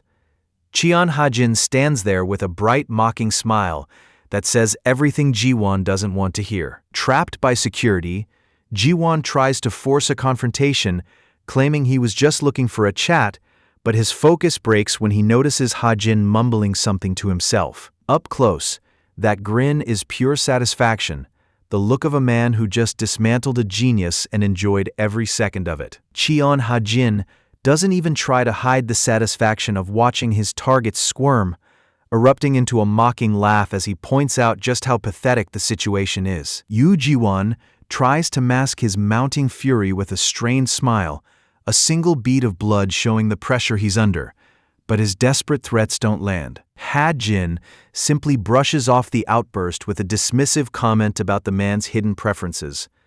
Deep inside the Hunter Association office, Yoo In-won sifts through the wreckage of his desk and demands an explanation. He's just learned that his son, Ji-won, was ranked as a measly level E. Gangjun keeps his voice level, reminding the man that while the boy's scores started high, his practical test was a disaster. It's the wrong answer. In-won slams the desk, accusing Gangjun of sabotaging the kid's future and lying about it to his face. He warns the referee that his friendship with Chairman Gu won't save him from this. Gangjun stands there and takes the screaming, watching as the executive loses himself to a rant about how this kind of disrespect is why the lower ranks keep disobeying him. It's a lot of noise for a man who hasn't realized the rules of the room have already changed. Yoo In-won is losing his mind over the budget, screaming about the price of the gold core that just shattered under his watch. Gangjun keeps his voice flat, hiding behind corporate procedures while his boss hits a boiling point. The logic doesn't hold up. The machine worked perfectly until the latest entrant stepped in, and In-won can't bridge the gap between the test results and the wreckage. Seeing his opening, Gangjun offers a fake apology and asks what should be done with the remains. It's a classic play on a short temper. In-won is so fed up with the failure that he orders the core thrown out, telling Gangjun he doesn't care if it ends up in a bowling alley. That was the goal. Gangjun accepts the order, successfully securing the broken asset for himself without raising a single suspicion. Amidst the blinding flash of cameras and the applause of the crowd, the association official formally congratulates her newest top-tier recruit. She doesn't call him an entrant anymore.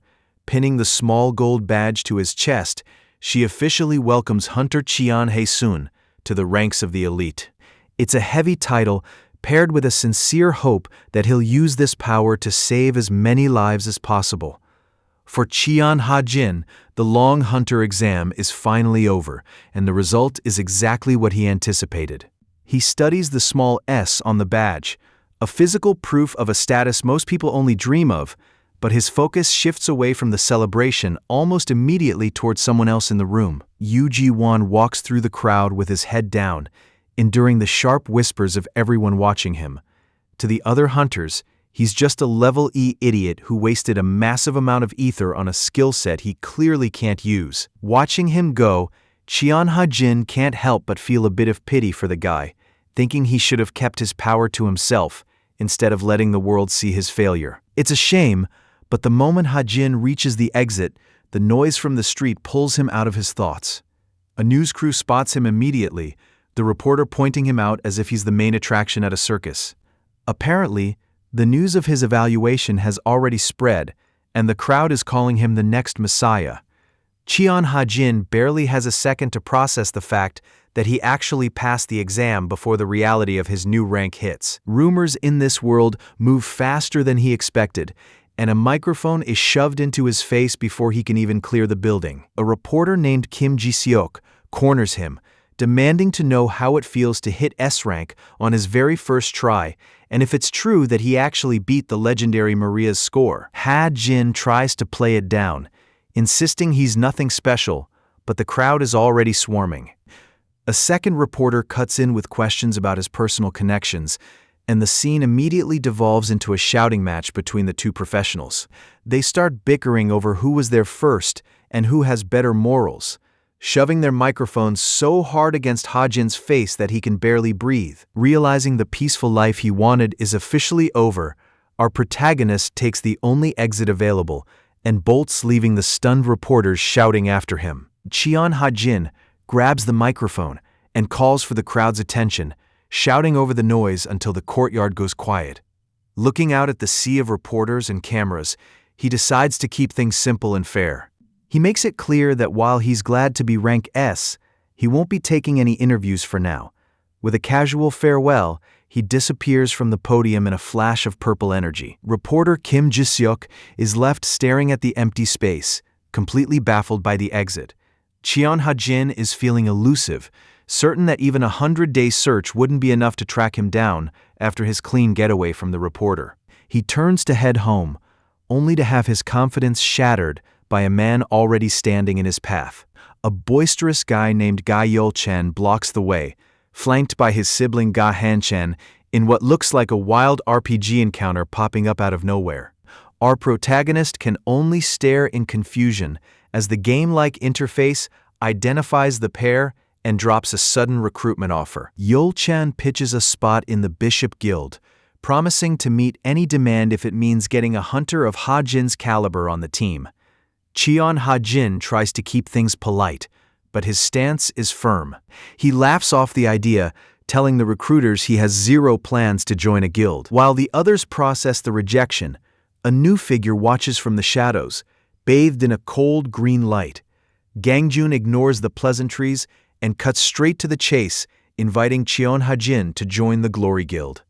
In the back of a moving limousine, the Glory Guild's driver can't stop talking about the recent test results, dismissing a teammate as a lost cause who only got into the guild through pure luck. To him, the guy is just talentless and careless, a defective piece that can't be fixed no matter how hard they try. Catching a glimpse of his passenger in the rearview mirror, the driver's gossip trails off. Gangjun doesn't give up any details, only admitting that he finally ran into something interesting after a long dry spell. His reflection in the glass tells a different story, though. He's already plotting his next move, and whatever he saw today, he isn't planning to let it go. Cheon Ha-jin can hardly believe the words, an invitation to join the Glory Guild. He remains skeptical, pointing out that their current situation doesn't exactly scream friendly recruitment. While Ga Yeol-chan tries to cut in with a prior offer from the Bishop Guild, Gangjun has already reached his limit, telling the man to let go of him. The air turns cold as Gangjun threatens to take the hand if it stays where it is. Gangjun doesn't flinch, already bracing for the physical fallout of his threat. Han-chan narrows his eyes, matching the lethal energy in the air with a simple question. Does he really want to die today? Gangjun takes a second to weigh the board, ice shards already hanging in the air around him. He looks Han-chan in the eye and asks if they're really ready for him to stop holding back. Han-chan isn't impressed, taunting him that having a healer like Maria nearby is a convenient safety net for when he eventually freezes over. The insult lands, and Gangjun closes the distance in a blur, unleashing a concentrated burst of energy that shatters the surrounding ice into dust. As the debris settles, Gangjun stands alone in the street, the air finally clear. Gangjun watches the fallout with a quiet, knowing smirk. He goads the brothers, acknowledging the Bishop Guild's reputation before questioning if they actually have what it takes to catch the industry leaders at the Glory Guild. The jab lands, and Ga Yeol-chan's temper flares, but he reins it in just enough to Ga Han-chan yields immediately, suppressing the frost and apologizing for the public display of power.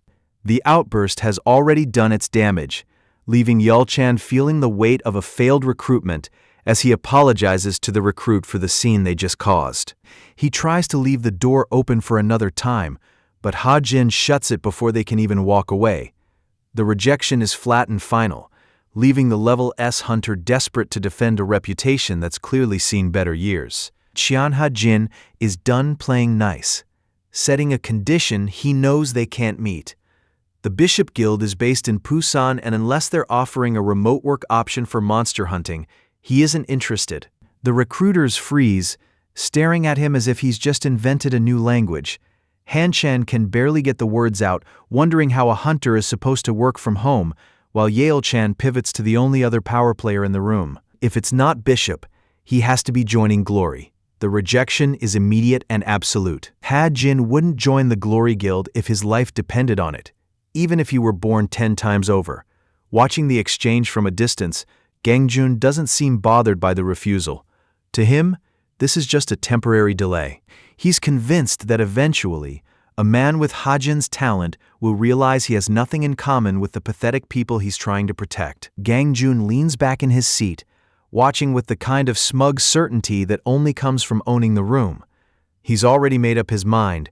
The Glory Guild is the only place left for someone like this. For a hunter, death is just a part of the job description, a familiar shadow that follows them into every dark corner. It raises the question of which nightmare actually claims the most lives. You'd think it would be the poison-choked pits or the high-level bosses that look like they were pulled from a fever dream, but the truth is much simpler. It's the beginner dungeons. That's where the real body count piles up. Beginner dungeons are easy, but that doesn't mean they're safe. Too many new hunters didn't respect the danger and paid for that mistake with their lives. To stop the meaningless deaths, the Hunters Association stepped in with a special rule. At a packed press conference, the official announces a new probation period. Every rookie must now clear 5 low-level dungeons in a 5-person group before they're allowed to go solo. Even someone like Chan Ha-jin, who is technically qualified to enter dungeons officially, can't avoid the new system. He arrives at the meeting point and looks around for the team he was forced to join. His teammates are already waiting, and they're hard to miss. A red-haired youth who seems far too energetic, and a young girl clutching a massive metal crowbar. Ha-jin keeps up his persona as the healer Cheon Hae-sun and asks about the final 2 members of their party. Nearby, Park Hyo-sang and Kim Chu-ho share a dark private joke about killing the others. Hyo-sang introduces himself with a cocky grin, while Chu-ho stays direct and simple.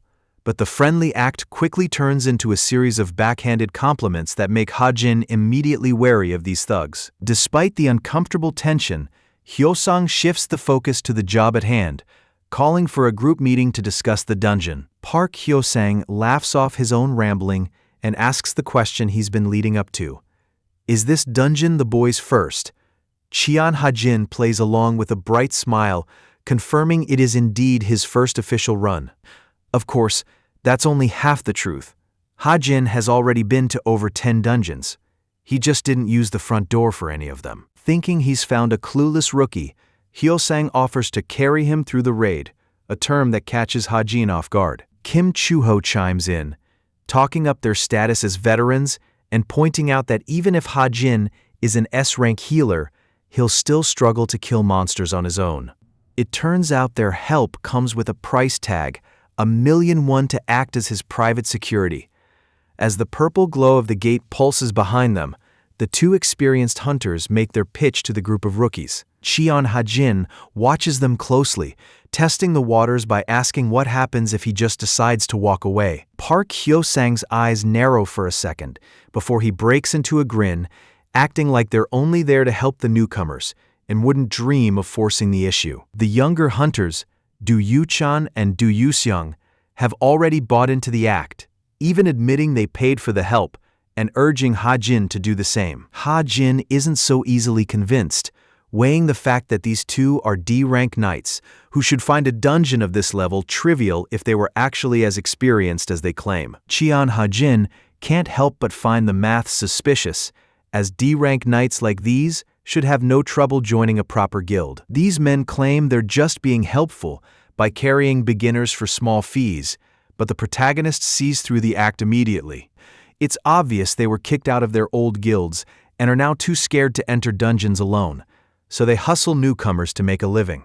He wonders if they actually have a hidden plan, or if they're just stupid enough to try and scam an S-rank hunter. Either way, they don't seem to be taking him seriously at all as they eagerly invite him to step inside the gate. Our protagonist cheers along with the crowd, but his mind is already miles away from the celebration. He doesn't care about their goals or their plans, but he has one rule that doesn't bend for anyone. If any of them cross the line he's drawn, he won't hesitate to kill them. A monster lunges through the tall grass, its eyes glowing as it closes the distance. It doesn't stand a chance, meeting a blade midair that cuts straight through. The purple-haired hunter laughs as he swings, while his partner with the mace shouts about how easy this is, mocking the monsters for being so weak. Watching from the sidelines, Cheon Ha-jin isn't exactly impressed by the show. To him, getting this worked up over E-rank enemies is just embarrassing. But as he watches them closer, he notices something off about their movements. They aren't just being loud, they're pretending to struggle while intentionally letting monsters slip past them one by one. Ha-Jin faces down a massive nutria, wondering if its aggression is just payback for him refusing to fork over more cash to the hunters. He narrows his focus, weighing his tactical options and settling on a single priority: mobility. If he wasn't standing here, someone else would have been torn apart by these things because of the guild's negligence. It's irritating, but he doesn't let the annoyance slow his blade as he delivers a lethal, silent strike through the creature's neck. The beast drops. Ha-Jin stands over the body, realizing that whatever joke the hunters are playing is becoming a serious threat. He senses the other aspirants approaching and makes his weapon vanish just as the boy shouts out in pure awe. The two of them watch with wide eyes, completely misinterpreting the carnage and convinced that level D hunters are just on another level. Ha-Jin lets out a long breath, exhausted by their naivety and the mess he's stuck cleaning up. Ha-Jin isn't the type to let a good opportunity go to waste.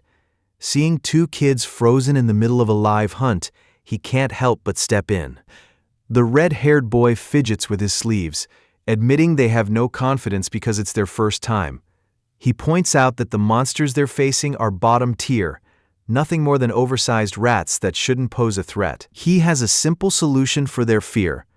There's no reason to worry about getting hurt when a healer is standing right in front of them. Ha-Jin reminds the group of his role as their healer, using his position to anchor their nerves before they spiral. It works. The red-haired aspirant tightens his fist, thanking Ha-Jin and admitting they were letting their fear take the wheel. Ha-Jin brushes off the thanks, satisfied to see them finding their feet. But he knows this small victory only covers one corner of the field. His attention shifts away from the recruits because the real threat is already moving. Nearby, a purple-haired hunter is losing himself to bloodlust, swinging his blade with a manic scream as he tears through everything in his path. The slaughter feels like a sure thing until something interrupts the rhythm, leaving the hunter frozen in mid-strike. The training ground explodes as a surge of energy rips through a target nutria, drawing the attention of the hunters who were supposed to be leading the session. The purple-haired hunter stops to survey the damage, suspecting that one of his trainees has more power than they let on. Our protagonist and his companion look on defensively, admitting that they simply felt the need to contribute to the hunt. The lead hunter finds the pair strange for acting out of turn, but he doesn't seem angry about the initiative. He warns them that the creatures they've seen so far are nothing compared to the house-sized rodent about to emerge from the brush. As a massive shadow looms over the tree line, the reality of the trial finally sets in. As the tension in the air thickens, the purple-haired hunter smirks, telling the group the show is finally getting started. With the boss room looming, he drops the act and demands an extra $1,000,000, making it clear that their safety is no longer his problem if they don't pay up. The aspirants are instantly thrown into a panic, shouting that a full clear was already part of the legal contract they signed. It's a blatant scam, but the hunter just cleans his ear, telling them to shut their mouths and deal with the boss themselves if they have such a problem with the new price. The hunters aren't interested in being fair. They just want someone to blame, and they've already decided it's the healer's fault for not paying up. One of them leans in, pressing Qian Ha-Jin for an answer he isn't ready to give. Being an S-rank hunter sounds like a dream until the weight of that rank actually lands. The world doesn't care that he's new to this. They only care about seeing a perfect dungeon clear. A monstrous beast looms in the distance, a reminder that the attention he's getting isn't just fame, it's a target. He isn't used to being the center of the world, but the internet is already judging his every move. It's a bad situation. Even an S-rank struggles when the knights who were supposed to protect the team walk away, leaving him alone to defend everyone with weak skills and zero experience. Our protagonist is a healer, a man who has supposedly never fought a monster in his life, and the hunters around him know it. Two young aspirants try to defend him, warning the group that Hunter Qian Haesun is S-level for a reason, but the logic doesn't land. The purple-haired hunter just laughs, knowing that an S-level healer with no guild and no support is a man with a target on his back. He lays out the extortion plainly. If Haesun doesn't pay up, The group will leave the dungeon and lie about what happened inside. They'll cut themselves, walk out bleeding, and tell the world that a worthless healer snapped and tried to murder his own team. He's confident the public will buy the story, or at the very least, they'll pretend they do. Hae-sun stands alone in the dark, finally understanding the shape of his situation. People might need heroes, but they're just as eager to watch one fall. The purple-haired hunter looms over the scene, pressuring Cheon Ha-jin to make a choice. To him, an S-rank title is just a heavy target, even if the person holding it is a total beginner. He watches Ha-jin with a sharp, expectant look, wondering if the kid will finally break or start complaining about how unfair this all is. Pulling out his phone, he prepares to record the whole thing. He's already doing the math. A video of an S-rank struggling in a low-level dungeon is worth a fortune. He considers himself lucky to have found such an easy mark, relishing the leverage he has over someone who should be way out of his league. But as the insults pile up, something shifts in Ha-jin. His eyes light up with a cold, focused fury as he admits he used to look up to hunters, but eventually realized they were just garbage. Ha-jin has seen enough of their games, and he can't help but be amazed by how stupid these two are. He lets his ether flare, and the pressure is so heavy it leaves the hunters physically trembling. The purple-haired hunter tries to bluster his way out, screaming about being in charge and threatening to report Ha-jin to the media. But it's a desperate move. Ha-jin isn't listening. He just focuses his power, reminding them of a story from the recent Hunter applications about an entrant that the legendary Gugun I personally fought. Using that man's name as leverage feels disgusting. But Ha-jin is done being nice. He reveals that he was that entrant, looking down at them with total contempt as he decides to use every tool he has to bury them. The realization hits the hunter like a physical blow as he remembers the news articles, and suddenly, his threats about the media don't matter. Because if this is really the monster from the exams, he's already dead. Hyo-sang's grip tightens on his weapon, his knuckles white with a rage that can barely contain itself. He lunges forward in a desperate bid to reclaim control of the situation, screaming at the healer to stay in his place. His mind is already racing to the endgame. If he has to kill the boy, he'll just have to make sure the evidence never sees the light of day. But then he freezes, his body locking up as the protagonist asks why he suddenly stopped moving. It's a complete reversal of power, and Ha-jin isn't letting it go, mocking the idea that a simple healer is supposedly too incompetent to help his team. Behind them, the other aspirants watch in stunned silence as the two veteran hunters stand paralyzed, unable to even speak under the boy's gaze. Standing before a massive red-eyed beast that towers over the landscape, Cheon Ha-jin turns his blade toward the hunters who had looked down on him and asks who they think is actually in charge. He levels his weapon at them, demanding an answer with a cold authority that leaves no room for debate. The bald hunter grunts under the sheer weight of the pressure, while his purple-haired partner can do nothing but spit insults through his teeth as the strain sets in. Cheon Ha-jin doesn't even look bothered, dismissing them as third-rate villains who can't see the reality of the situation. He pins them down with a look that asks if they actually understand where they're standing right now. The air in the training grounds turns heavy, leaving both hunters paralyzed as the realization of the power gap finally hits. Ha-jin isn't worried about the eyes of the world or the consequences of his actions. If he were the type to live in fear, he never would have reached S-rank. He demands to know what gave them so much confidence, but they're too shook to even find their voices. Ha-jin studies the stunned hunters, weighing his recent display of force. It felt a bit extreme, but going after them hard was the only way to get his point across. Stretching his arms casually, Ha-jin points out that two of their strongest are already out of commission. He frames it as a serious emergency that requires a new approach. The bald hunter can only stare in disbelief, unable to grasp how a mere healer is systematically dismantling their entire team. Cheon Ha-jin starts his move, his presence shifting as he prepares to interfere. Across the arena, a rookie applicant freezes in terror as a massive nutria lunges for her throat. But the girl isn't the target anymore. Ha-jin steps into the creature's line of sight, meeting the beast's gaze with a casual indifference that borders on boredom. He leaps, moving with a level of speed and precision that shouldn't be possible for a beginner, and drops a single crushing blow that sends the monster into the dirt. Standing over the defeated creature, he offers a friendly smile and a business proposition: a carrying service for anyone looking to pass the test, for the small fee of 2 million won. The hunters can't believe what they're seeing, convinced Ha-jin is just playing games while their lives are on the line. Even with the loud explosion, the dungeon boss is barely scratched, and the massive beast isn't just surviving, it's waking up furious. The bald hunter panics, picturing Ha-jin as nothing more than a reckless kid with a stick who's about to get them all killed. He's already written off the healer as a lost cause, convinced Ha-jin is just another liability who doesn't understand the danger he's in. Watching from the side, the hunters can't reconcile what they're seeing. A healer shouldn't have movement like this. As Cheon Ha-jin taunts the massive nutria, a dark thought begins to take shape in the bald hunter's mind.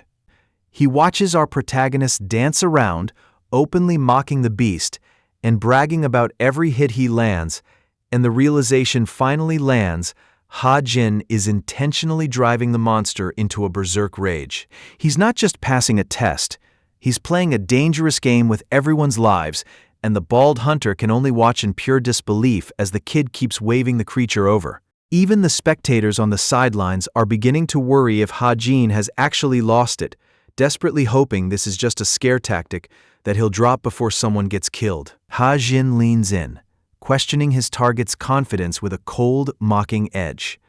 The hunter freezes as the pressure in the room shifts. Up close, Ha-jin doesn't feel like a person anymore. The threat lands without being spoken: listen or die. In this moment, the hunter realizes there isn't much difference between a monster and the man standing right behind him. Cheon Ha-jin leans in with a smug look, pressing for an answer on his proposal. The hunter across from him is completely spiraling, unable to reconcile the boy's rumored identity as a clueless beggar with the terrifying pressure he's currently exerting. While the hunter panics over a paralysis ability he can't understand, Ha-jin calmly notes that their guest is almost here. A massive, mutated nutria charges directly at the group, but with the paralysis holding them in place, the hunters can only watch as the beast closes the gap. Cheon Ha-jin watches his attackers with a cold, humming indifference, noting that they really should have known better than to target him. Behind the group, a massive red-eyed nutria surges forward like a landslide, and the hunters finally realize the shape of the trap they've walked into. As the beast's jaw opens over them, the protagonist makes his terms clear. They either start begging right now, or this is where their story ends. Cheon Ha-jin decides the lesson is over and offers his terms one last time, looking completely bored as he waits for an answer. The purple-haired hunter can only stare in silence, trying to process the gap between them. With a single, effortless kick, Ha-jin launches the massive beast into the sky, leaving the spectators questioning everything they thought they knew about the boy's power. They had been told he was a healer, but the display of strength is undeniable. Even for an S-level hunter, he's playing a different game. Cheon Ha-jin hasn't actually set foot in an official dungeon yet, but he's already settled into a routine of hunting down bosses, just to get the job done. Moving with a focus he usually keeps under wraps, he channels his power, accelerating toward his target with his weapon drawn and a confident smirk. To him, this threat is a joke compared to the centipede he faced before. Even the goblins that ran away from him seemed more dangerous than what's standing here now. With a sharp shout, he delivers a strike that tears straight through the huge nutria, ending the fight in a single bloody second. Disbelief is the only thing the hunter can feel as he stares at the aftermath, struggling to process what just happened until a hand drops onto his shoulder. Cheon Ha-jin appears behind him with a smile, noting that the man seems to have quite a lot on his mind. He casually explains that he stopped the paralysis so the team can start moving again, mostly because he's ready to collect his payment. As the bald hunter realizes he can finally move his own limbs, the reality of the situation sinks in. They didn't just lose, They were completely outclassed by a man they thought was a harmless healer. The bald hunter is seething, his face twisted in a mask of impotent rage. He shouts after our protagonist, demanding they finish what they started, but his partner has already seen enough. The two hunters turn on each other, and while the bald one is still obsessed with the money they just lost, Hyo-sang is losing his composure for a different reason. He saw the same thing his partner did, but unlike the big man, he understands what it means. If they jump this kid, they're the ones who leave in an ambulance. Ha-jin watches them from a distance, looking less like a combatant and more like a bored passerby wondering why these grown men are screaming at each other. Hyo-sang decides he's done with the whole scheme, walking away and leaving his partner shouting his name into the empty air. To Ha-jin, the whole display is embarrassing. They look like children fighting on a playground, and he doesn't have the time to care. The crowd suddenly erupts, calling out a name Ha-jin barely recognizes as his own. They've completely misread the situation, showering him with praise for a modesty and kindness he definitely doesn't feel. He watches them with a flat look, wondering how a simple fight turned him into a neighborhood hero overnight. It's awkward, so he leans into it with a fake laugh and tells them it was no big deal, which only fuels their excitement as they cheer for the man they think he is. The student and his friend stare at their phones, stunned into silence. 1,000,001 just hit their accounts. The notification on the screen is real, a massive deposit from someone who barely knows them. The girl hesitates, her hand clutching her school uniform as the guilt starts to set in. They didn't help him. If anything, they were just in the way and she feels like they're taking advantage of his kindness. Ha-jin cuts her off before she can apologize. He's already taken his own cut from the day's work, so as far as he's concerned, this is just returning what they lost. He frames it as a simple deal. They keep the money, and in exchange, they keep their mouths shut about what they saw him do today. Besides, he's got plenty of ways to make more. He walks away with a casual wave, leaving them in the sunset with a secret they're now more than happy to keep. Cheon Ha-jin smiles as he politely turns down the money, making it clear his help isn't for sale. The sun dips below the horizon, painting the forest in deep oranges and purples as the weight of the moment settles between them. The student watches him, finally letting out a short laugh and admitting defeat, realizing there's no point in arguing with someone this stubborn. Ha-jin confirms he was never going to take it and turns to head out, but the boy stops him, insisting that he can't just let his savior walk away without some kind of thanks. Cheon Ha-jin takes the card with a look of pure confusion, focusing on the logo for a company called Umbrella Industry. The name sounds familiar, like something he should already know, but the connection won't land. He weighs the title of CEO against the student standing in front of him. The guy clearly has money, but his intentions are a total mystery. The pink-haired student catches Ha-jin's skeptical look and tells him he's missing the point. He insists Ha-jin look at the name on the card again, more closely this time. Ha-jin stares at the business card, the name Umbrella Industry and its CEO, Do Isu, sparking a sudden realization. He runs the names through his head: Do Isu, Do Yuseong, and Do Yuchan. And the family connection hits him like a freight train.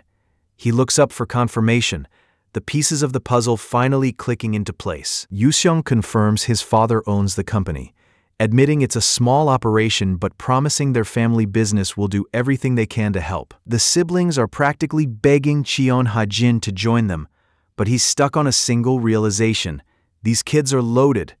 As the weight of their family status sinks in, he starts to die of embarrassment. He thinks back to how casually he treated them, imagining himself acting like a high-tier pro who was too good for a 1,000,001 offer.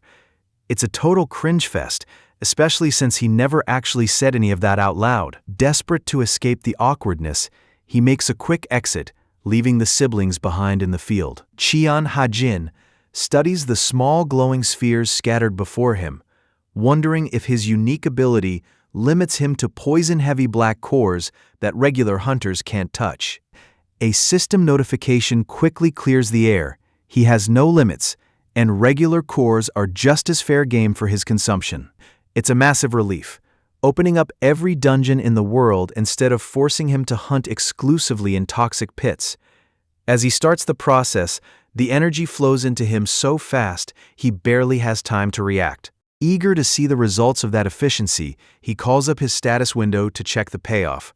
Ha-jin pulls up his metahuman status window and spots a new skill called commune, which the system identifies as a tool to speak with monsters. While the communication is limited with sapient creatures, it explains how he was able to understand that massive chained tiger back in the training center. And while he wonders if the beast ever made it out, Ha-jin has bigger problems to worry about. He's still incredibly weak by metahuman standards, and his progress is already starting to stall out. To jumpstart his growth, he considers raiding poison dungeons in secret to get his hands on black cores. Scientists have spent years trying to harness the massive amount of ether found in black cores, but every single experiment ended in a dead end. Nowadays, these cores are treated as dangerous waste, though for a poisoner, they're basically a shortcut to rapid growth. Cheon Ha-jin relaxes with his companion, reflecting on just how rare it is for a hunter to actually absorb a core. It's an expensive gamble with less than a 50% success rate, making it a terrible way for most people to spend their money. Paradoxically, it remains the absolute best way to improve abilities, far outclassing special items or standard training. Because of this, the average hunter stays exactly as weak as the day they first awakened. Ha-jin thinks back to Dr. Jin and offers a silent word of thanks, remembering how the old man used to joke about his sincere gratitude. Ha-jin offers a final moment of respect for Dr. Jin, but the weight of his own stagnation is starting to set in. He sighs, realizing his current growth rate is a major problem, and wonders if rushing through his probation period is his only real option. His mind drifts back to the gold core he saw once, thinking a breakthrough like that would be the only thing to close the gap, though he immediately wonders if he's just being greedy. Just as he dismisses the thought, a pair of strangers from the association confirm they've found the right house. The sudden knocking pulls Ha-jin out of his thoughts, and he immediately tells Pori to hide, knowing nobody should be visiting at this hour. He keeps his guard up as he opens the gate to see who it is. A senior staff member from the association greets him with a polite smile, mentioning that the news of his stylish dungeon clear has already started making waves. The man in the suit introduces himself as Pyo Hyokyu, a former head referee for the association, and prompts his companion to follow suit. Choi Gang-jun immediately bellows his own name with enough force to earn a sharp reminder that people actually live in this neighborhood. Caught off guard by the noise, our MC stammers out his name while Pyo offers a polite congratulations on his new S-level status. Ha-jin isn't buying the sudden friendliness and asks what they're really doing on his doorstep. Pyo doesn't waste time, asking pointedly if Ha-jin's recent growth as a hunter hasn't been a little slow. It's a probe, a subtle reminder that the association has been watching his stats closer than he realized. Before the tension can settle, the former referee produces a gift bag of tea while Gang-jun enthusiastically holds up a box of cookies. With a polished smile, Pyo asks if they can move the conversation inside. Ha-jin starts with the basics of hospitality, offering his guests tea and cookies while admitting his place is a bit run down. Since his sister is out for the day, he figures it's as good a spot as any for a private conversation. Pyo Chang-soo brushes the apology aside with a professional smile, insisting the house feels more cozy than shabby. Ha-jin isn't buying the empty compliment, and his expression shifts as he decides it's time to cut the small talk. He wants to know exactly why the association official is sitting in his living room. Pyo Chang-soo sets his cup down and takes a breath, his tone turning serious as he begins with an apology for holding back a name. Hunter Cheon Hae-sun. Pyo Chang-soo leans forward, testing the waters by asking if our protagonist has been keeping up with the news about new dungeons. Cheon Ha-jin stays aloof, sipping his tea while claiming he doesn't care about anything that isn't his personal business. And Pyo agrees that most people prefer to keep their heads down. He explains that new gates are usually handled by the association or the guilds, but his tone shifts toward a warning as he asks a chilling question. What happens to a dungeon that simply can't be managed? Before Ha-jin can even process the hypothetical, Pyo drops the reality of the situation. He lists the locations where reality has already begun to tear, Sujindong and Changsindong, as portals hum in the middle of city streets while bystanders watch in disbelief. By the time the third gate in Imedong is blockaded by police, the scale of the crisis is clear. 3 new dungeons appearing in a single day is unheard of, and for the first time, our MC's composed front starts to crack. Pyeokgyu watches the reaction and tells him it's too early to be surprised, but as Cheon Ha-jin flips through the files, the news gets worse. A code yellow emergency recently hit North America. The name doesn't mean much to him at first, but the scale is terrifying. Code yellow is the 3rd most serious warning on the planet. Ha-jin's grip tightens as he realizes the double gates that decimated Gupadong were only at that level. Looking at the report, he only has one question: how many people have already died? Choi Gang-jun brushes off the severity of the situation, noting that despite the chaos, there weren't any actual casualties. Ha-jin finds that hard to swallow. A code yellow alert usually means a bloodbath, but Gang-jun explains that this warning was more about how weird the incident was, rather than how dangerous. Pyeokgyu leans in to drop the real bombshell. The monster didn't come from a gate, it came straight out of a dungeon. The technicality stops Ha-jin cold. To most people, gates and dungeons are the same thing. But in this world, the distinction is everything. Dungeons are the homes where monsters live, and normally, those creatures never leave their territory. It's only when a dungeon becomes completely overwhelmed that the entrance shifts into a gate, allowing a swarm of monsters to finally spill out into the human world. This is the reality of gate flooding. It's the worst-case scenario where a dungeon ruptures before it can be cleared, leading to an unstoppable surge of monsters and massive casualties. Governments work tirelessly to detect these gates early, but an undetected breach is a death sentence for anyone nearby. Ha-jin realizes the sheer weight of the anomaly. If creatures can just pour out of an active dungeon without warning, there's no defense protocol on Earth that could stop the slaughter. Pyeokgyu acknowledges the concern, noting that while this specific incident was low-ranked and manageable, the world just dodged a massive bullet. If even a mid-tier 3-star dungeon had flooded like this, the damage would have been impossible to measure. Because the stakes are so high, the World Hunter Protection Organization, the global authority on these matters, is currently staying silent, likely questioning if the report is even true. But Ha-jin knows that burying the truth won't solve anything. The flood happened, and ignoring it only leaves the world vulnerable to the next one. Pyo Chang-soo starts with a heavy apology, his hands tightly clasped as he admits there's no excuse for the association's recent failures. Ha-jin isn't interested in placing blame, calmly acknowledging that the situation is out of the man's hands. The reality is far worse. The association is buried under a massive labor shortage, with dungeons appearing faster than they can find hunters to clear them, and the threat of monsters breaking out into the world is becoming a daily fear. Amidst that chaos, a medical impossibility has the research team in shock, as they struggle to understand how the Imperial Tiger could have recovered from such a hopeless state. It's more than just a surface heal.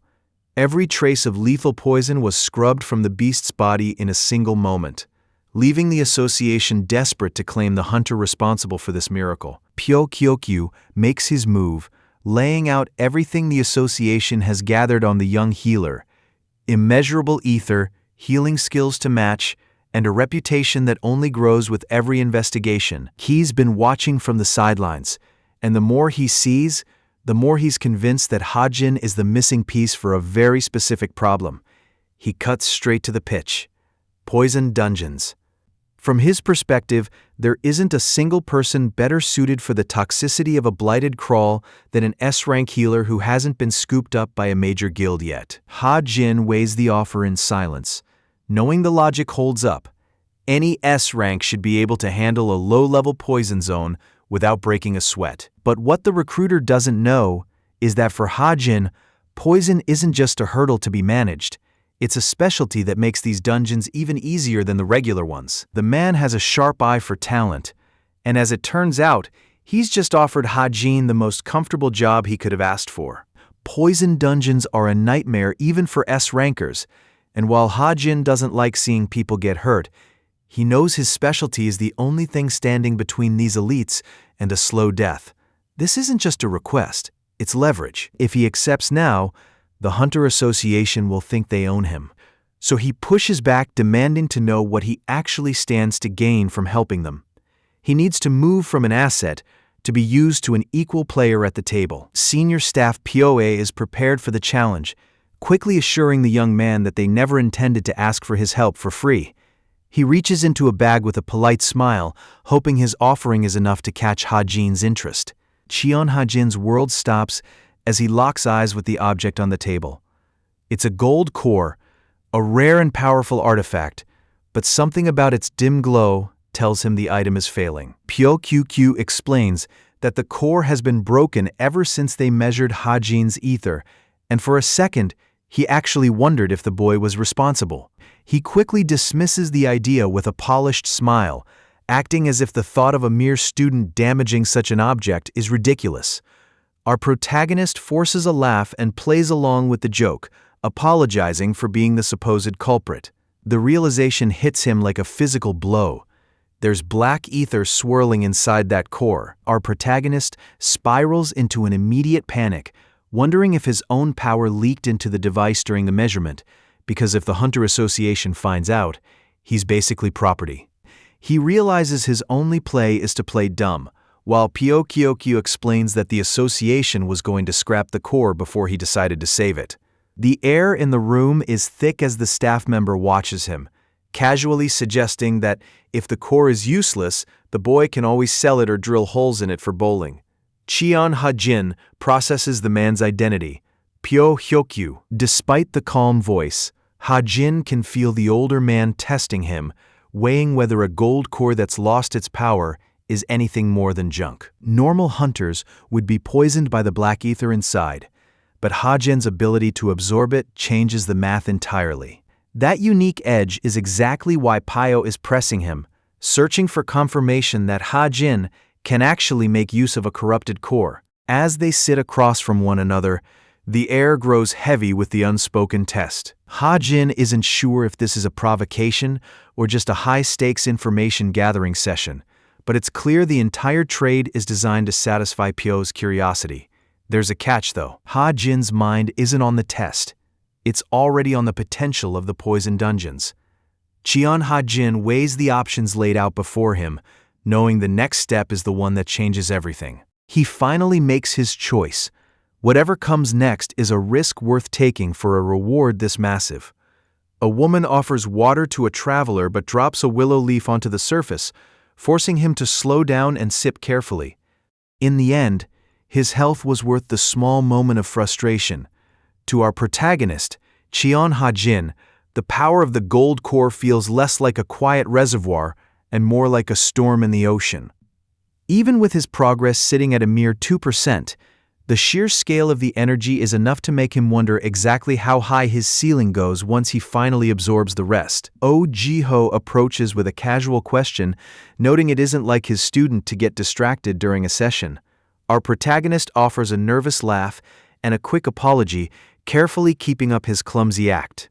On the surface, Ji-ho is the perfect mentor, a 49-year-old veteran currently teaching him a specialized skill called snapback. Looking at Oh Ji-ho's calm face, the realization hits him that he's messed with the wrong person. Under that polite smile is a man more insane than anyone he's ever met. The training room blur suddenly snaps into focus as the first strike forces Ha-jin to scramble, cursed by a speed he can barely track. Ji-ho moves like a ghost, circling his student with ease while Ha-jin struggles to keep his feet under him. He barely manages to dodge a follow-up, the weight of the gap in their skills pressing down on him. Just as he thinks he's found a rhythm, another blow catches him completely off guard. He's not just training, he's fighting to survive a man who enjoys the hunt far too much. Training isn't quite the right word for what's happening in the hall. It's a one-sided beating, a blur of motion where Cheon Ha-jin can't even find an opening to breathe. Oh Ji-ho moves with a clinical sort of disappointment, noting that while the boy might have taken down the hyena, his actual foundation is non-existent. The older man pauses the assault, openly questioning whether his student has the capacity to even handle these skills, let alone master them. Cheon Ha-jin remembers the deal he made with Yacha just to learn this technique, and the sheer cost of it keeps him moving when he should be done. A massive shockwave ripples through the training hall as he launches himself forward. Jiho immediately recognizes the skill as the one used to defeat the hyena, but as he studies the movement, he realizes speed isn't everything. Somehow, Jiho tracks the strike with ease, watching the blade whistle past his face without a scratch.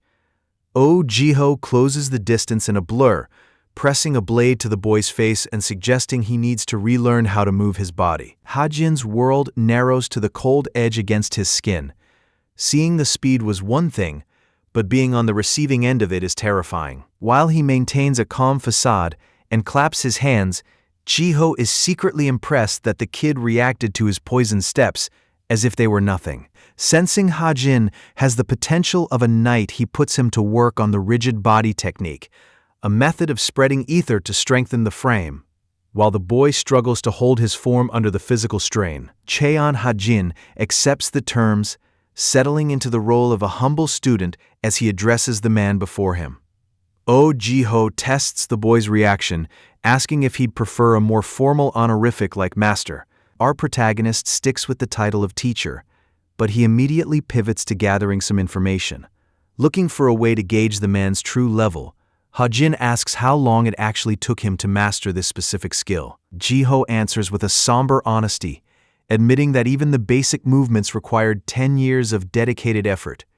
Ha-jin can't help but smile to himself as the realization lands.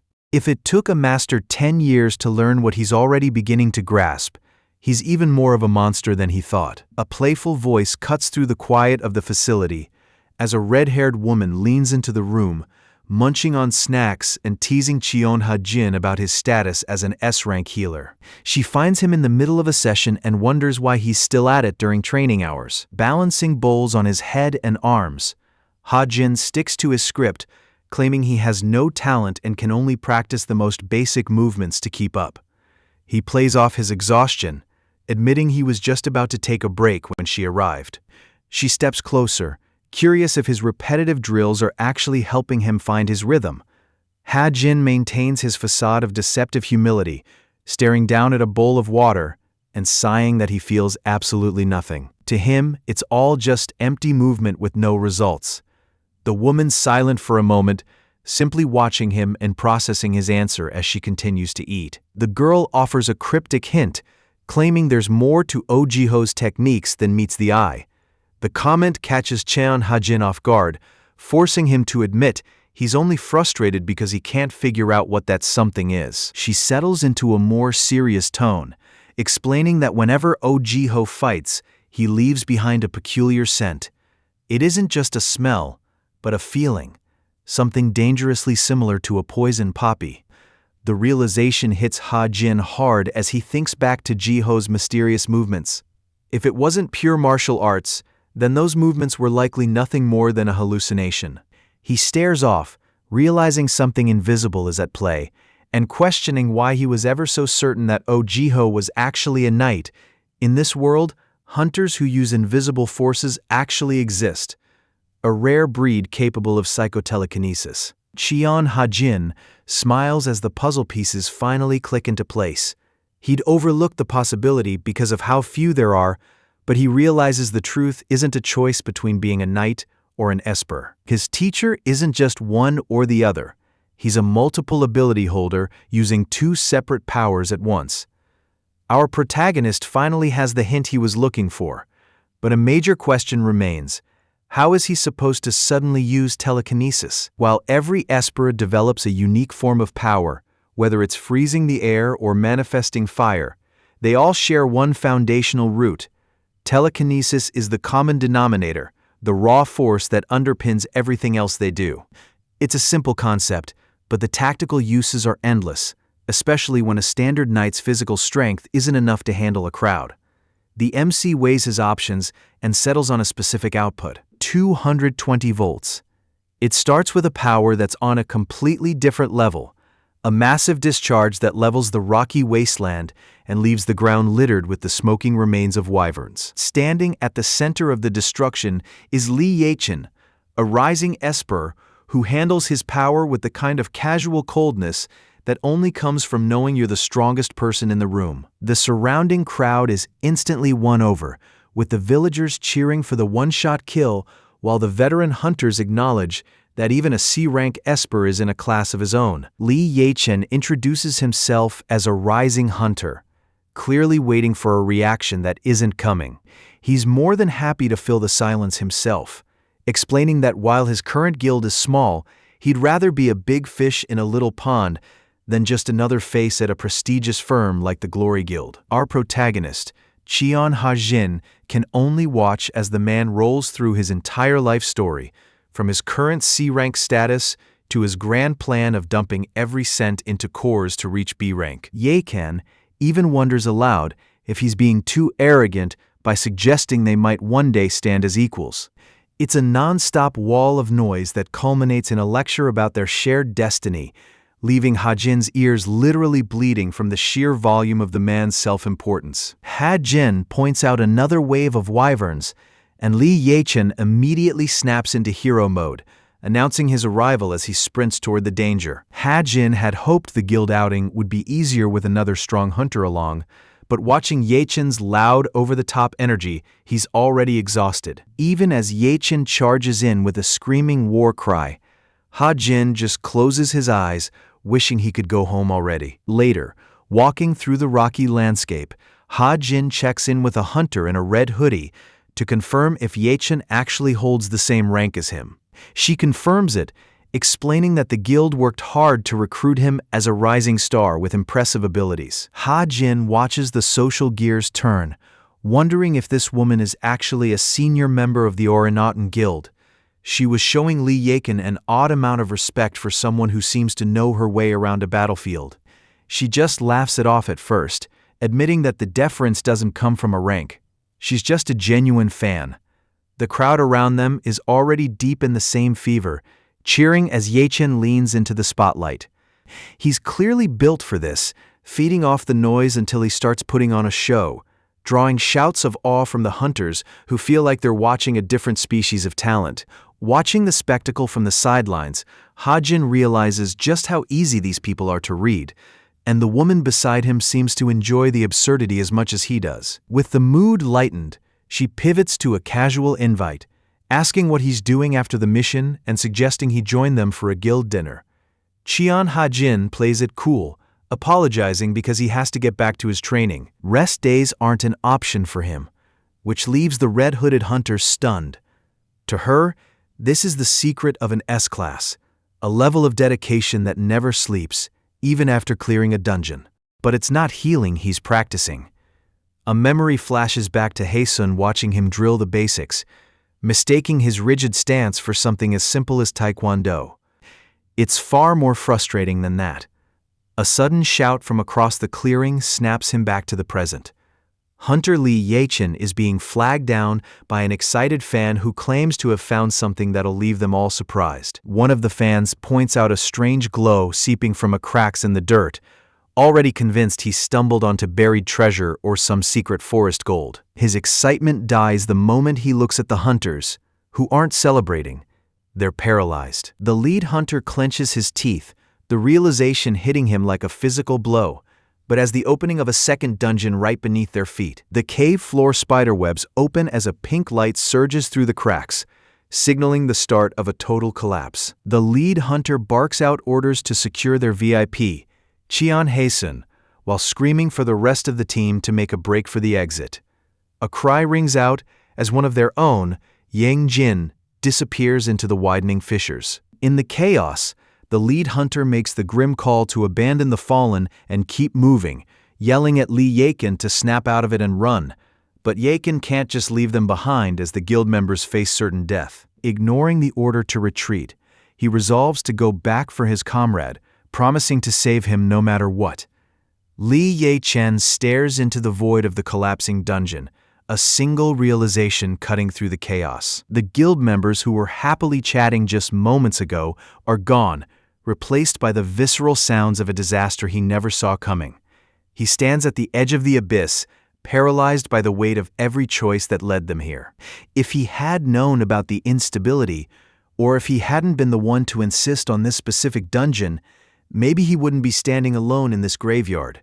He wonders if any version of this story ends with everyone making it out alive. The grief finally breaks through, but even as the tears fall, he forces himself to lock it down.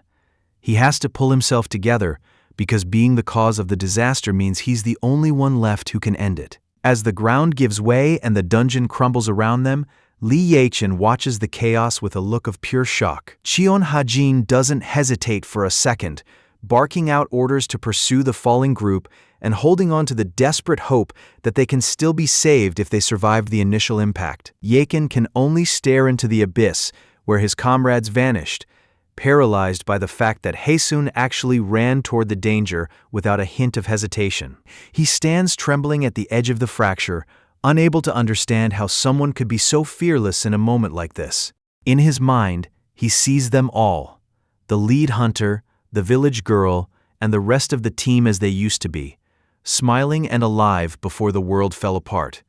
Lee Yachen is terrified, but his hand tightens as he forces himself to move. He dives after them, catching up to Ha-jin in the descent and briefing him quickly on the plan. The interior is all connected, and they need a shield over the guild before they hit the bottom. Lee Yachen quickly runs the numbers, but the math doesn't look good.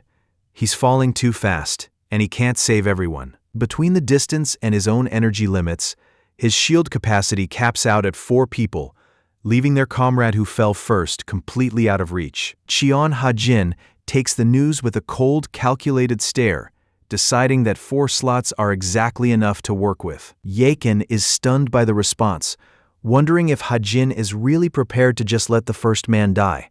But the answer is a flat refusal. Ha-jin isn't planning on a sacrifice. He's planning a workaround. He begins to pull on the spatial energy around them, already moving to rewrite the rules of their fall. Lee Yachen freezes as the reality of the situation finally sinks in, his usual composure shattered by the scale of the disaster unfolding around them. But Cheon Ha-jin isn't waiting for a plan or permission, declaring that he'll handle the rescue himself before throwing himself back into the chaos. Falling through the chaos of the collapsing dungeon, Lee Yachen can only focus on his own failure. He'd heard of second dungeons before, but experiencing one is a different story, and his lack of first-hand knowledge left him too slow to react. As the world around them tears apart, Cheon Ha-jin pushes past the panic and forces himself into a state of absolute focus. He calls out a command to Exa, realizing that if he doesn't find a way to stabilize their descent right now, there won't be anyone left to save. The void offers no solid ground, so he begins manifesting his own stepping stones from the spatial energy itself to catch them before they hit the bottom. Cheon Ha-jin decides that if the world won't give him a path, he'll just build one, manifesting glowing platforms to anchor his descent through the void. Testing the solid footing of his own creation, he narrows his focus to the only goal that matters: catching the 2 falling survivors before they're lost. He has to be perfect. One slip here means 3 lives instead of 2, and his eyes burn with the absolute determination of a man who refuses to fail. Launching himself off the spectral ledge, he lunges through the darkness, zeroing in on the bodies tumbling below. Lee Yachen barely has time to blink before something shifts in the air, and he realizes Cheon Ha-jin is already moving, carrying 2 other hunters through the collapsing dungeon at a speed that defies everything Yachen knows about the man. Ha-jin isn't even winded, checking their progress with a calm question about the distance as the ground continues to fall away behind them. The sheer pressure of their movement forced the air out of Yachen's lungs, leaving him to squint against the wind and try to make sense of the monster currently saving their lives. The air inside a collapsed dungeon feels different, heavy with a weight that shouldn't be there. Our protagonist takes it in, realizing Lee Yachen comes sprinting across the dirt, shouting for Hunter Cheon Haesun with enough desperation to fill the empty sky. The rising Esper skids to a halt, his eyes wide as he takes in the man standing before him. It doesn't make sense. After a dungeon collapse like that, nobody should be standing, let alone walking away without a single scratch. Lee Yechen asks if he's even human, but Cheon Ha-jin just brushes it off, playing it cool while the world literally breaks around them. Ha-jin keeps his voice level as he points out two hunters lying unconscious in the dirt, assuring the boy they're only asleep and will recover soon. Ha-jin cuts the moment short, his eyes shifting toward the sky with a warning that any reunions will have to wait. As the harpies emerge, Lee Yechen feels the pressure, bracing for what he expects to be a difficult fight. Cheon Ha-jin can only look on in confusion, finding the situation completely manageable. From his perspective, a single touch from his power source, Exa, is all it takes to end any of these creatures. Yechen completely misreads the silence, assuming his rival is hiding his exhaustion after their recent fall. To him, Ha-jin is just putting on a brave face while being too hurt to fight. Calling out to the young man, Ha-jin watches the sudden shift in energy, baffled by how quickly the mood has flipped, but the reason becomes clear when a booming shout cuts across the field. A squad of hunters marches forward, their lead fighter taunting Yechen for trying to play the lone hero while his comrades were still drawing breath. A healer follows close behind, offering her thanks to the man who kept them all alive through the worst of it as the lead hunter tells him the reinforcements have it from here. Ha-jin isn't so sure. Watching the battered group prepare for a fight, he can't help but weigh their odds against what's actually out there. As the squad moves into position to face the swarming harpies, Ha-jin decides to hold back and see if they can actually back up all that talk. Lee Yechen steps forward with a grin, telling the others to stand back while he takes over. Watching from the sidelines, Cheon Ha-jin weighs the display of raw power, guessing this Esper has already hit level B. The harpy monsters circling above don't realize the trap is already set as the yellow talismans drift into their formation. Yechen triggers his mind detonation technique, setting off a massive chain reaction that tears through the air and obliterates the target. Ha-jin watches the flames settle, realizing just how insanely strong the young man actually is. Early on, the team is riding high, convinced this dungeon is going to be an easy payday. But then the realization hits the falling hunter. Something is wrong. The math isn't adding up. He'd already burned through most of his strength to thin out the harpies, and as the monsters keep swarming, the weight of his mistake finally lands. He did his best, but it just wasn't enough. Watching from the side, Cheon Ha-jin breaks down the failure. Their Esper went all out too early, hoping to end the fight before it started, but he didn't even leave a scratch on the pack. It's only their sheer experience that's keeping them alive at this point. But as Ha-jin knows, experience only buys you time, and eventually, time runs out. Hunters are still just people. They bleed when they're cut and break when they're tired. And out here, those human limits are a death sentence. One injured hunter looks up from the dirt, pressing her hand over the bandages as she begs our protagonist to save himself. She thinks they're outclassed, but Cheon Ha-jin is already moving past her. He admits he was just watching the chaos for a moment, but he's done with that now. According to him, a healer has one job, and that's making sure people don't get hurt. The provided images consist entirely of filler panels, including scanlation credits and recruitment messages with no story content or characters present. As there is no narrative to recap, no script has been generated, the injured hunter watches Ha-jin with a look of pure disbelief, asking if he's actually serious about heading back into the fray. She's exhausted and grounded in a grim reality, reminding him that the battle is already over and there's no path to victory left for them. He doesn't argue the point, instead recalling a piece of advice from someone he used to know about how giving up without a fight is just pathetic. He's matter-of-fact about it, suggesting that if they just stand together, the outcome might actually change. It's the kind of reckless optimism that finally makes her snap, her frustration boiling over into a scream. The hunter stares at the man in disbelief, her bandages barely holding her together under the weight of the situation. Even an S-rank healer is still just a support, and as she looks up at him, her frustration boils over before she can reel it back in. Cheon Ha-jin doesn't take offense at her outburst, instead choosing to agree with the harsh reality of his class. Healers are the ones who wait, the ones who depend on a front line that is currently crumbling. He reminds her that a role is only a label, and it depends entirely on the person holding the weapon as he unleashes a strike that tears through the field. A flock of harpies swarms the sunset sky, but they're torn apart in a single vertical stroke that cuts straight through the formation. Watching from the ground, one of the hunters notes that despite the flash of power, only a few of the monsters actually went down. Cheon Ha-jin takes a second to gauge the remaining horde, realizing that one pass isn't going to be nearly enough to clear the field. He doesn't hesitate, he just promises to be right back. He launches himself into the air like a projectile, leaving a trail of force behind as he dives back into the center of the swarm.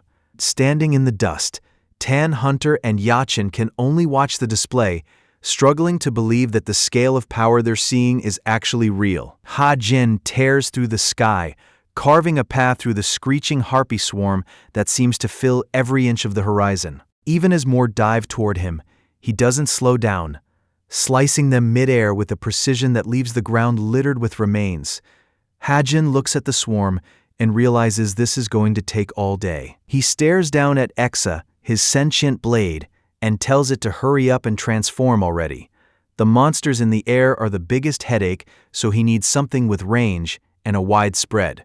A shotgun. The blade shifts and reconstructs itself into a sleek firearm in his hands. He doesn't waste a second, opening fire and tearing through the flying harpies with clinical precision. Back with the group, the lead hunter and Ye-chen can only stare in total disbelief as a modern weapon suddenly appears in the hands of a man they thought was just a swordsman. The lead hunter freezes as he realizes the harpies are still standing, seemingly untouched by the blast. Panicked, he warns the team they'll have to go back to grinding them down one by one, but Cheon Ha-jin isn't interested in a long fight. Ordinary rounds wouldn't have done the job, but these custom shells were designed for exactly this kind of problem. He reveals that he's using black ether, a specialized ammunition that delivers a lethal toxin directly into the monster's systems. As the poison spreads and the harpies begin to drop, Ha-jin offers a casual salute, satisfied that his gamble with the specialized gear paid off. Cheon Ha-jin surveys the field with a satisfied grin as the monsters drop, but the victory comes at a steep price.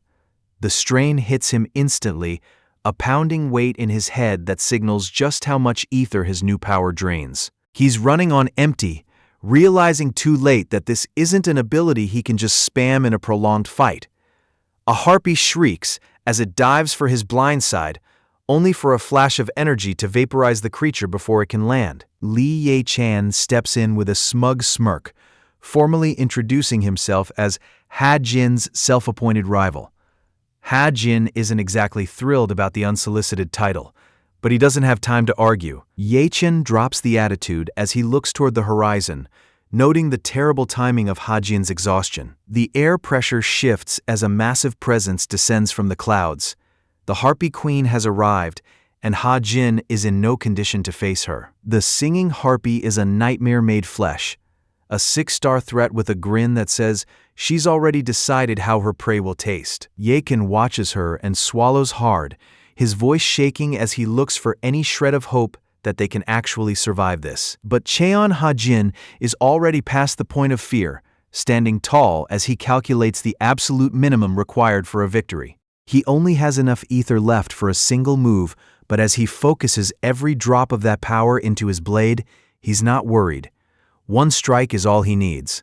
In his mind, the monster is already dead, and he offers her a cold, final dismissal as he prepares to end the fight before it even truly begins. With a sudden, violent surge of power, he unleashes everything, leaving no room for a second chance. The singing harpy savors what she thinks is her final victory, but Cheon Ha-jin is already moving for his last play. He clenches his blood-soaked fist, accepting the cost as he tells her to simply understand him. This isn't like his fight with the hyena.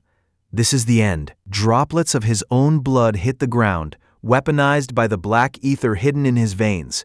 He reminds her that they were always enemies, and this power is designed to kill. The association report on the week's unusual events sounds more like a miracle than a casualty list. During the Oranauten Guild's latest expedition, a second dungeon opened, pouring out hundreds of 4-star monsters and a massive 6-star boss. Critically wounded hunters were everywhere, yet the final count was impossible. 0 deaths. Every single person survived. At the center of the carnage, Qian Hajin stands over the fallen monsters. His work finished. The guild successfully cleared the dungeon, but for the survivors, the math of the aftermath is a problem. Shouting that the current situation is completely unfair while the rest of the team backs him up. They can't wrap their heads around the terms. Hajin, confused by the sudden outburst, asks if he's asking for too much, but the lead hunter finds the reality even harder to swallow. Hajin saved everyone and did all the heavy lifting, and now he's trying to walk away without a single reward. To the guild, accepting a life-saving miracle for free feels like a debt they can never pay back. Our protagonist is turning down the reward, a move that leaves the lead hunter completely stunned. So he lays down his terms. The Oranauten Guild takes the credit for clearing the dungeon, and his name stays out of the records. He's perfectly fine letting them have the glory while the lead hunter struggles to find the catch, wondering why anyone would throw away a chance to become a legend overnight. Qian Hajin just pauses to think, likely weighing which lie sounds the most believable. The lead hunter and his team can only stare, completely baffled, as Qian Hajin plays off his life-saving heroics as a mere nuisance. He's not interested in the fame or the debt they feel they owe him. To him, the spotlight is just another chore he'd rather avoid, and the weight of their gratitude clearly doesn't register. Before anyone can wrap their heads around his casual attitude, he drops the bombshell that he's simply done for the day and heading home. With a cheerful wave and a job well done, Hajin sprints away into the sunset, leaving the stunned hunters scrambling to catch up with the man who just rewrote their survival. The hunters are losing their minds trying to keep up with Qian Hajin, shouting for him to stop as he effortlessly pulls away. On the surface, it looks like he's just running for his life, but his focus is entirely on the system notifications, confirming he's successfully absorbed the singing harpy's core. The rewards are massive, a huge boost to his black ether, and a new skill called Lion's Roar that lets him seize an opponent's mind just by speaking. He even gets a massive jump in his telekinesis sensitivity, a stat he doesn't fully understand yet, but the raw power is undeniable. Hajin puts on a show of fake guilt, muttering about his own greed to keep the theft a secret, but he can't help but note how good that core actually tasted. With everything he came for now safely tucked away, he gives his pursuers one last cheerful wave and vanishes into the sunset. After a clean getaway from the Oranauten Guild, Qian Hajin finds himself back in the city a few days after clearing the second dungeon. He navigates the streets with his phone out, double-checking the map against the surrounding storefronts. He's only 30 meters away now, and when he finally looks up, he's standing right in front of the building he's been searching for, the Cleanup Clan. Knowing what he needs to do next, he's confident there isn't another place like this in the city. Hajin plays it cool, wondering out loud if he should just step inside. On the other side of the door, a table is buried under a mountain of empty cans. A bearded man drains the last of a cheap drink, complaining about the awful taste. Money is tight, and he's clearly bitter about being forced to settle for the bottom shelf. Yuk Cheolwan, the leader of the Cleanup Clan, sits in his room staring at the last empty beer can in his hand. He doesn't let the small disappointment ruin his mood, though, because he just landed a rare authorization to enter the poison dungeon. He's been chasing something inside that dungeon for a long time, and his old scrapbooks are a quiet reminder of why. Back then, he was a young genius with the world at his feet, and finding this item is his ticket back to those glory days. There's just one problem. He doesn't have a team. He scans his old contact list, wondering what his former crew is even doing now, before finally deciding to take a chance and dial a number. It's been way too long, but if he's going into a dungeon like that, he's going to need the guys who were there from the start. Yuk Cheolwan sits alone in his apartment, surrounded by the empty evidence of his isolation, while a former teammate brags over the phone about how busy life has become for active hunters. Cheolwan tries to hide the desperation in his voice, but when the friend asks what he's been up to, he can only admit that he isn't doing much of anything. The conversation turns sharp as the friend mocks the cleanup clan, dismissing Cheolwan's work as a profitless waste of time and telling him to finally wake up from his obsession with the gold sunflower. The call ends in a cold dial tone, leaving Cheolwan to stare at his phone in the silence of his cluttered room. He doesn't want to believe in legends or chase ghosts, but he has no other choice. Looking at a photograph of his late wife from a happier time, he knows the flower is the only hope he has left. A knock at the door breaks the quiet of the cleanup clan office, and Yuk Cheolwan swings it open with his best professional smile.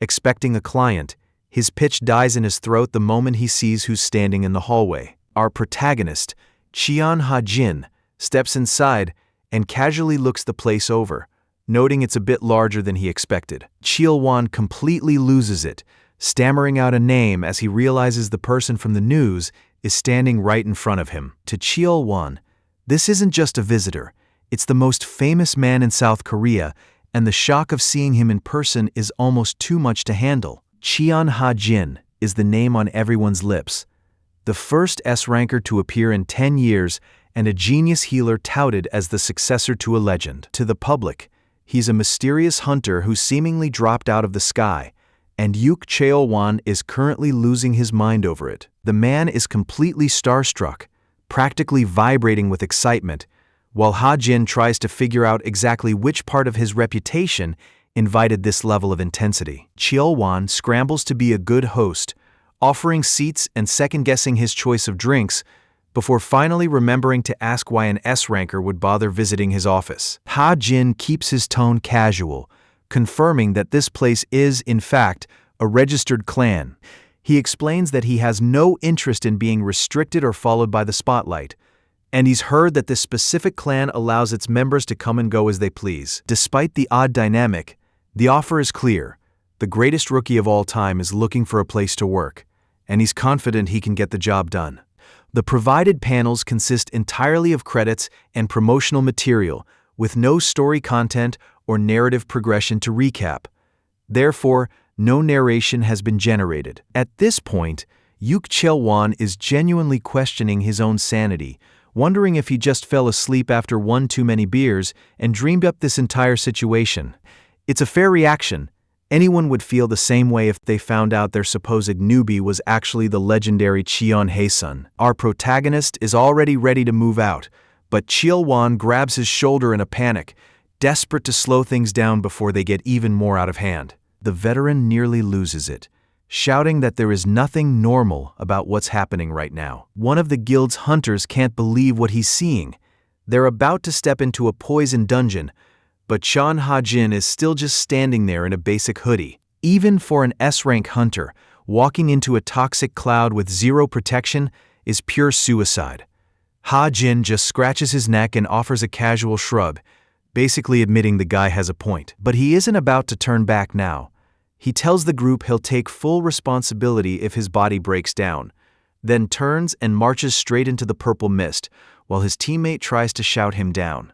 Once they're inside the dungeon, Ha-jin takes a deep, deliberate breath of the air.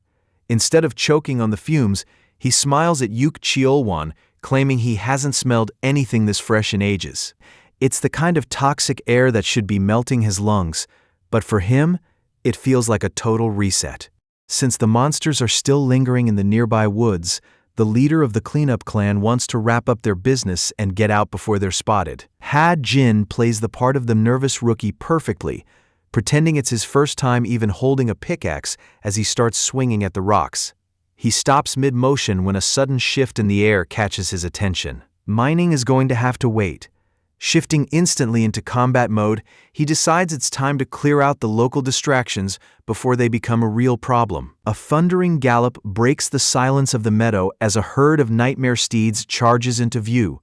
Behind his gas mask, the porter's voice cracks with panic, screaming for his hunter to look. These creatures aren't supposed to be here. They're territorial monsters that never hunt outside their own grounds, yet here they are, sprinting straight for them. Cheon Ha-jin snaps him back to reality, demanding he pull it together while he counts the threats closing in. There are at least 10 of them, maybe more, but the sight doesn't rattle him. Instead, a grin spreads across Ha-Jin's face as he realizes exactly what he's looking at: a massive pile of incoming experience points.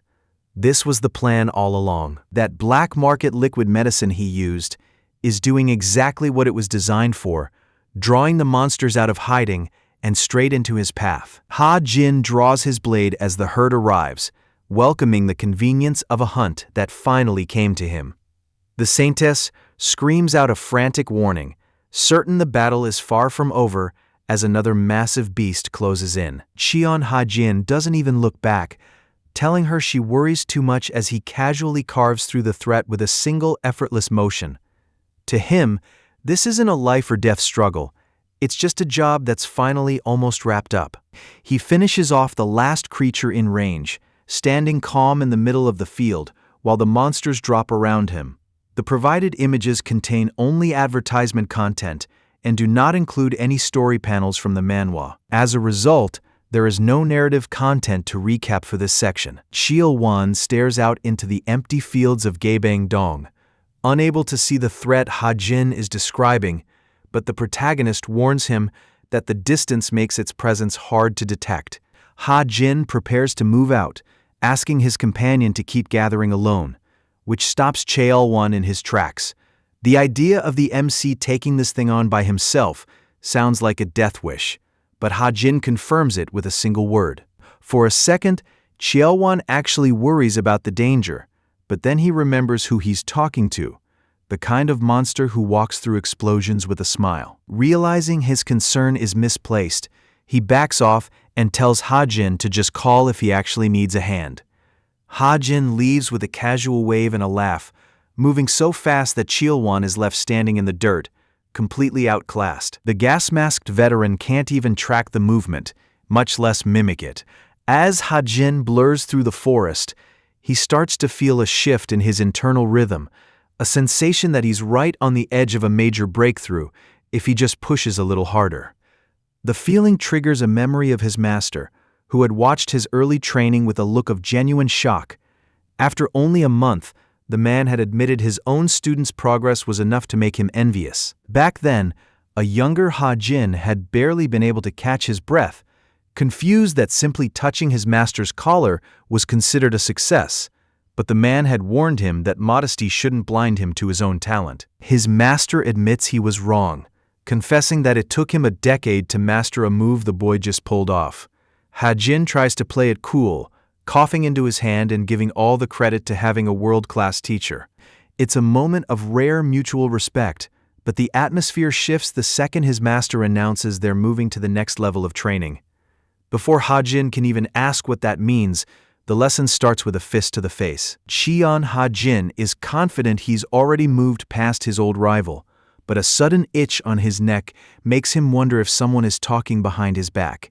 He focuses on the field ahead and pushes off the grass. This is the moment to test the limits of his recent training.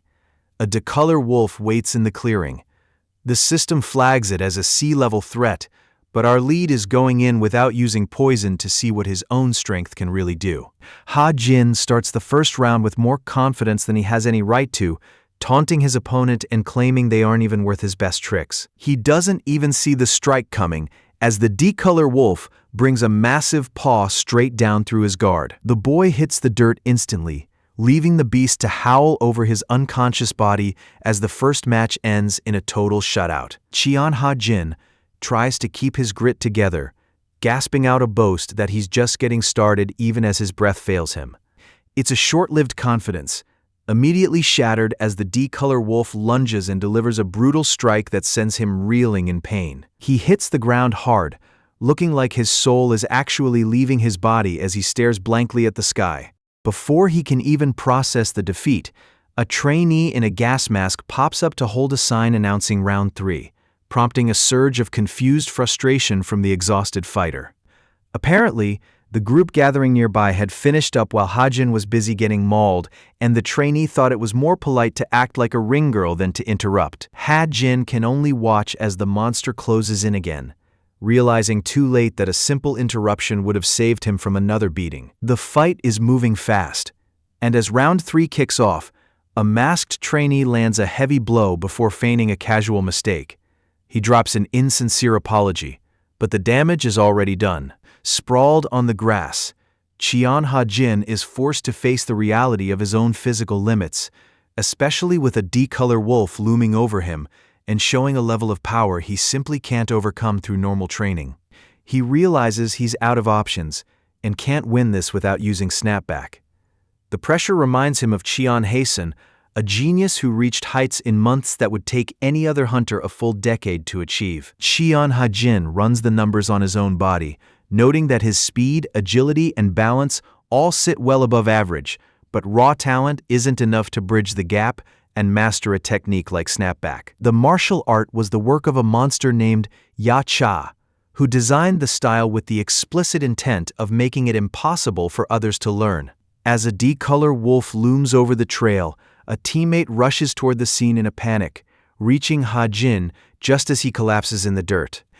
Even while warning the man to stay back for fear of spreading the poison, the young man can only think about the wall he just hit, wondering what piece of the puzzle he's still missing. The essence of snapback isn't just power. It's an illusion that blurs the line between the physical body and a phantom. Ha-jin sits in the grass wrestling with the mechanics of the move and wondering if he can even pull it off without the right energy. Poisoners can move ether well enough, but this feels different. A memory of a system message flashes back to him. A notification about increased sensitivity that he didn't understand at the time. It hits him that the message appeared right after he absorbed the harpy, a connection he had completely overlooked. He clenches his fist as the realization sets in. He had ignored the prompt because it didn't seem to offer an immediate edge. But now he sees it for what it really is. This sensitivity isn't just a stat boost. It's the missing piece of the puzzle and the potential key to mastering snapback. Snapback is more than just a technique. It's a haunted martial art that demands more than simple talent. It's built on principles so complex, they've driven every master who witnessed them into deep despair. This white-haired hunter wears that legacy like a weapon, grinning with the confidence of a man who knows his opponent is already outclassed. But in the quiet of his own memory, the perspective shifts as a martial master watches Cheon Ha-sun with genuine shock, unable to believe the boy actually managed to react to a strike of that caliber. The martial master offers a rare bit of praise, noting that just reacting to his attack proves Cheon Ha-jin is finally starting to grasp the fundamentals. Even with his focus, every attempt feels like a cheap imitation of the true power he's chasing. It's a frustrating wall to hit, but the quiet of training is suddenly shattered by the roar of a D-color wolf. The beast lunges from the sky, a mass of fur and teeth dropping straight toward the boy in the clearing. One of the trainees screams a panicked warning through his mask, certain he's about to watch a slaughter. The impact lands with a sickening spray of blood as the claws tear into Cheon Ha-jin's side, the trainee's voice cracking as he calls out again. But through the goggles of his gas mask, the boy sees something that doesn't make sense. A system notification flashes, warning that maximum utilization of this power means death. The wolf pulls back, its predatory grin wide as it prepares to finish the job. Then the boy speaks, his voice flat and completely unbothered by the hole in his side, telling the trainee to stop making such a scene. Cheon Ha-jin stands his ground with a cold yellow flare in his eyes, mockingly asking why everyone is already treating a perfectly healthy man like a corpse. Cheon Ha-jin taunts the beast with a predatory grin, beckoning it forward like a pet. As the creature lunges, he holds his ground in the center of the training field, focusing entirely on his defensive positioning. He knows the fight is far from over, and everything depends on his ability to maintain a perfect blocking stance. The old master's voice echoes back from a different time, reminding him that fancy techniques are useless if you forget the basics. Real power starts in the feet, which must move with comfort without ever losing their weight. Posture is just a shell. The true goal is to combine speed, balance, and rotation into a single point of impact. It isn't just about striking, but about reflecting an opponent's force right back at them. Cheon Ha-jin lets the lesson guide his movement, deceptive and phantom-like as he prepares to counter the wolf's charge. The lesson from the martial master was simple.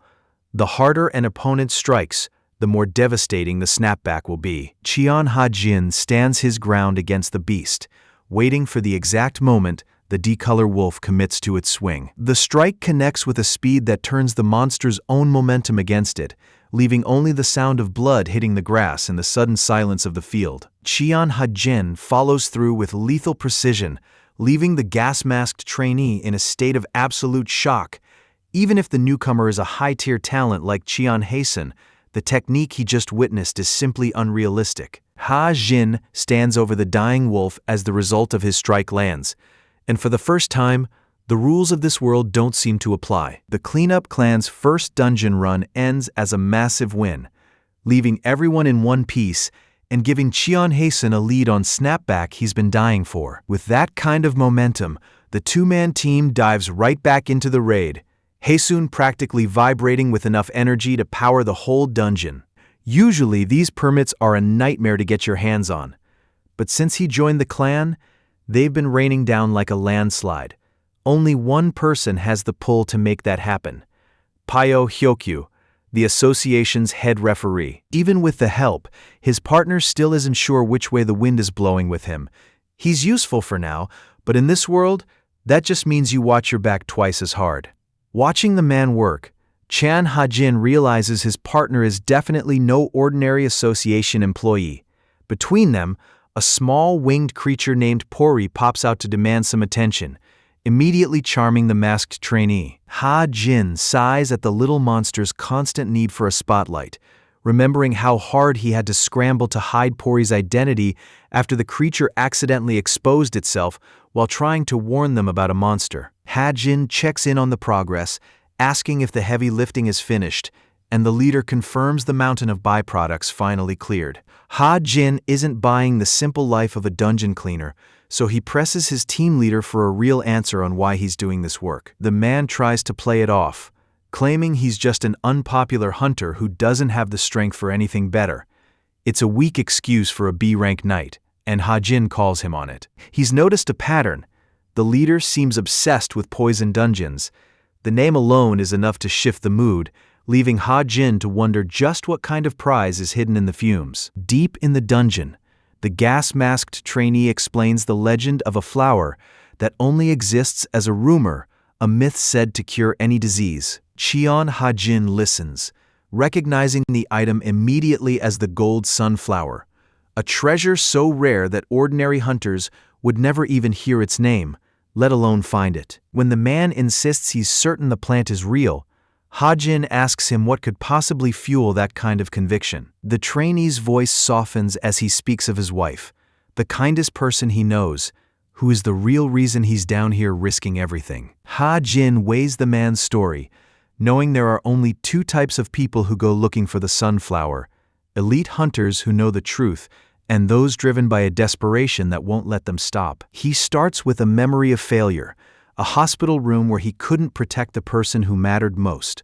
Drowning in regret, the man confesses that he failed as a husband, boasting about his strength only to be absent when she finally needed him. Cheon Ha-jin watches him, weighing whether this is pure guilt or something deeper driving the man to risk his life in these caves. He's spent years scouring poison dungeons and working back-breaking labor to find a cure, losing his entire clan in the process. Ha-jin cuts through the tragic story and names the object of the man's obsession: the gold sunflower. He reveals why the search has been a dead end. Sunflowers are tied to the life of the dungeon, dying the moment the boss is slain. Cheon Ha-jin breaks down the logic of the dungeon: the deadlier the rank, the better the rewards. He admits even he hasn't seen the legendary gold sunflower yet, since they only grow in 7-star poison zones and require overpowering a high-level boss just to reach. His partner Ha-sun assumes the protagonist is only making conversation to make him feel better about their own situation. He tries to wave off the pity, but Ha-jin cuts him off, insisting he isn't trying to be nice. He's just showing him the bronze sunflower he already found right here in this cave. He stares at the glowing petals resting in his palms, unable to process what he's holding. Looking up at Ha-jin, he finds only a calm, knowing smile. The weight of the moment hits him through the glass of his mask. The legendary sunflower isn't just a myth anymore, and Ha-jin has just handed him the physical proof. His thoughts immediately drift to Hae-sun, his wife, and the long, desperate road that led him here. A lifetime of being told he was chasing a ghost vanishes in an instant, leaving him trembling as he realizes he wasn't wrong to keep searching.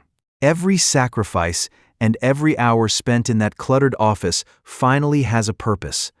The map on the wall is covered in red marks, a silent record of every failure and every life lost along the way. For the man in the gas mask, those marks were just scars until now. Ha-jin watches him closely, letting the weight of the moment settle. He gives the man the only thing that matters in a place like this, a reason to believe the struggle had a point. It wasn't for nothing. The realization hits like a physical blow. Everything the man had been suppressing, the grief, the exhaustion, the terror of being the last one left, finally breaks through. He collapses, his composure shattered by the simple truth that their sacrifices actually meant something. He lets out a scream that has been years in the making, a raw release of every bit of tension he's been carrying. Ha-jin looks on with a detached smile, playing the part of the cold mercenary.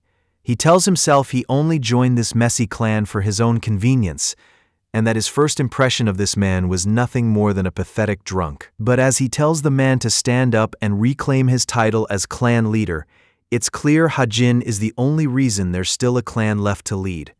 Cheon Ha-jin reaches out, his hand open and waiting. He admits that the man's sincerity is the only reason he stayed, and he correctly guesses that the trainee is hunting for the legendary gold sunflower. For a cold mercenary, it's a massive shift in tone. Our protagonist offers to find the flower together, letting a genuine smile break through his usual shell.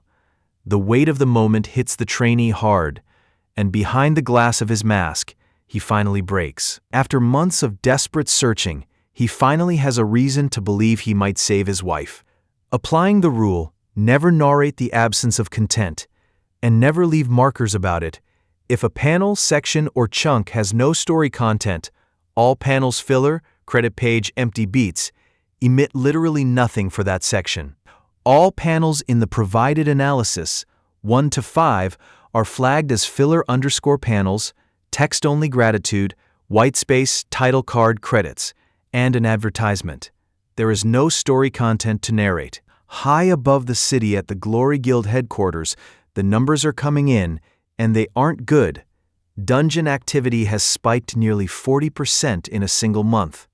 The chief secretary delivers the report to the CEO's office, running through the status of their strike teams and the lab's urgent call for a meeting. He finishes his briefing and waits for a response. CEO Gu Gun-ai sets his pen down, acknowledging that while the guild's operations are stable, one specific absence is starting to weigh on him. He fixes his secretary with a cold stare and asks for the location of Cheon Hae-sun, noting that too much time has passed for her to still be off the grid. The chief secretary offers a quiet apology for the failure, but Gu Gun-ai brushes it off, concluding that their initial method was simply wrong. Sending more people is a waste of time. Now, he wants a different approach. With a sharp grin, he orders the journalist to be put on standby, betting that the media's attention will force the man to speak. The secretary accepts the new orders, but before he can leave, Gun-ai stops him with a sudden question about someone named Maria and whether she's currently in that room. The secretary hesitates, explaining that Maria has just been too busy lately to attend to her usual duties. This excuse doesn't sit right with Gu Gun-ai, as being preoccupied isn't like her at all. It's concerning, but he decides to trust her. She's a professional who has never let him down before. Pushing the worry aside, he shifts his focus back to the target, finding the man increasingly peculiar for walking away from everything the guild has to offer. He's seen hunters reject them out of pure ego before, and in his experience, that kind of arrogance is just part of the job. CEO Gu Gun-ai is no stranger to these kinds of power plays. Last year, a group of 3 high-ranking hunters completed their exams, sparking a bidding war between the top guilds. While the Bishop Guild expected to land the majority of them, Gun-ai stepped in and poached the entire group for himself. The public never learned the details, but the industry knew the Glory Guild had used its massive resources to force a shift in loyalty. That betrayal shattered the relationship between the two organizations, sparking a feud that nearly leveled city blocks. Faith and promises mean very little when Gun-ai starts writing checks.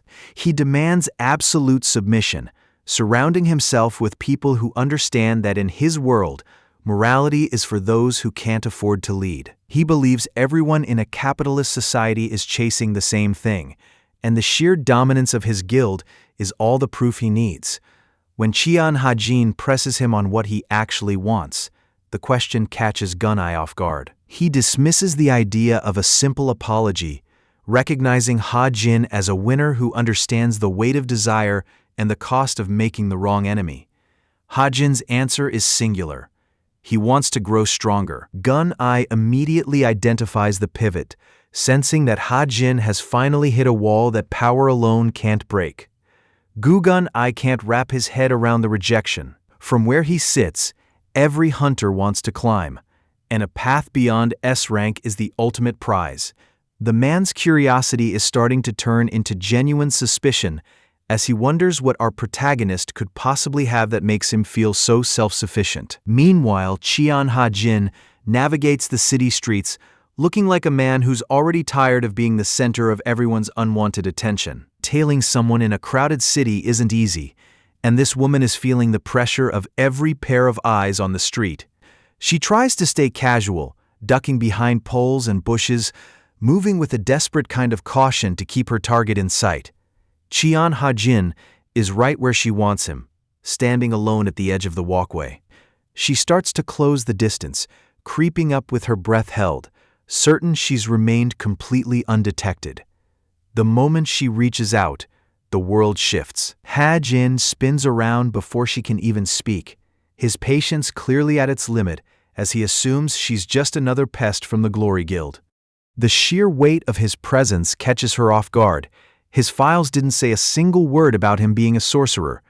She tries to process the mismatch in her information, but Ha-jin isn't interested in her excuses. He cuts her off and demands to know exactly who she is and why she's following him.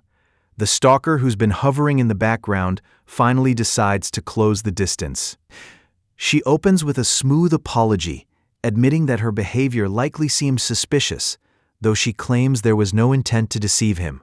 Removing her cap, she introduces herself as Maria from the Glory Guild. The name clearly carries weight, as our protagonist is instantly shaken, unable to piece together why a member of such a high-profile group would be tailing him. Maria offers a small professional bow, apologizing for the ambush but insisting that this meeting couldn't wait. Ha-jin isn't buying the polite act just yet, demanding to know the real reason she's gone to such lengths to track him down. Maria hesitates for a second, her hand going to her sunglasses, before finally dropping the act entirely. Her goal is simple. She wants to know everything about him.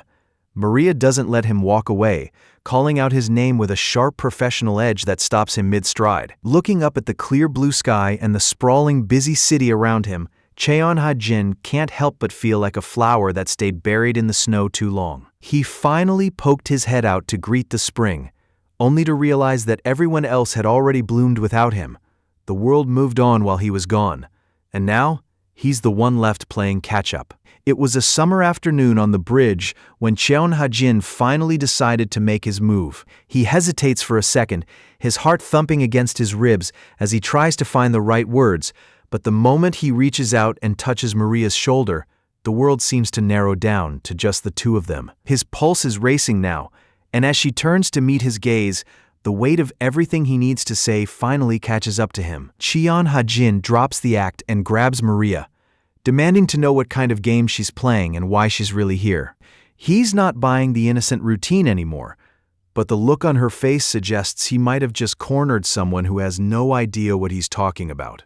Cheon Ha-jin is a long way from the quiet days of his childhood. Sitting in the park with Saintess Maria, he tries to process the news she brought him.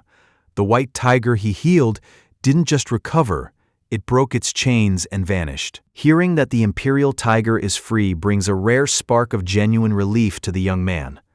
But the Saintess didn't track him down just to share good news, and he knows it. He eyes her warily, wondering if she's looking for a convenient scapegoat to blame for the beast's escape. Maria is quick to shut that down, insisting her visit has nothing to do with shifting blame. She saw him work once, and that was enough to realize his power is on a different level. To her, he isn't just a healer. He's someone capable of regenerating a broken core, a feat far beyond her own reach. But Cheon Ha-jin isn't buying it. When she asks if he actually doubts her intentions, he answers with a blunt yes. Ha-jin recognizes that she isn't like Guganai, but her reputation doesn't change the facts. To him, she is still a part of Glory, and that association alone makes her a threat. He wonders aloud if he's just being narrow-minded or if she really did try to save the neighborhood, leaving the question hanging between them. Ha-jin doesn't mince words, telling Maria directly that she made a mistake by following him. She was rarely without her camera, capturing every small moment of the day and smiling to herself over the simple joy of watching her son grow. It's a quiet memory, but it grounds him in a way Maria can't reach. Turning his attention back to the present, he addresses Maria, who remains tense and caught in the weight of the conversation. Ha-jin looks at her and asks a simple question. What does she actually see? He brings up the idea of compensation, wondering what someone could possibly offer the child he used to be. Money, a house, or a stable future are easy to give, but they don't fix the damage. Watching Maria's knuckles whiten, he pushes the point further, staring at the cratered earth as he tears down her reasoning for being here. If she actually felt bad, her reason for coming shouldn't have been a selfish desire to see him again. Elsewhere, a lead hunter slams his fist down in a rage, unable to contain his fury toward the people who set this in motion. As Yuk Cheol-won stares at the morning news, the disrespect toward S-rank hunter Cheon Hae-sun is more than he can stomach. The media is tearing into the man's dignity, but Cheol-won knows the truth about the impossible dungeons Hae-sun has been clearing in secret. He isn't the type of man to let a favor go unpaid, and if Glory wants a war, he's more than happy to give them one. He's done playing nice. He'll let them reflect on their mistakes in hell. Somewhere in the city, Yuk Cheol-won is hard at work, but not on anything productive. He's deep in the trenches of a comment section, throwing out insults about forehead sizes while hyping up his own favorites. He leans into the glow of his monitors with a manic grin, clearly delighted by the digital chaos he's stirring up. Far away from the keyboard warrior, Cheon Ha-jin receives a cryptic message from the man telling him to just leave everything in his hands. Our protagonist stares at the screen, genuinely baffled by whatever scheme the clan leader thinks he's running now. Before he can dwell on it, a shadow falls over him as Saintess Maria approaches his park bench. He doesn't look up from his phone as he asks if she's finally heading out. She offers a humble bow, admitting that her intentions were purely self-serving all along, and apologizing before she makes her exit. Cheon Ha-jin senses a shift in the air, watching as the girl in the pink cap walks away without another word. Saintess Maria is drowning in a memory she can't wash off, the phantom weight of blood still staining her hands. There are no excuses left for her now. She blames her own laziness for the destruction of her home, a failure that eats at her from the inside out. The screams of those she failed echo through her mind, begging for a salvation she never delivered. She was their saintess, their last light, and she can still hear them calling out to her with a hope that she knows she doesn't deserve. The weight of a miracle is more than any one person can carry, but that doesn't stop the world from reaching out and trying to take a piece of it anyway. For Saintess Maria, being a savior was never a choice. It was a sentence, an endless cycle of hands grasping at her light while she slowly suffocated under the pressure of their needs.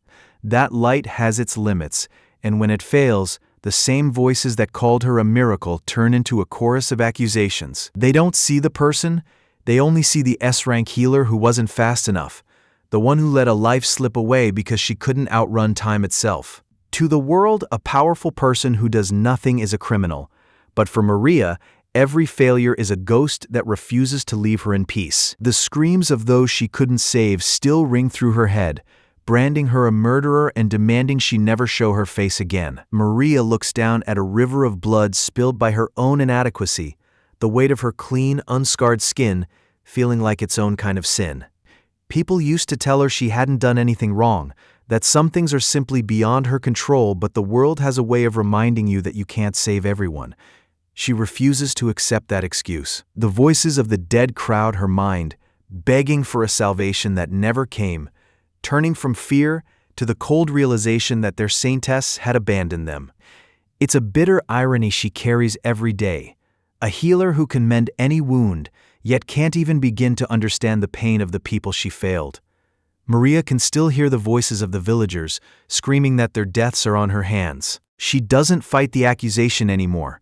In her mind, it's the simple truth. Her self-loathing has become a physical weight, pulling her so deep into a trance that she's barely aware of her own body, until Cheon Ha-jin reaches out and grabs her arm. The sudden contact snaps the fog just enough for her to look at him, though her mind is still miles away in the wreckage of her past.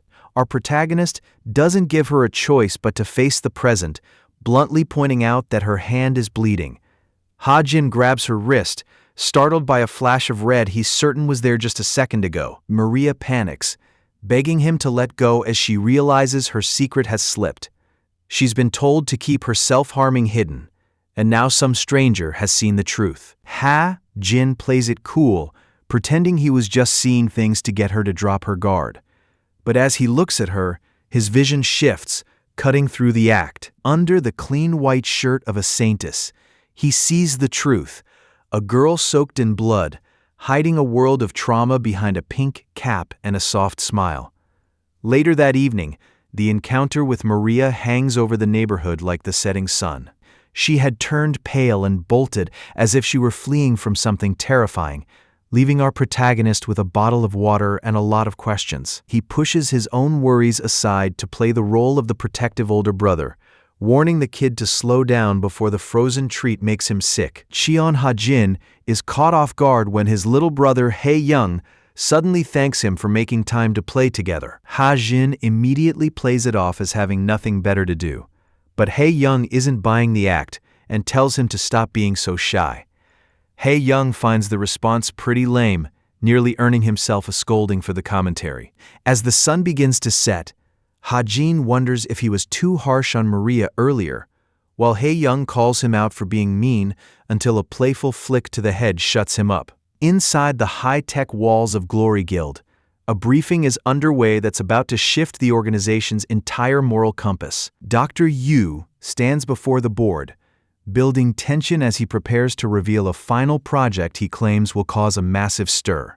He doesn't waste time with a long explanation, deciding it's better to just show them the direction he wants to take the company. The name alone sends a shock through the room, prompting one executive to slam his hands down and demand to know if the doctor has lost his mind. Dr. Yu remains completely unfazed by the outrage, calmly acknowledging that he knows exactly what he's proposing, the most dangerous illegal drug on the market. But his admission only fuels the fire, as the executive shouts that knowing the danger makes the suggestion even more insane. Dr. Yu taps his fingers on the podium, his face twisted into a mocking grin, as he asks if the board has any real complaints. But the man doesn't get to finish his thought. A sudden blast cuts through the air and slams into him, knocking him backward and scattering papers across the room. Barely bothered by the outburst, Dr. Yu just pulls out a fresh cigarette and exhales, completely bored by the man's panic. Inside the Glory Guild's high-stakes meeting, the atmosphere is suffocating, and the blonde hunter doesn't hide her contempt for the room. She shuts down a protesting executive with a single sharp remark on his arrogance, leaving the man stammering and visibly shaken by the sheer pressure she exerts. Before the tension can snap, the guildmaster intervenes with a calm smirk, effortlessly regaining control of the room as he orders his subordinate to stand down. He acknowledges the guild's nerves but insists on hearing the presentation through to the end. With the room silenced by his command, the doctor at the podium prepares to dive straight into his findings. The debate inside the Glory Guild comes down to one thing: utility. If the poison poppy drug offers more power than it takes away, the moral cost doesn't matter to the guildmaster. Dr. Yu offers a total guarantee, leaning into the madness of his own certainty as the guildmaster demands proof. The doctor reveals the hook. The drug significantly boosts healing abilities, a massive strategic advantage for any guild. He steps forward, dismissing the danger of the drug with a chilling smile while standing beneath the guild's emblem. The tan-skinned hunter cuts through the pitch with a blunt question. If the drug is that good, is it time to use it on their star healer, Maria? The guildmaster shuts the idea down immediately, refusing to risk a girl who has become the very symbol of Glory's power on an experimental drug. The tan-skinned hunter presses for a concession, asking if any healer will do, but Yeon Jisun already has a specific name in mind, UG1. As the third rank of Glory Guild, she sees a clear political play by offering to strengthen the vice president's son. They can align themselves with the association while fixing their public image through poison dungeon raids.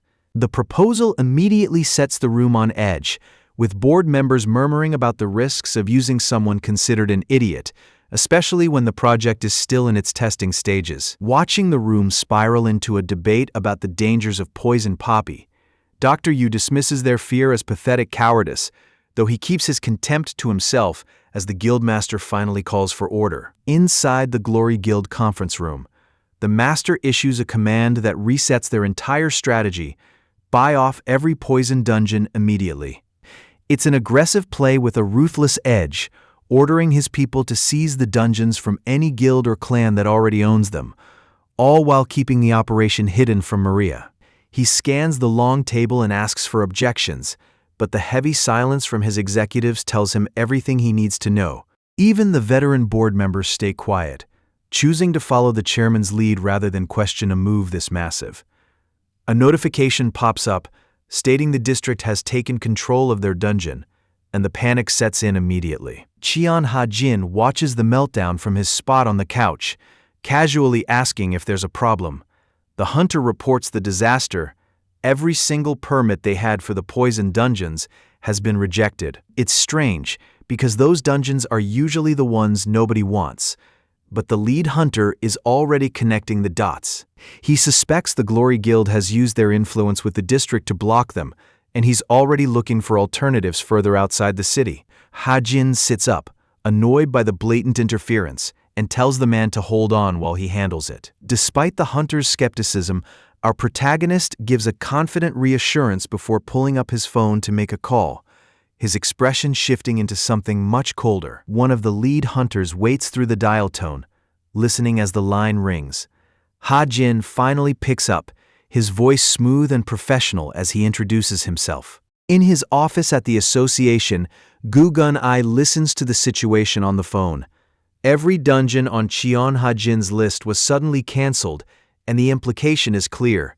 Glory is behind the move. Gun-ai takes a second to process the request, his eyes scanning a notebook where Glory's name sits near Ha-jin's own. The administrator doesn't hesitate long, promising to handle the interference immediately. Ha-jin presses for a timeline, but Gun-ai is dismissive of the effort it will take. For a man in his position, fixing a petty guild blockade is just another routine task. Satisfied, the protagonist thanks him and hangs up, treating the entire massive political obstacle as if it's already solved. Back at the cafe, a lead hunter watches the exchange in total shock, demanding to know who was on the other end of that call. Ha-jin just shrugs it off, describing his high-level contact as a guy with a dark aura. Back at the cleanup clan office, the lead hunter is still skeptical about their chances against a guild as huge as Glory, but his doubt is cut short when something flashes across his monitor. RMC. Cheon Ha-jin feigns a little surprise of his own, though it's clear things are moving exactly as he expected. Apparently, the administrative roadblocks that were supposed to take weeks have vanished in a single minute. With the dungeon cancellations undone and the path finally cleared, the lead hunter scrambles to get their gear ready, refusing any help and insisting Ha-jin takes a breather. The office falls quiet as the heavy lifting moves to the logistics team, leaving Ha-jin to finally settle in and wait for the real work to begin. Ha-jin has to admit that having the right connections makes everything easier. He finds himself back in the rhythm of an old memory, counting out the strikes as he trades blows with a sparring partner, Each movement is a repeat of a drill he's done 1,000 times before. He pushes the pace, his focus narrowing as the numbers climb toward the 100-mark threshold. Cheon Ha-jin tracks the rhythm of the spar, counting every exchange as the pressure mounts. His opponent moves with a polished precision that most wouldn't be able to follow, winding up for a strike that looks entirely telegraphed. Ha-jin reads the move as a simple left-side attack, but as the blow begins its arc, the rhythm breaks. It's a feint. The true target is right in front of him, and he has less than a second to adjust his stance before the impact lands. The opponent takes a beat to count the damage, noting that his student managed to block every single one of the 112 strikes thrown his way. He isn't satisfied, though. A sudden increase in speed catches Ha-jin off guard, forcing the boy to duck as a strike whistles past his head. The pressure mounts instantly, and Ha-jin begins to lose his footing while the older man keeps the momentum high, leaving the kid struggling to find a rhythm as the training hall floor gives way under his shifting weight. Ha-jin scrambles to find his footing, barely dodging a strike that leaves him reeling across the training hall floor.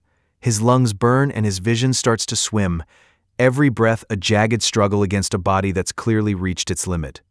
From across the room, his sparring opponent looms with overwhelming pressure, demanding to know what he's doing. The man's voice is cold, cutting through Ha-jin's exhaustion with the blunt observation that his reactions are simply too slow for this level of training. He asks if Ha-jin has finally lost the will to continue, but our protagonist only grits his teeth and swallows the urge to collapse. He forces the air back into his chest and declares that he can still do it, his voice shaking but certain. His opponent accepts the answer without a shred of mercy, ordering him back into position to start all over again. Ha-jin's opponent resets, his gaze cold and completely focused on the next exchange. He lunges forward, and the impact of the clash creates a shockwave that rattles the entire training hall. Watching from the sidelines, the Beastman leader grows restless, reminding everyone that his time is precious and the deal is about to start. He flashes a sharp-toothed grin, warning that he'll be charging extra fees for every minute they keep him waiting. But as the fight continues, his focus shifts from the money to the display of raw power, wondering when the boy became this strong. In the center of the ring, Ha-jin pours everything he has into a heavy strike, refusing to let the pressure break him. His opponent doesn't let up for a second, barking out orders to go again and move faster. Ha-jin grinds his teeth, his jaw locked in a mix of exhaustion and absolute focus. The man goads him, claiming his own body is in worse shape and that the only thing keeping him standing is Ha-jin's inability to read the play. This is the wall Ha-jin has been hitting all morning, and he resolves that this time he's actually going to land a hit. His opponent just settles into his stance, ready to prove him wrong. One more time. The opponent moves with a speed that's meant to be a taunt, challenging Cheon Ha-jin to even try and track his position in the hall. Ha-jin isn't just trying, he's pushing his focus to the absolute limit, dismissing the difficulty as he prepares his next move. He lunges forward, a blur across the floor as he closes the gap and catches the man off guard with a simple, heavy truth. He's spent enough time in the mud of these fights that he's finally gotten used to the pace, and he lets the strike land with everything he has left. No stories about. The dust settles over the training arena, leaving the young red-haired girl desperate to know who actually won. The muscular hunter beside her can only offer a hesitant look as Yacha declares the match a tie. Our protagonist stands there with his hands clasped, breathing hard while he acknowledges that a draw against a master like Yacha is practically a win in itself. 178 attacks were thrown in total, and surprisingly, not a single one managed to land. Ha-sun clenches his fist, the strain of every hour he's put in finally catching up to him. He's been pushing himself to the brink, and as he catches his breath, Yacha admits the kid is actually amazing. The praise catches Ha-sun off guard, and he searches for some kind of joke or catch, but his master is dead serious. Standing in the quiet of the training hall, Yacha delivers the verdict. There is nothing left to teach. Ha-sun has officially mastered snapback, reaching a milestone he's been chasing for months. He asks if Yacha is just getting lazy, but the old man shuts that down immediately. Hassan has the foundation now, and the rest of the path is something he has to walk alone. Yacha stands before his student and drops a verdict that feels like a heavy door closing. His time as a mentor is finished. It's an admission of his own limits, as he realizes Qian Hajin's raw talent has become something so vast that staying would only hold the boy back. Even as Hajin tries to protest, the master makes it clear that while he possesses rare skill himself, the youth's potential is on an entirely different level. He offers a final word of recognition for all the effort that brought them to this point, officially ending their journey as master and apprentice. But before he goes, he leaves a warning that his student's power won't go unnoticed, and that the path ahead will be crowded with people looking to claim a piece of it. In the world outside, there will always be those driven by desire or envy, people who look at a sudden rise and see only something to take or to beat. Yacha knows the weight of that attention, yet he carries a calm that comes from knowing exactly who he is. He leaves our protagonist with one final reminder. For every person trying to tear him down, there are just as many standing on his side. Their time in this place has reached its end, and as the others prepare to depart, Yacha begins to walk away, looking back on a meeting that was short but meaningful. Yacha leaves the room with a final, quiet sentiment. It was an honor to be a teacher here. He carries himself with the weight of a man who has finished his work. Stepping away from the training hall where the cracked walls and high windows behind him, a young Hajin drops into a deep bow, offering his master the formal salute of a student who has learned everything there is to give. It's a clean break, a legacy handed over in a single line of gratitude as teacher and student officially part ways.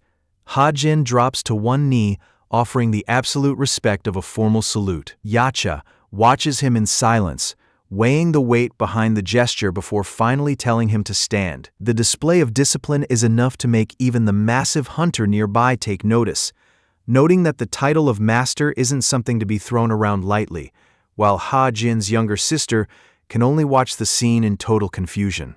Hajin doesn't move, holding his position with the kind of focus that has defined his entire training. Looking at his student, Yacha sees the same unyielding spirit he's watched grow since day one. A faint, proud smile breaks across the master's face as he realizes the boy is going to remain stubborn until the very end. Yacha bids his student a final calm farewell after their time together, but the scene shifts abruptly to the cold beep of a hospital monitor. In the sterile room, a researcher prepares a 7-milliliter injection, moving with professional detachment as the next phase of the treatment begins. In a sterile lab, researchers crowd around a young man strapped to an operating table, their voices tight with the fear of breaking the very thing they're trying to build. He's listed only as Patient G1, and despite the tubes drawing ether from his veins, his internal levels won't budge. Blindfolded and dazed, the young man tries to piece together the researcher's talk of responsibility with his own agonizing pain. It doesn't take long for the fog to clear. He remembers now. He isn't a patient, he's an experiment, nothing more than a fresh ingredient for a doctor who couldn't hide his excitement. The lead researcher leans in, checking to see if his subject has finally regained consciousness. Since the drugs are wearing off, he decides to cut the session short, though his tone sounds more like a disappointed hobbyist than a scientist. He calls for his team to wrap things up as the subject's blindfold is tossed aside. Tubes are ripped out next, accompanied by a casual, mocking order for everyone to smile. As the dazed young man sits up on the exam table, the researchers stand over him and offer a round of applause, celebrating his endurance like it was all just a show. The lead researcher leans in with a chilling kind of enthusiasm, asking how it feels to finally be strong.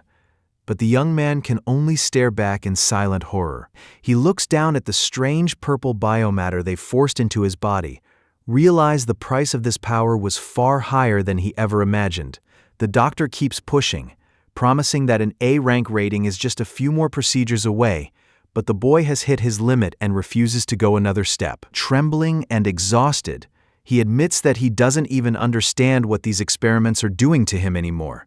All he feels is a deep, paralyzing fear. The researcher pivots instantly, feigning concern and suggesting they stop for the day to let him rest, but his tone is purely clinical. Pushing past his terror, the boy strikes back with a bitter truth, accusing the doctor of being driven by nothing but a desperate greed to finally step out of someone else's shadow. The assistant tries to jump in and soften the blow, terrified of where this conversation is heading, but the researcher cuts him off with a single cold command: to shut up.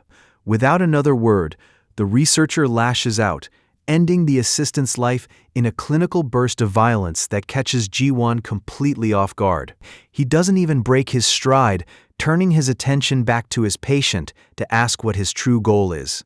As he wipes the blood from his scalpel, he questions if Ji-won's desire for revenge against Cheon Hae-sun was just a lie, ignoring the younger man's horrified realization that he is trapped with a monster. The world stops for a second as the researcher repeats his question, his voice dropping into a register that demands an answer. He looks down at the body on the floor and explains the simple reality of their world. The man didn't die because of a grudge or a moment of anger. He died because he was weak. To the researcher, strength is the only law that matters, and Ji-won just got his first real lesson in how that law is applied. The lead researcher presses him, questioning just how deep his desires really go, and Ji-won doesn't flinch. He admits the truth he's been carrying. He hated the man enough to want him dead. Every effort he made was buried in a shadow he couldn't escape, leaving him defeated and bitter as he tried to justify his failure against such natural talent. The realization finally landed with the weight of a death sentence. The only way out of that shadow was to kill the person casting it. The researcher finds it funny how easily an incredible talent can be erased by a single threat, leaving the world to wonder if the man is even alive. With his rival gone, he erupts into a manic celebration of his own triumph. He's the only one left, the one who will go down in history as the greatest scientist the world has ever seen. This is reality, and the man standing over Ji-won knows exactly how to break him. He reminds the boy that history is a graveyard of geniuses who thought they mattered, yet for a second, a memory of better days flashes back, of people laughing and shouting his name in a world that hadn't forgotten him yet. Ji-won's hand tightens into a white-knuckled grip as the researcher forces him to remember every detail of the man who took everything from him. The lead researcher presses with a single question: why isn't it yours? He warns against being fooled by a smile, because it's not kindness, it's laughter. It's a sneer at how powerless everyone else is, a smirk from someone who knows just how much talent they have. Apparently, the man at the top was a hero. The lead researcher offers a path for those who have lost everything, promising to help them reclaim their glory and take back the position that was stolen from them. Of course, the hunt doesn't end here. Stay tuned for more of this story in the next part. The group is finally ready to head in, and Bai-soo matches Cheon Ha-jin's chaotic energy with a cheer of her own.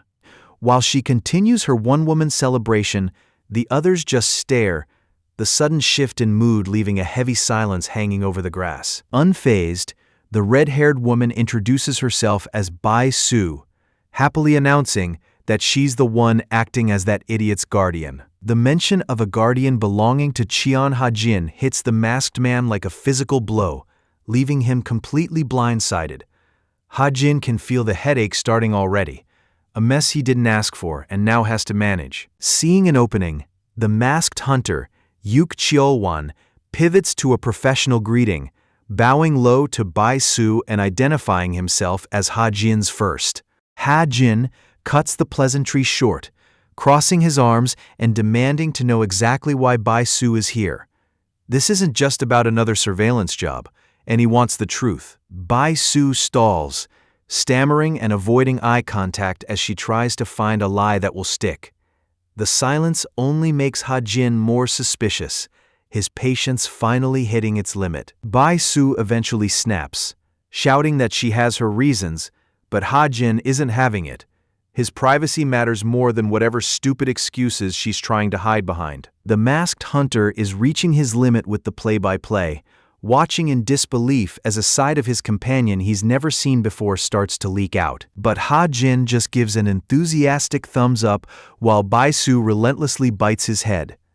Apparently, they are here to clear a dungeon.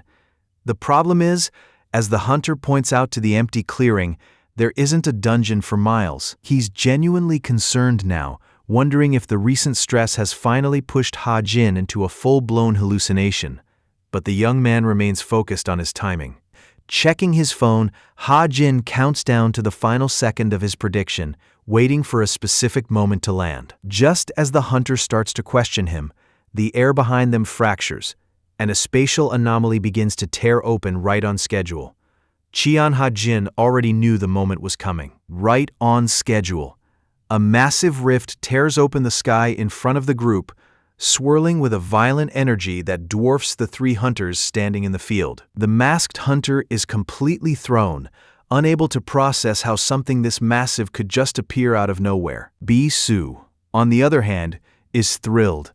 Not only were the rumors true, but this means their rivals' plans are officially dead in the water. Ha Jin watches the rift with a cold, satisfied smirk, confirming that the intel from a man named Yacha was flawless.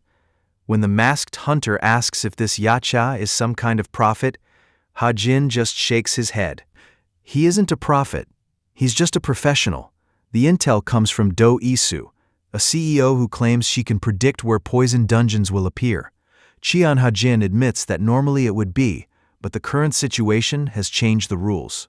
Seeing the prediction hold true, he orders his team to stand down and rest while he handles the initial entry alone. His companion agrees, but he can't help but wonder what could be more important than the threat they're already facing. Ha Jin doesn't keep him in suspense for long. The next dungeon on the horizon is predicted to be a 7-star difficulty, and our protagonist looks like he's actually looking forward to it. In her high-rise office, Yun Ji-sun gives team manager Huang a single chance to take his last sentence back. Certain she must have heard him wrong. Huang starts to stammer out an apology, but Ji-sun cuts him off before he can finish. She just wants the facts. The air in the room grows heavy as the manager trembles, finally forced to admit that their dungeon entry permits were snatched away by a group calling themselves the Cleanup Clan. Ji-sun lets the name hang in the air for a second, her voice dropping into a dangerous, quiet register. Her eyes, usually purple, flash with a sharp crimson light as the weight of the disrespect settles in. She sees the situation clearly now, and for the Cleanup Clan, that's the worst possible outcome. Team manager Huang scrambles for an excuse, blaming the association's broken promises for their failure and insisting they can still win it all back. Yeon Ji-sun cuts him off with his name, her voice low and dangerous. She reminds him this project was forced from the start, and the fact they failed anyway is nothing short of a joke. Her eyes burn with a cold fury as she asks if he has any shame, knowing that groups like Cleanup are likely laughing at their humiliation. Terrified, the manager drops any pretense of a plan and simply begs for his life, pleading for one more chance to make it right. Ji-sun doesn't offer mercy. She simply delivers the final verdict, that he gave the wrong answer. Yeon Ji-sun isn't interested in mercy. He wanted a professional post-mortem on the failure, not a pathetic display of begging. He tells team manager Huang to focus on some self-reflection as the shadow power begins to tear into him, pulling the man's very form apart while Yeon Ji-sun maintains a cold, absolute grip on the space between them. Despite the promise that death isn't coming today, the terror in the manager's eyes says that living might actually be the worse option. The clans are getting bold lately, daring to face the guild head-on, but one specific report catches Yeon Ji-sun's eye, a tiny outfit with only 2 members. She doesn't have much patience for the manager shaking on her office floor, reminding him that after losing his dungeons, he's in no position to talk. She lingers on the name of the group that started this, the Cleanup Clan. Yeon Ji-sun watches them go, amused by the sheer audacity of this ragtag group. Back at the staging area, Cheon Ha Jin runs through a final equipment check, reminding Bi-Su that a 7-star dungeon is lethal and one forgotten antidote is enough to end them.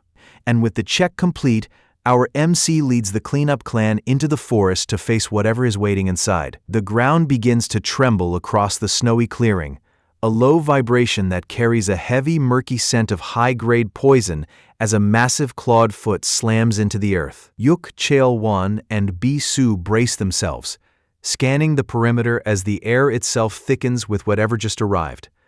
A small army of vampiric spearmen stretches across the frozen landscape, their golden spears ready for blood. Standing in the center of it all, Cheon Ha-jin lets out a long breath, finding the sudden rush of power through his system genuinely refreshing, lunging forward with a speed that turns the world into a blur. The massive vampiric spearman towers over the battlefield, a feral monstrosity marked by pulsing blue veins. Its glowing eyes lock onto Ha-jin, bearing a jagged maw in a display of pure aggression. As blood sprays the snow, Ha-jin remains clinical, noting that his poison is effective even against 7-star threats. His black ether reserves climb as the creature falls, but more of the demonic spearmen are already closing in from the tree line. These creatures are faster and stronger than anything he's faced lately, and getting surrounded would be a death sentence. Ha-jin activates his poison steps, his speed surging just enough to keep the distance he needs. With his plan in place, he prepares to take on the entire group at once. Looking out over the ridge, the red-haired hunter can hardly believe the display below, a reckless, high-speed style of combat that relies entirely on self-healing to survive. She watches him fight alone for her sake, her hand tightening into a fist as the weight of her own uselessness finally starts to sink in. Cheol-won notices the shift immediately, asking if her soft heart is really going to be a problem right now. She tries to argue that no one should have to handle this much on their own, but he shuts her down with a blunt question about whether she's actually looking to die. The truth is harsh. If you can't help, it's better to stay out of the way. Cheol-won keeps his eyes on the field, insisting there is absolutely nothing they can do, but wait while the boy activates his next skill. Cheon Ha-jin isn't interested in a long fight, so he initiates a form conversion, calling for the greatsword to end this quickly. The vampiric spearman screeches in a demonic tongue, their white masks hiding any trace of fear as they prepare to swarm him. Ha-jin doesn't wait for them to make the first move, closing the distance in a single leap that puts him right in the middle of their ranks. With the massive weight of the blade behind him, he executes a sweeping horizontal slash. The edge tears straight through their blue-veined muscle, shredding the spearmen before they can even raise their weapons. Ha-jin faces down the last monster on the field, a creature with blue veins and a spear that looks like it's carved from old bone. The spearman lunges with a wild, toothy grin, putting everything into one desperate killing stroke. Ha-jin doesn't even flinch, calling out a single command to his weapon: dissect. The blade shatters into dozens of razor-sharp pieces that pulse with light, each fragment humming as it responds to his will. He doesn't just swing. He maneuvers through the air, using the shifting pieces of his blade as a platform to close the gap. In a single motion, he accelerates into the heart of the monster's reach, turning the creature's aggression into a death trap. His reserves are still high, and as long as he has enough ether to fuel his moves, he has the advantage. He digs his boot into the ground, bracing for the next burst. The vampiric spearman lunges again with a grin, driving its weight forward in a reckless charge that ignores any opening it might leave. Ha-jin activates a mobility skill to shift his form, leaping into a mid-air maneuver that lets him glide past the strike, his eyes locked on the target as he prepares to punish the mistake. Plummeting from the sky, Cheon Ha-jin calls on his weapon's heavy form, watching as the blade shifts and expands into a massive slab of metal. He keeps his eyes locked on the target below, putting every ounce of his weight into a downward swing that cleaves through the air. Knowing he only has one window to make this work, he shifts styles mid-fall, decided that the timing for his next move is now. The creatures scream as they swarm the field, but Ha-jin knows this is the only opening he's going to get to end them. He drops through the air like a weight, closing the distance on the lead vampiric spearman and bringing his weapon down in a blinding arc. The creature barely has time to register the threat before the strike lands. Standing in the frozen silence of the forest clearing, the vampiric spearman sizes up its prey, letting the weight of the coming clash hang in the cold air. Cheon Ha-jin doesn't wait for an opening. He drops into a low stance, his dual sides ready to carve through whatever the night has sent for him. He knows exactly what's at stake here, noting with a cold smile that this encounter is far too solid to be another trick of the mind. The vampiric spearmen surge forward, their faces twisted into wide, toothy grins as they charge the line with pure bloodlust. Cheon Ha-jin steps past the massive corpse of his latest kill, the snowy forest silent around him as he focuses on a sensation he's been chasing for weeks.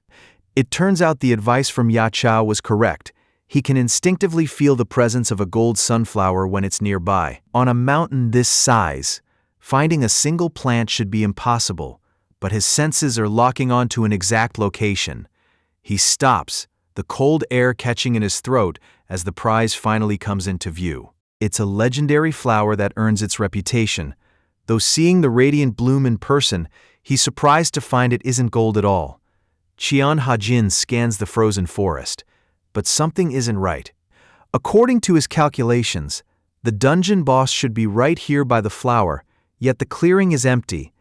A sudden shift in the air pulls his attention upward just as the ground begins to groan. The vibration hits his boots with enough force to make him wonder if they've stumbled into a secondary dungeon overlap. Nearby, the masked hunter senses the same disturbance.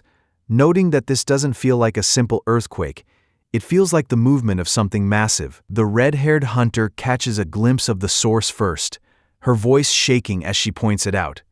Ha-jin looks up, but he doesn't just see a monster, he sees the logical conclusion of this dungeon's scale. If the smallest creatures here were already giants, the boss would be something else entirely. A massive weight shadows the sky, and Ha-jin lunges backward just as the impact shatters the frost where he stood. Cheon Ha-jin freezes as the realization hits him. The massive shifting mass underneath his feet wasn't just a terrain hazard. It wasn't that the boss was missing from the dungeon.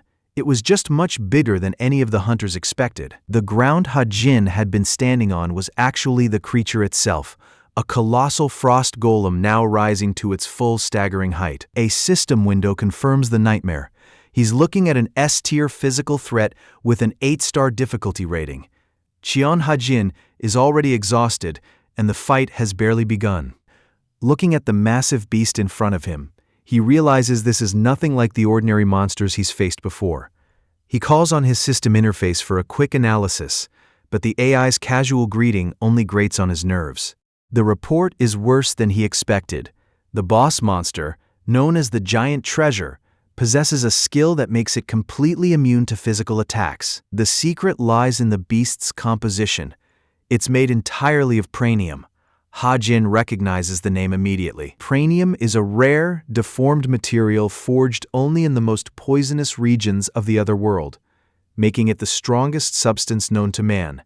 It can't be cut, broken, or altered by any normal weapon. Conventional combat is off the table. If he wants to survive this, he'll have to find a way to melt the monster down from the inside out. Cheon Ha-jin weighs his remaining ether, calculating that he still has enough energy to finish the job if he plays his cards right, but the thought is cut short as a system alert warns him that the boss is making its move. A massive structure of ice looms over him, sealing the sky before it slams down in a mountain-shaking explosion of frost and debris.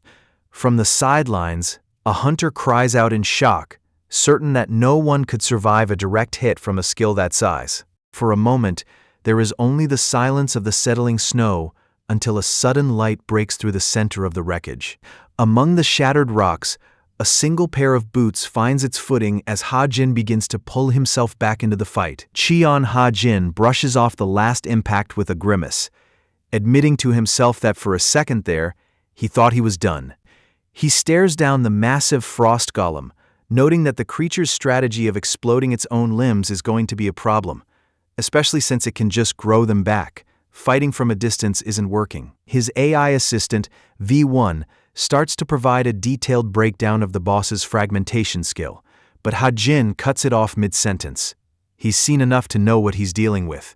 He grips his weapon as dark energy surges through his hands, deciding that it's time to stop overthinking and just settle this in close quarters. He isn't worried about the 8-star rating anymore. His plan is simply to keep hitting it until it stays down. Somewhere in the shadows, a masked hunter watches the absolute madness of this approach in silence, while Ha-jin prepares to turn his arrogant math into a reality. Cheon Ha-jin launches himself forward with a single explosive movement, driving a high-speed strike directly into the center of the monster. Watching from the sidelines, the masked clanmaster can't reconcile what he's seeing.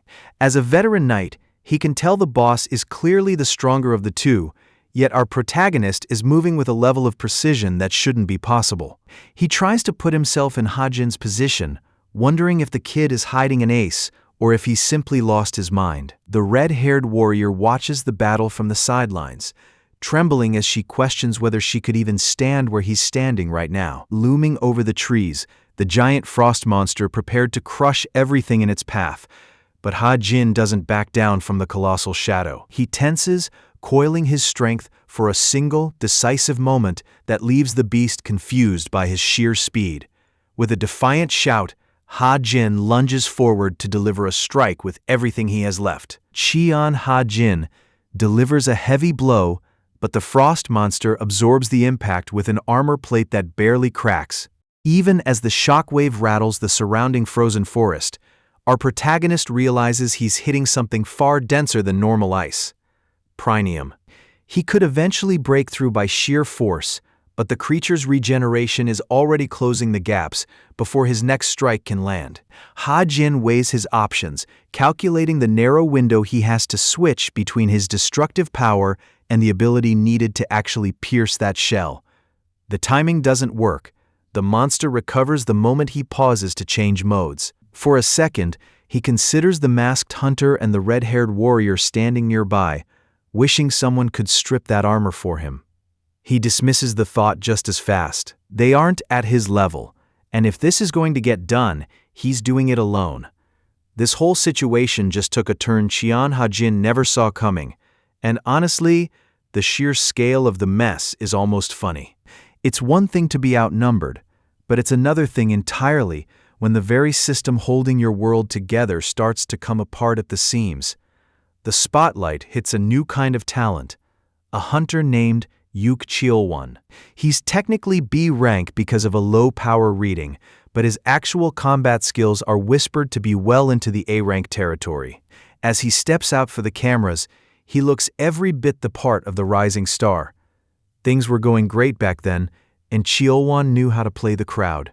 Even in the middle of a chaotic raid, his reputation for being untouchable preceded him. When a frantic teammate warns him about a massive monster heading his way, another colleague just snaps at the guy.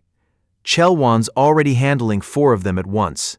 He doesn't just survive the encounter, he ends it before anyone can even offer backup, standing calmly over a pile of dead beasts. Looking back with that same effortless smile, he tells the team to just keep sending the big ones his way. For a while, he really was at the top of the world. Our protagonist wasn't an S-rank hunter, but he was popular and acknowledged enough to call his life a great one. The best part of it was Sanga, a wife more precious to him than anything else in the world. On May 14th, an emergency call forces him to leave her behind on a day he knows he should be home, and he can't hide the guilt. Sanga only smiles and tells him to go save people, promising she'll be right there waiting for him to return. It starts as a simple day on the calendar, a date circled for a reason that used to matter. Yuk Cheol-won pulls Sanga close, offering a quiet thanks and a promise that he'll return as soon as the job is done. It's the kind of promise men make when they think the world is still predictable. But the world broke. He finds himself kneeling in the ruins of a burning battlefield, clutching her blood-stained body as everything they built turns to ash. The grief doesn't break him. It gives him a grim new purpose. From that day on, Cheol-won stopped looking for a way back and started looking for poison dungeons. Cheon Ha-jin throws every ounce of weight into the swing, connecting with a force that shatters the air around him. The impact does the job, finally cracking the defense he's been hammering against. With the opening clear, he calls on White Dream, unleashing the skill in a blinding surge of energy. He's confident this is the one. That strike landed perfectly, and there's no way his target is getting back up from it. Any hope of a quick win dies the moment that protective layer heals itself.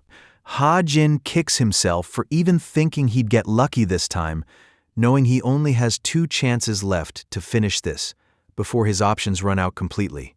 He starts to steady his breath, but a massive shadow cuts the light, and the boss isn't waiting for him to finish the thought.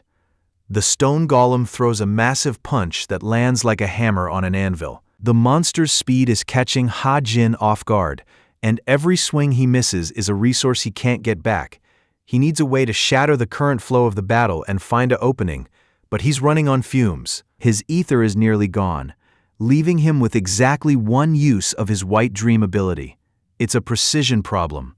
He has to hit hard enough to bypass the creature's defense, but not so hard that he ends the fight before he gets what he needs. Qian Ha-Jin stares down his opponent, weighing the math of a fight he isn't sure he can win alone.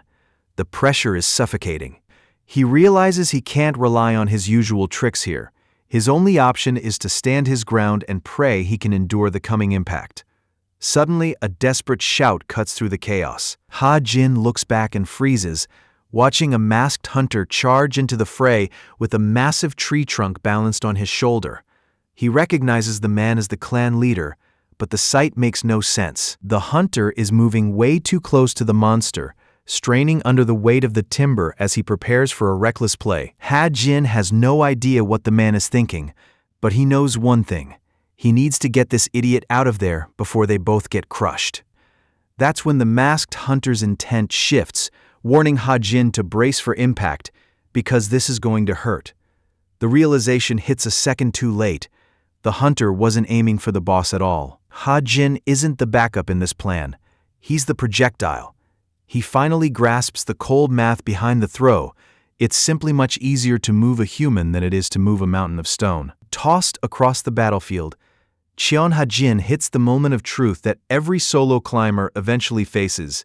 He's been trying to carry the weight of this fight on his own, and the reality of the dungeon is finally starting to sink in. Looking toward his teammate, he shouts for the clan leader. He's dropping the pride he's been holding on to all morning and asking for backup, and the masked hunter is ready. Apparently, the veteran had just been waiting for the kid to realize he couldn't do it alone.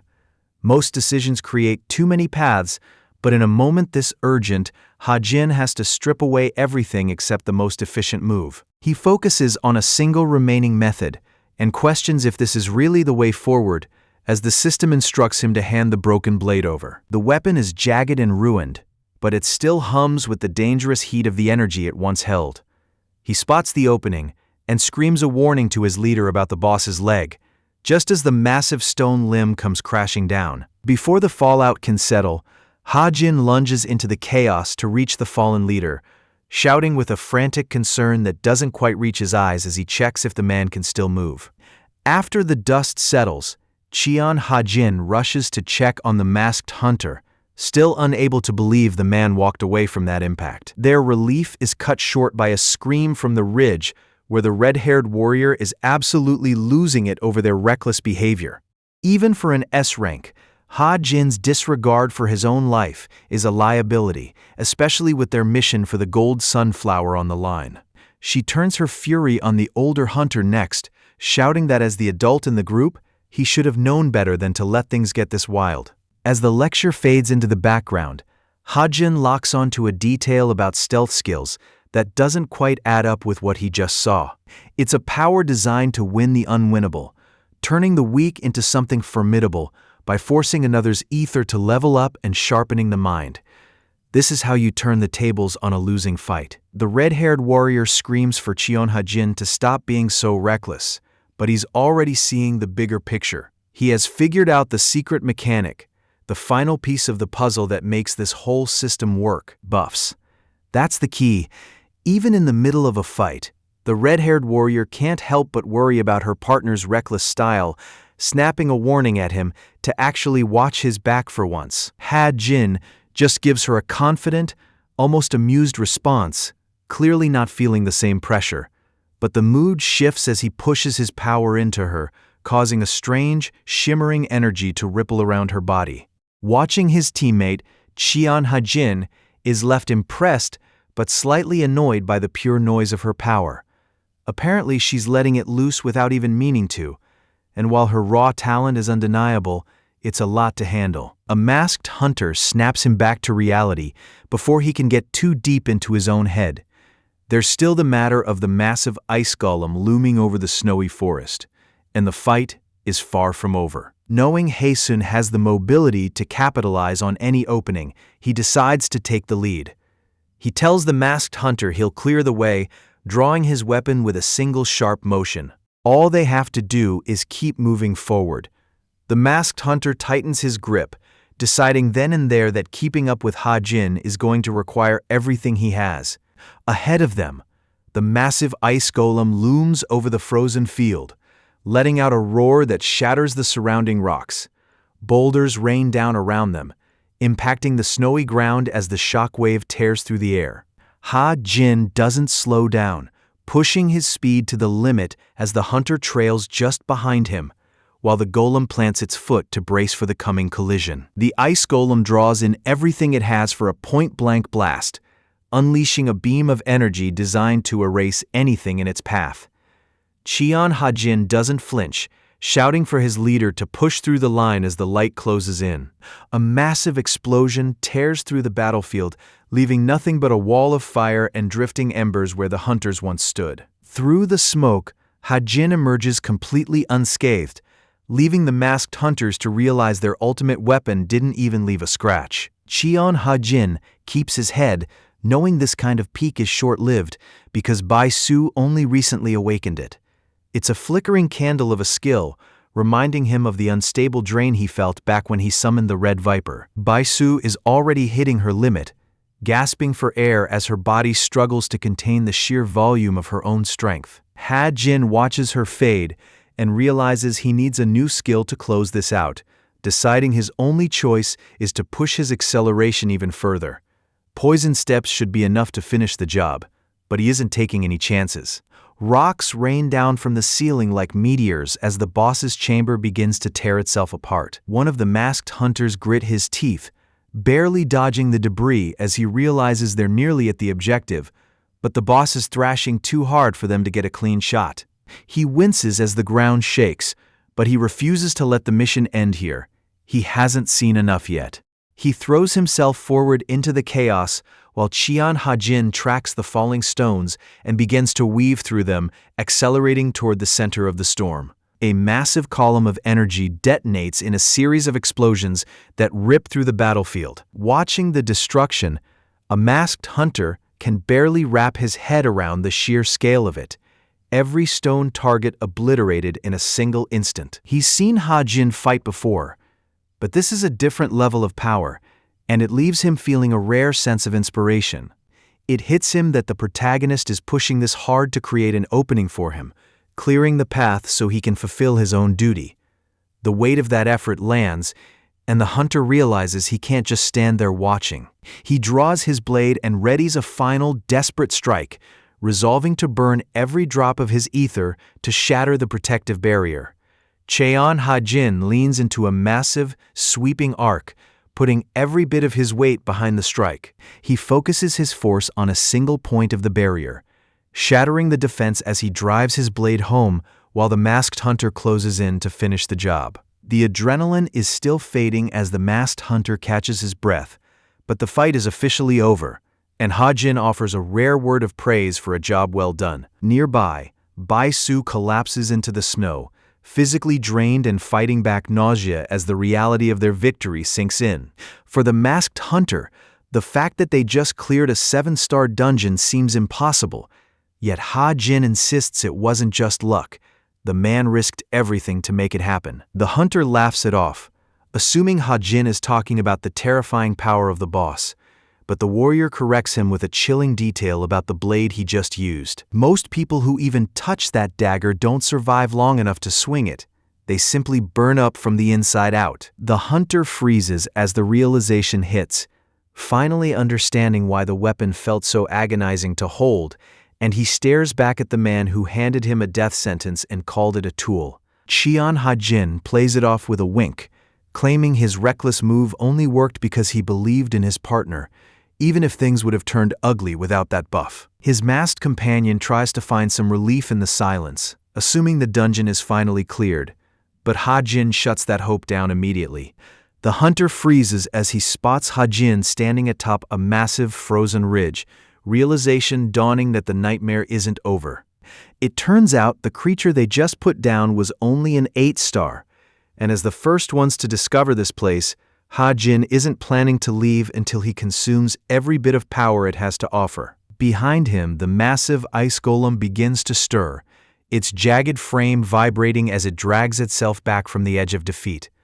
The massive limbs twitch with a sudden, violent life, signaling that the real boss fight is only just beginning. The massive boss, a creature that should have been an impregnable fortress, collapses into the snow. One of the masked hunters can only watch in disbelief as the beast falls to a single drop of blood, calling out to his clan leader as the man walks away without a second glance. To the hunter, Cheon Ha-jin is a savior who changed his life, and he remains deeply grateful for everything the man has done. But as Ha-jin turns back with an unsettling smile, focused only on getting the gold sunflower out before it withers, that gratitude hits a wall.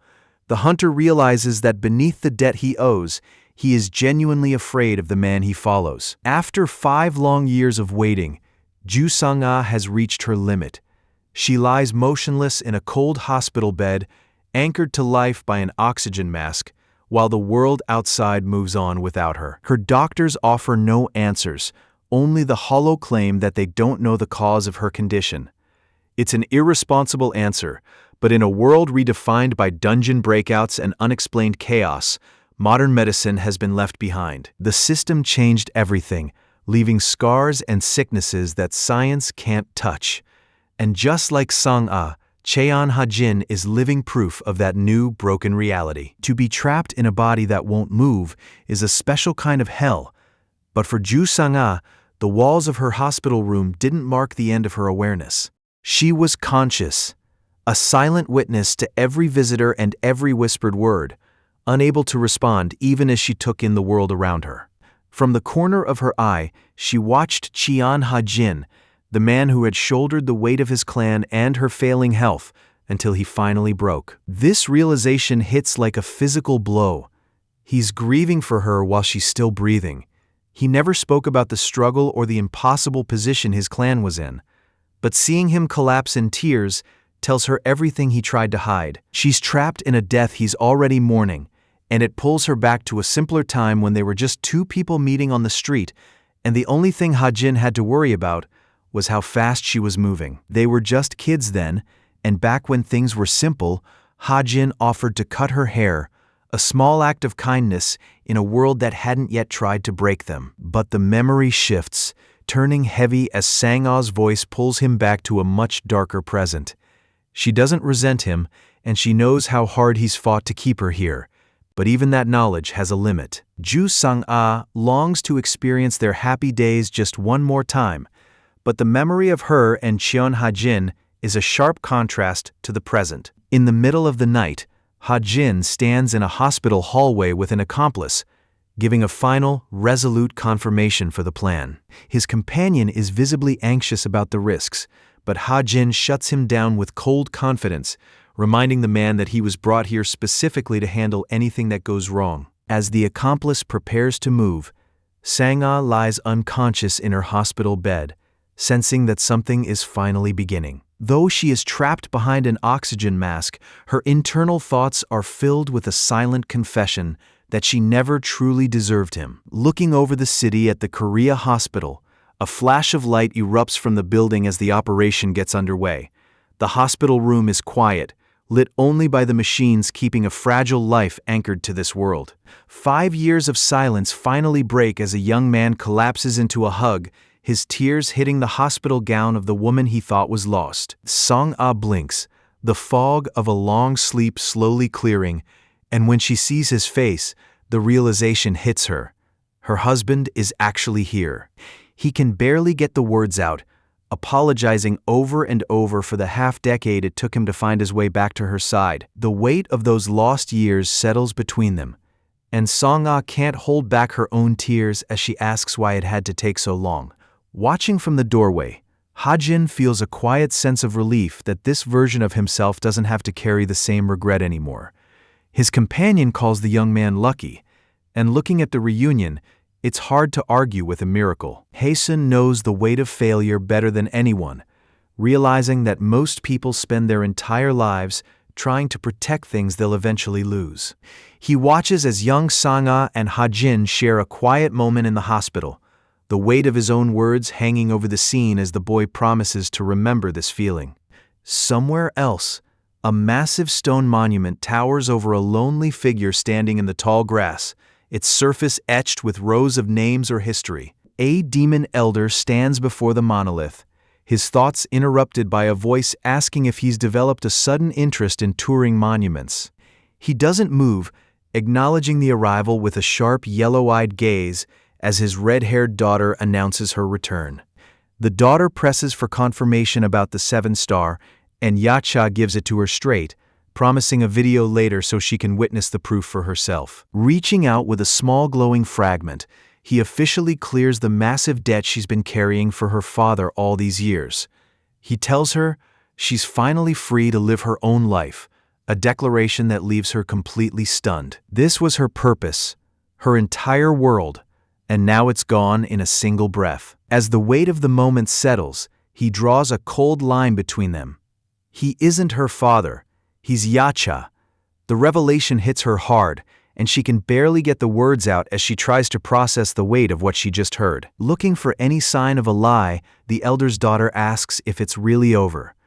Yacha gives her a blunt, one-word confirmation, his tone clinical as he observes how much she resembles her father. He reaches out to hand her a ring, telling her to take it because the object has a long history with her.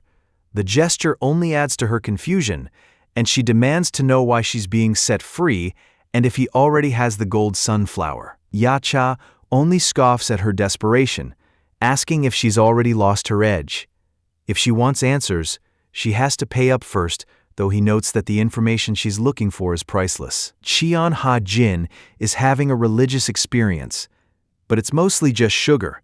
He and his sister Hae-sun are lounging on the floor, trading their usual cheap snacks for a luxury ice cream that Ha-jin can barely speak through. The piece is interrupted by a small, winged robotic screen hovering into the room, which projects a holographic interface as it completes a user certification. Before they can even decide if the thing is dangerous, a massive distorted face fills the projection and screams Hae-sun's name, sending her into a full-blown panic. Once the man on the other end adjusts the feed, Hae-sun is left wondering who this strange, round-faced doctor is, leaving Ha-jin to awkwardly explain that this is the man who helped him out of his last jam. Ha-jin is left blinking at a sudden projection of the doctor, confused by the shift in the lab's location and the strange nature of the greeting. The doctor seems genuinely impressed, laughing as he notes how much stronger our protagonist has become since they last spoke. Ha-jin tries to remain humble, giving all the credit to the doctor and Kirill, but the warmth of the moment hits a wall when the doctor reveals this is just a pre-recorded message. The tone shifts to something more urgent as the doctor explains that EXA was a rushed creation, and it's likely reaching its breaking point. Knowing Ha-jin will have questions that a recording can't answer, the doctor leaves a standing invitation and an address for him to follow. Meanwhile, high above the glowing Seoul skyline, a new figure celebrates his long-awaited return to Korea. The Glory Guild's security forces are in full meltdown after a test specimen breaks loose, sending guards scrambling to shut down every road in the area.